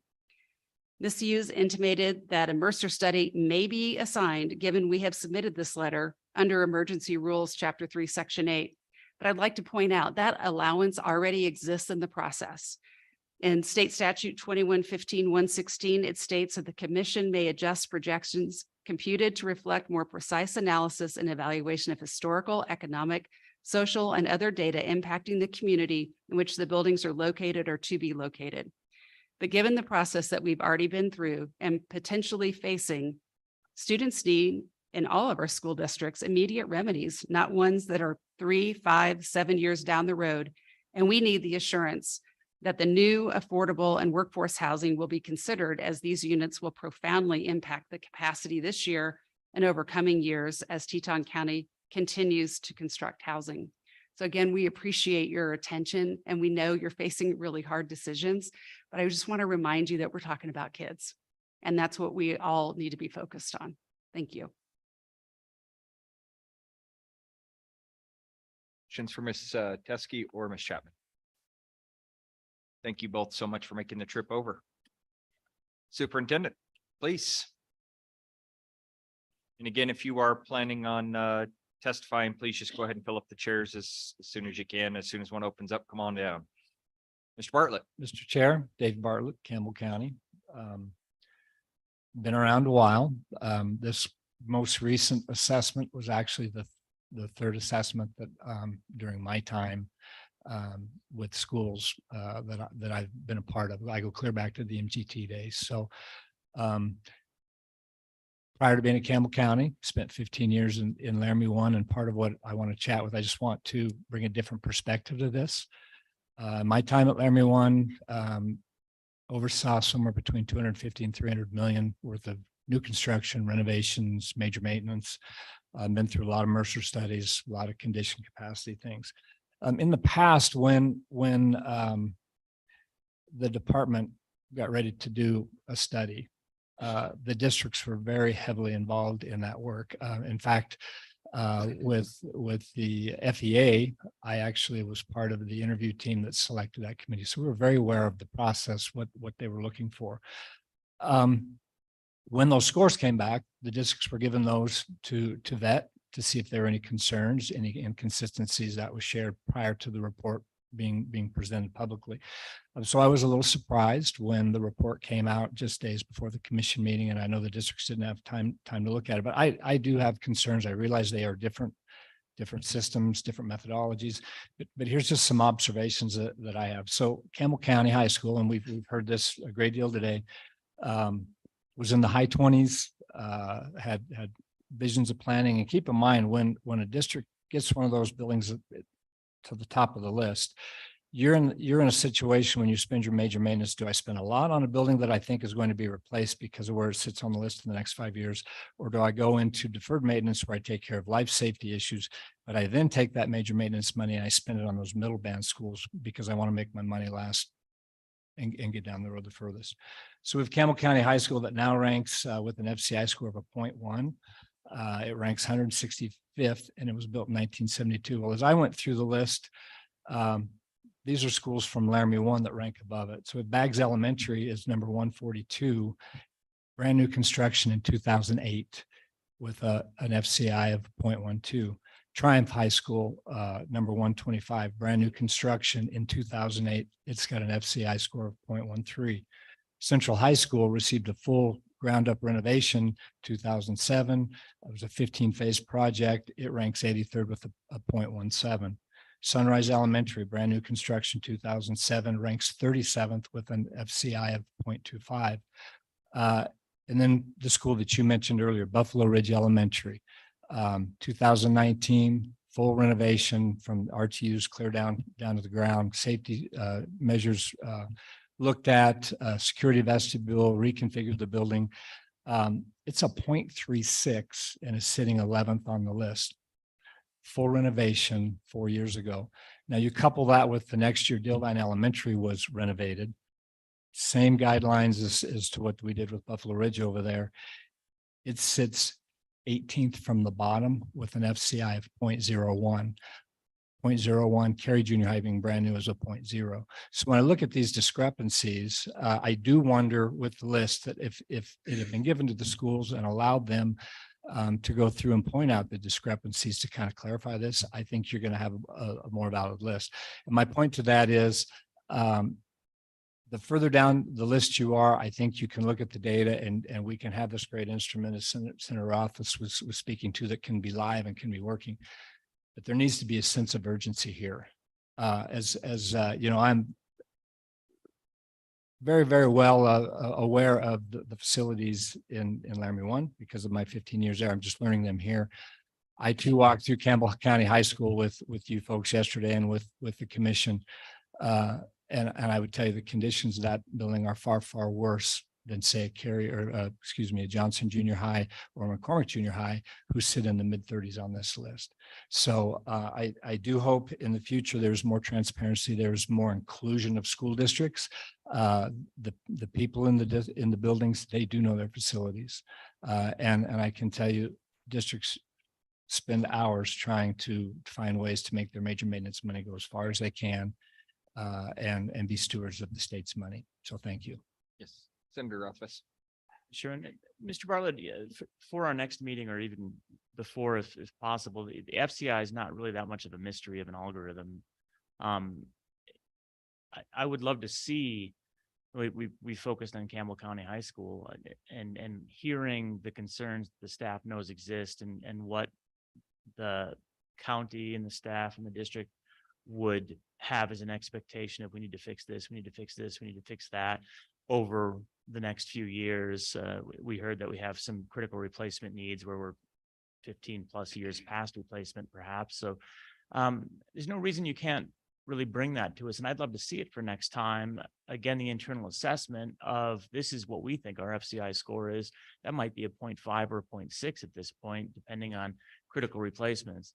One of the things that I definitely see with the change in the software and or change in the approach, but now there is software, but it's again a calculation algorithm, is that the prior algorithm, in my understanding, would do a depreciated approach to replacement value, where you're effectively going to have partial replacement. I'm going to repair from a fair to an excellent on my rating, and it doesn't seem like we're quite doing that in the new model. It seems like, you know, on this day my roof expires, and that's the day that the entire cost of the roof appears.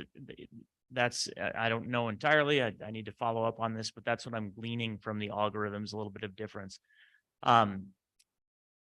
So a lot in this new approach comes down to when it's being binned as this is what needs to be replaced. And I'm curious to see what like the 5, 2, 3, 5, and 10 look like, which isn't data we have yet, but I know that data exists for Campbell County High School. But just going back, if this is an updatable database, this is an interactive process, if that's how we're going to do it, which I think we should be able to do it, then maybe one of the next steps and a priority step is for the district to work with that software, really engage and say, no, this is what we see. This needs to be replaced. This needs to be replaced. honestly, looking at the brief amount of data we had as far as replacement costs, that all looked pretty reasonable in terms of what I was seeing from the data, number of dollars per square foot for building replacement, et cetera. So it would be good to work up what the district feels that score is. And I'd love to see that next time or even sooner if possible. So I just ask for that consideration if I can. Thank you, Mr. Chairman. Superintendent. Mr. Chairman, members of the committee, thank you for being in our community. And I know several of you have advocated for visiting schools throughout the state, and I couldn't agree with that approach and how important it is. And not only to visit schools that are in need of repair, but do what you did yesterday to see the good work and the support you had for Thunder Basin. As I mentioned yesterday, a very efficient project, taking a 20-year-old core, investing 35 million on either side and opening up another high school here in town. So thank you for looking at that. And I appreciate your time, and I hope it was fruitful for you all. Of course, we visited Campbell County at your request. Superintendent, Both. can I have you just introduce yourself? Sorry. on the record, please. Thank you. Mr. Chairman, Alex, our Superintendent, Campbell County Schools. And so the request from you all was to visit Thunder Basin Campbell County High School. We didn't drive that as a district, but I hope that was worthwhile as well. And obviously Campbell County is a concern for us. The commission was here in June, and they toured our transportation department, which we've touched on today, but is in dire need as well. Teton and Campbell were 4 and 5 in the past decade, and we should be 1 and 2 now, and we're somewhere in the middle. But I thank you for that. I would invite you on an additional tour. What we haven't talked much about today is the 8th worst school in the state is apparently Conestoga Elementary. It's not on our radar for concerns whatsoever. It's number 8. It was on a slideshow from Veritas as getting a remedy study. The commission approved a Mercer study for Conestoga Elementary. Unnecessary. Doesn't make any sense. Our district wasn't asked. Here's the results for your district, let alone statewide. Does this make sense? Now, when the state staff, department staff says we had multiple opportunities for input, we did. I think you believe Mr. Mathis when he said the time he put into preparing for that visit. And every time we ask questions, we often hear multiple opportunities, pre-surveys, tell us what you think didn't go well. And I don't know if the implication is that we didn't do our job, but I'm proud of the work our people did in advance and during a massive amount of time for that visit. And that's one of our goals, is to knock that out of the park, and I'm sure we did. We did what we were asked to do. What we received back was some preliminary data without any FCI score. So you can't judge the impact within your district or elsewhere. What does that mean? So when someone says we had the data, but I didn't know Campbell County would be 165 or 6, I didn't know Conestoga would have been 8. I wouldn't have just complained that Campbell County was 166. I'm complaining now that Conestoga is 8. We're a winner for Conestoga. In fact, Wagon Wheel's 15. They're not. 4J Elementary rural school is ranked 21. It's not. This isn't a one-off. So I think the question for you is, how do you step away from an appropriation of $4 million that you brought forward for this project? How's the department do anything but support a project where they chose the contractor? I'm pretty confident in guessing that had the same contractor been selected that's been doing this for the last few times, we would have numbers and the department would do the same thing. They would stand behind the work of the contractor they selected. I expect that. That's human nature. But it is wildly different. It doesn't make sense. Campbell County High School is the 12th rated facility in our district alone. For a decade, it was in the top 30, and it's not at 30 anymore. I don't know, 15, 20 of those projects are done. I expected it to be in the top 5, maybe 10, but to be, as Dennis said, page 2, 166, you won't see a remedy in my lifetime, in my opinion, if this study stands. So I am asking for you to do those things. How do you do that? I don't know, but it's going to take leadership and strong leadership to question. And there were signs of that today. You asked questions about process, the questions about communication, and we feel those same exact things. As Dave said, we're not as involved as we were before. I work closely. I used to have Dennis's job 9 years ago, and Stan Hobbs, who's left the department, said, I have one goal before I retire, and that's to build Campbell County High School. That was 10 years ago. He's left and it didn't get done. We were real close, as many have mentioned. So I miss those days. I miss that collaboration, but we do need to work effectively with the department. We'll continue to reach out. Things like today, hearing, why don't you use, or districts haven't utilized Chapter 3, Section 8. I don't know that that's ever been suggested to our district before today, and we shouldn't have to. Campbell County High School should be there, but fine, we'll do that. I'm going to have to ask Chairman Tarter to allow us on the commission list now. The deadline to be on that, or on the agenda, the deadline was June 12th. I will ask for an exception so that we can present what's required in chapter 3, section 8. We'll do that. But if you read that section, and I've given away most of my materials, Representative Harshman, so I can't refer to the page number. I passed it out to my friends behind me. But if you look at that section, it ends with, if the commission ultimately agrees, they would ask for a Mercer study. Well, what do we already have? We have a Mercer study from 2018 that was approved by the commission. You heard twice today from the department. Once the commission determines or accepts a study, it's done. Apparently, it's not an older study. It's in this new arena in which the state has the entire control if you pass these new rules, concerns expressed by my counterparts from Teton. So I would ask you to keep questioning. I'm looking at Senator Hicks. I've watched him many times over the last 13 years, probably on the facility side. And what he said today, I genuinely and generally agree with. When the deck is shuffled and schools get moved around, districts get upset if they're not winners and losers. And I agree with that. That's typically true. This doesn't feel like that to me. This doesn't feel, as I said, a one-off. This is a system and an outcome that doesn't make any sense to our district, and I think other districts as well. So I just ask you to continue to consider that and not accept the study as Mr. Holmes asked. Just a few other comments. If you can wrap it up. I absolutely will. So I would ask as this for a solution. There was reference to the past, and I think it's important to reference or respect the past and honor the past. And that Mercer study that's been approved. There's two caveats that I want to be clear about. One is we paid for it with major maintenance, but we had the support of the department.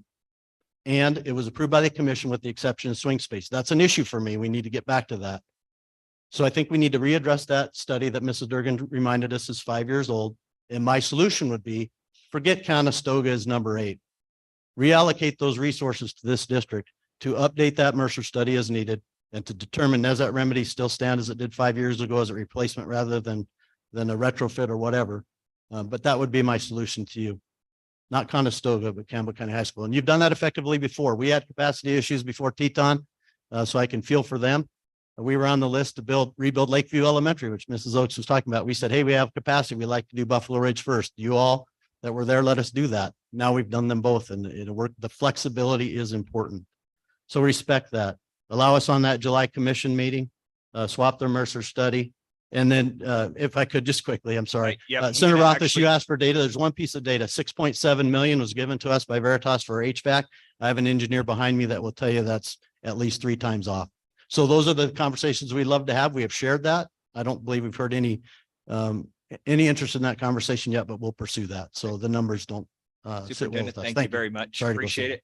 I do know that we have Senator Dockstader has called in, and I normally do not like to take people just randomly out of this, but he has been in constant contact with me and Vice Chairman. So let's go ahead and bring Senator Dockstader in, please. Senator Dockstader, please. Thank you, Mr. Chairman. You can hear me? We can hear you just fine. Thank you. Appreciate the consideration to let me in and speak for just a moment. Just stepping out of a Lower Valley Energy Board meeting here in Jackson. And ironically, as you speak about this and I'm watching the text go by, I had the meeting on just to the side of me and inside this board meeting. And what we're talking about is the continual growth in Jackson Hole in this part of the state. And that spills right over into the schools. We're at a situation now where we've got to have some extra room. We've got to have more room.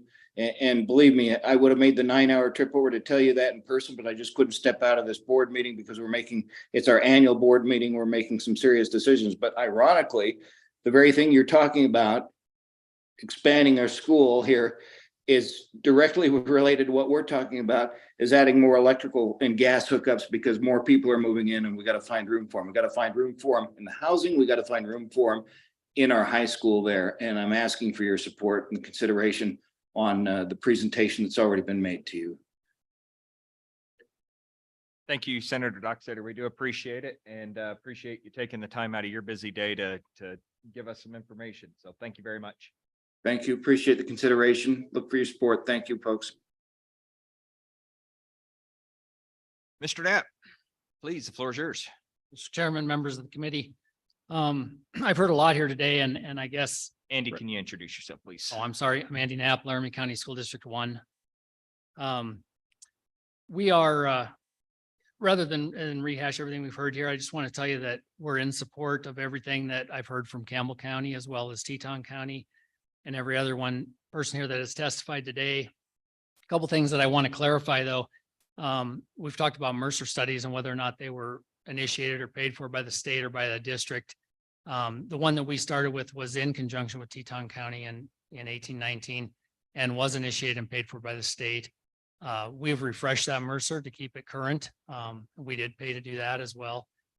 But about a year ago, I presented a plan to you guys to address 6 high needs condition schools in our district.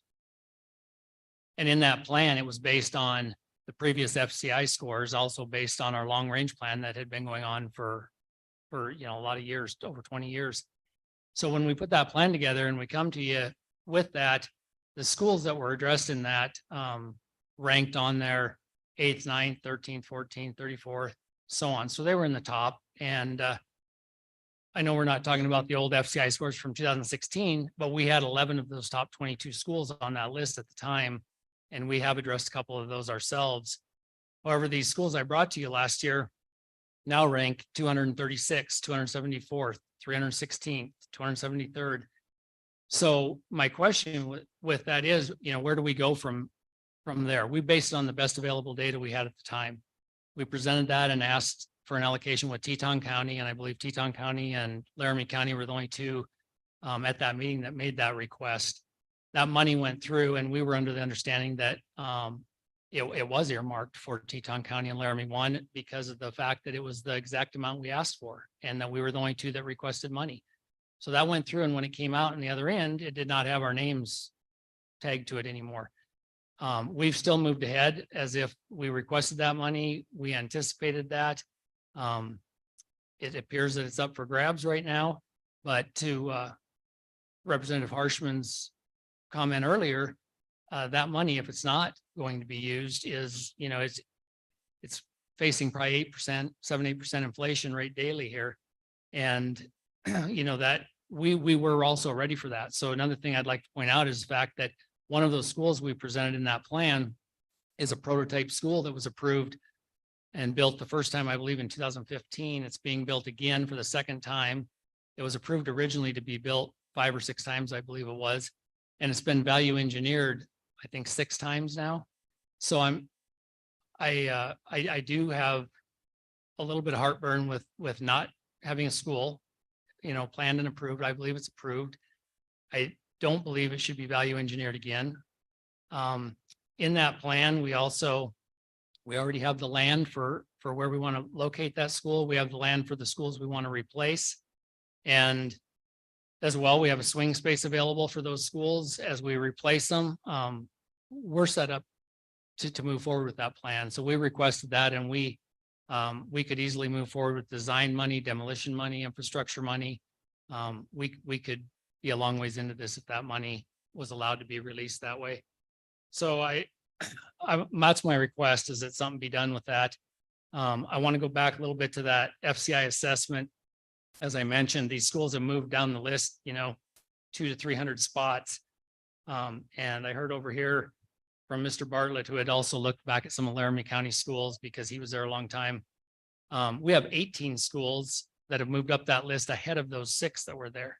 So that's a big concern to me, that you can adjust 18 schools up the list with really no rationale. And when I hear this 0.3 FCI score being something caught my attention a bit ago, and I didn't catch it all. I may be wrong. Correct me if I am, but it was like a federal government number, federal mandated number, some number that's basically recognized federally, right? So that started, used to be a 0.3 or 0.31 in the state, and it moved to a 0.4, or it was a 0.65, and there was not a school that met a remedy at that 0.65.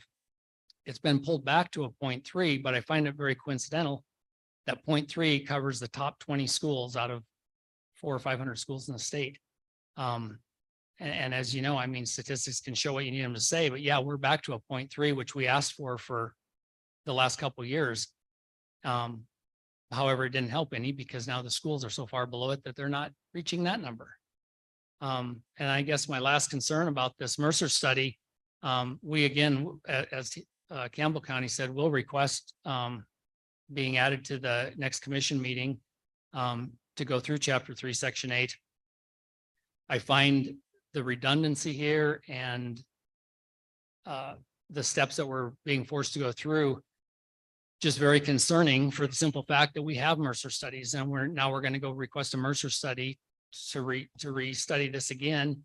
And our data was based on the best available data we had at the time. So that, you know, the new data comes out and they move the target. So with that, I'll close. I'll take any questions.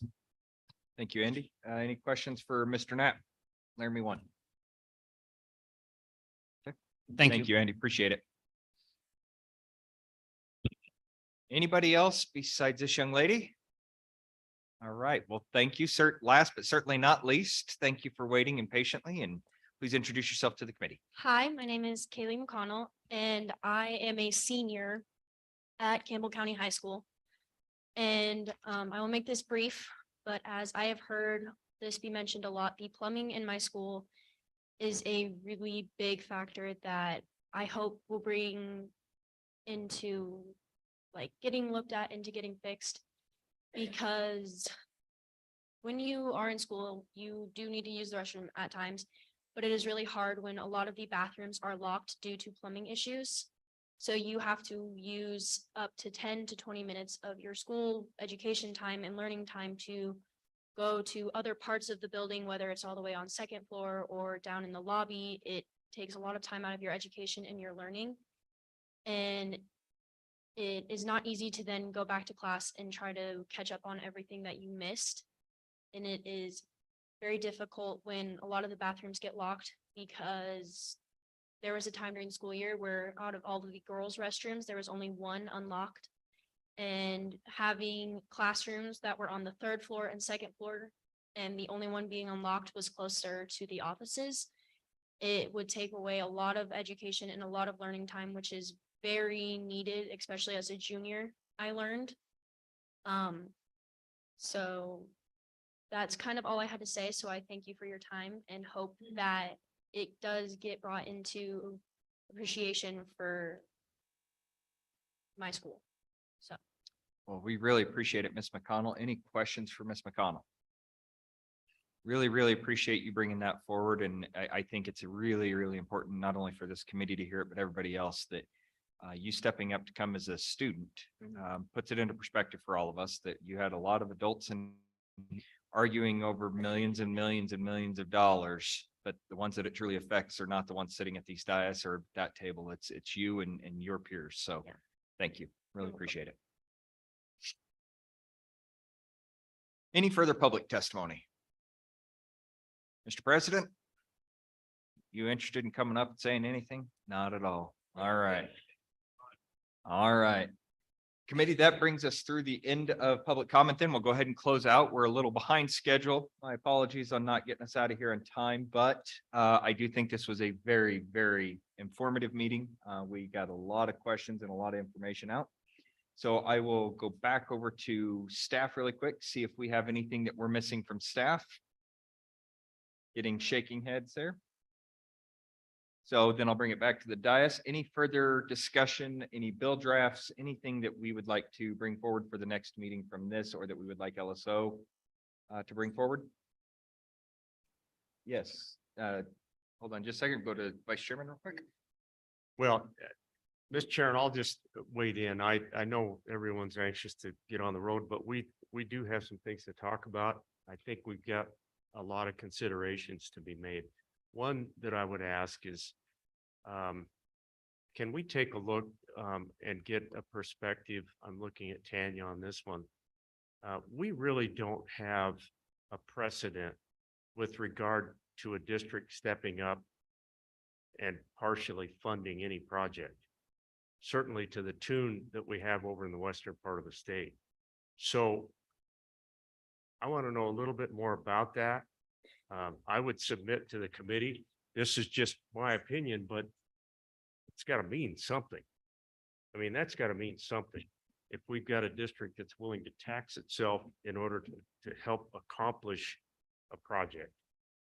So I throw that out. I think that's something that we need to think about.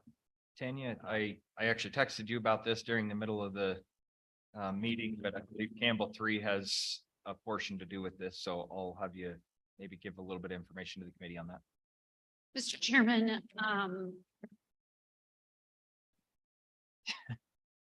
Now you've done it.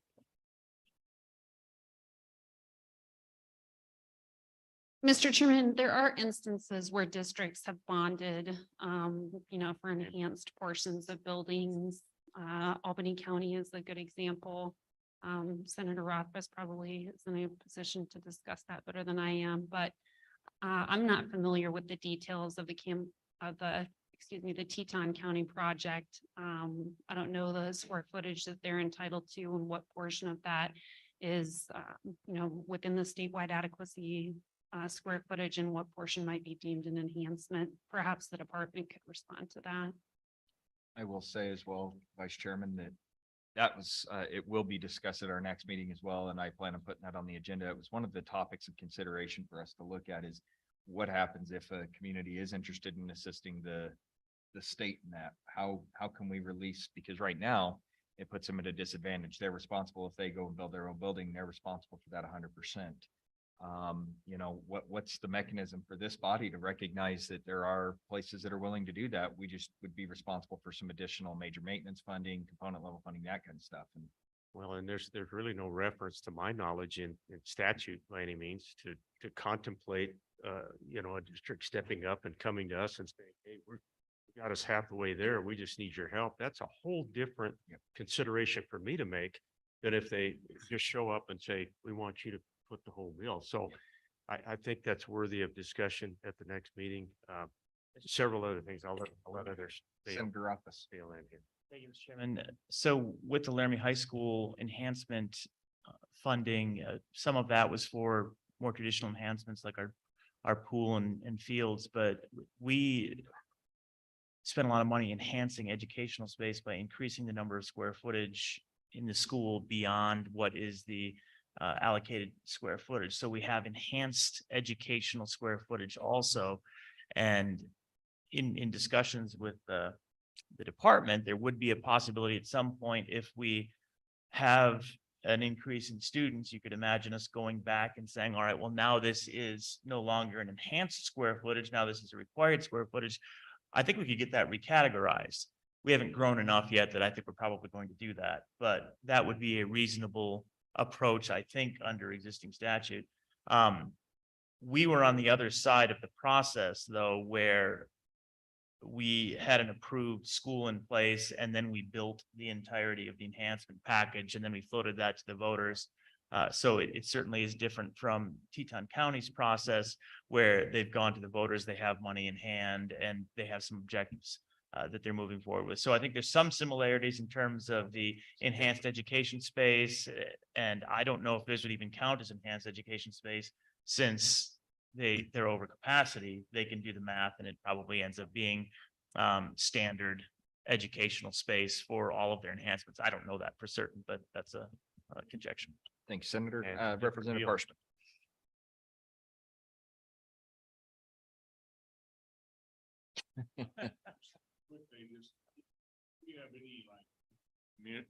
Committee directives. I think I was just asking you, Mr. Chairman, that we could maybe just, as we drive home, we think of something, we can email the chairman and Please. staff and say, so that's all I want. A little flexibility Absolutely. on that. Thank you. Please. Vice Chairman. Well, Mr. Chairman, just a lot to consider. I want to thank everybody who took the time. Superintendent, thanks for hosting us here in Gillette. Really enjoyed getting to know your staff and your board members did a terrific job. I appreciate all of that, but it's given me an awful lot to think about. And I hope the commission also feels the way I do, which is, we gotta look in the mirror and make sure that we look as good as we can. And I'm not sure we are right now. We have a lot of things to think about. And I would encourage, Mr. Chairman, that we do some follow-up work on behalf of the committee. And so let's communicate on this, committee members. If you've got thoughts, please share them with us. Absolutely. Hold on just a second. Rothfuss, go over to Senator Beitman. You, Mr. Chairman, on that, my thought throughout the day was, has this committee or is LSO or has this been thought of in the past to look at those perverse incentives and undoing those and maybe rewarding school districts for doing the routine maintenance and you doing the major maintenance that we pay for so it doesn't hurt their score. Maybe it actually bumps them up a little bit if they're actually doing it. So it prevents the incentive from allowing them to fall into disrepair and just to move up higher on the list. And then it becomes a race to the bottom at that point, right? Everybody's wanting a new school. So we just let the one we have go and try to get higher up on the list. I think we got to look at how are we incentivizing that activity and what can we do to prevent it and reverse it? So if that's something that could be done between here and the next meeting as some ideas as to how to make that happen, I'd be all for that. So brief discussion on that. And I'll just say this from my side of view that although I use the term perverse incentive, I do also want to make it explicitly clear that I am underneath no circumstances believe that our school districts are doing that on purpose, right? I think what happens right now is they're in a catch-22, and you heard that from a couple of the assistant superintendents today, that they're in a catch-22 of, do I dump $1 million in a building that's ranked at a 0.29? Or do I put that money into my middle category schools to give them a little bit longer shelf life? And I think that's the issue, is it's not necessarily the perverse incentive that they're taking advantage to purposely harm themselves to try to get a new school.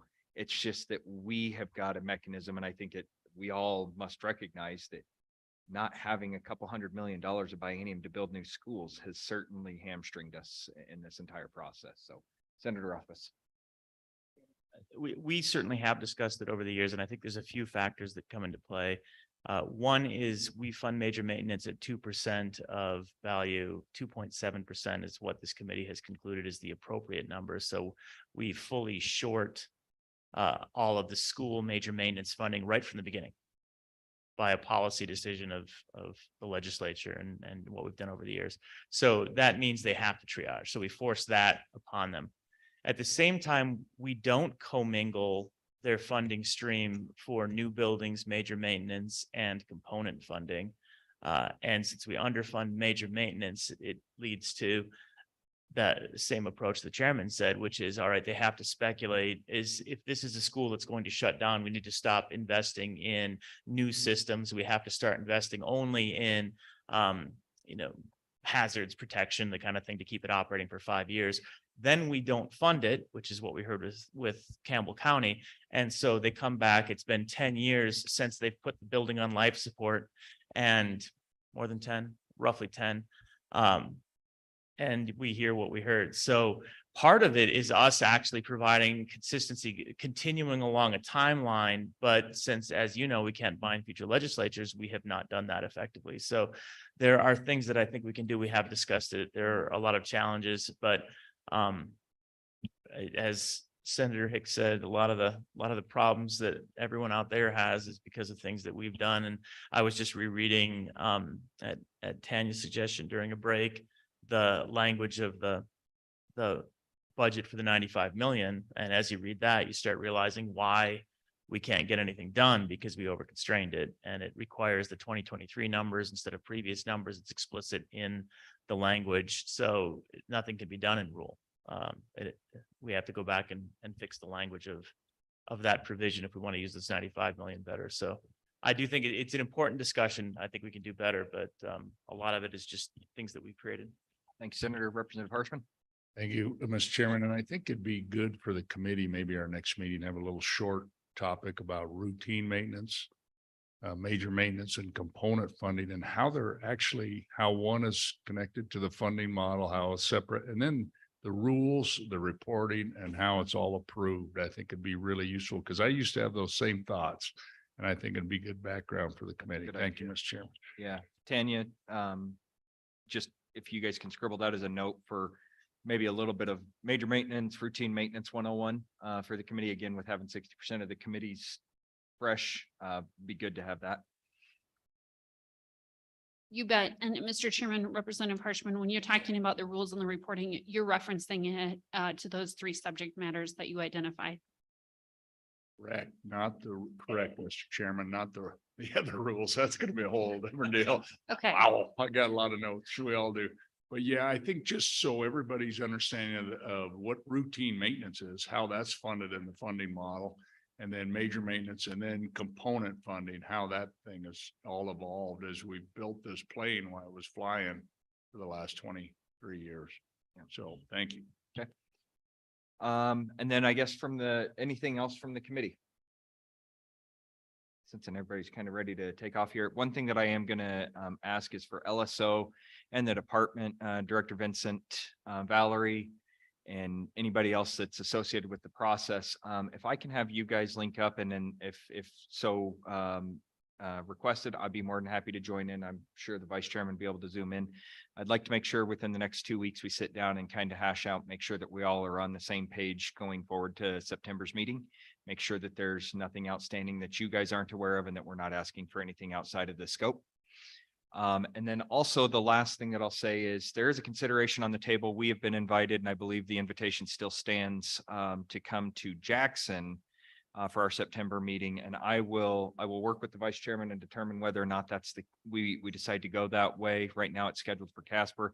We'll let everybody know within the next week or two whether we change that location, as long as that opportunity still stands, and whether or not we can get a book of rooms at that time. So with that, committee, thank you very much for all your hard work today. Thank you, staff, and thank you, everybody else. Drive safe. We're adjourned.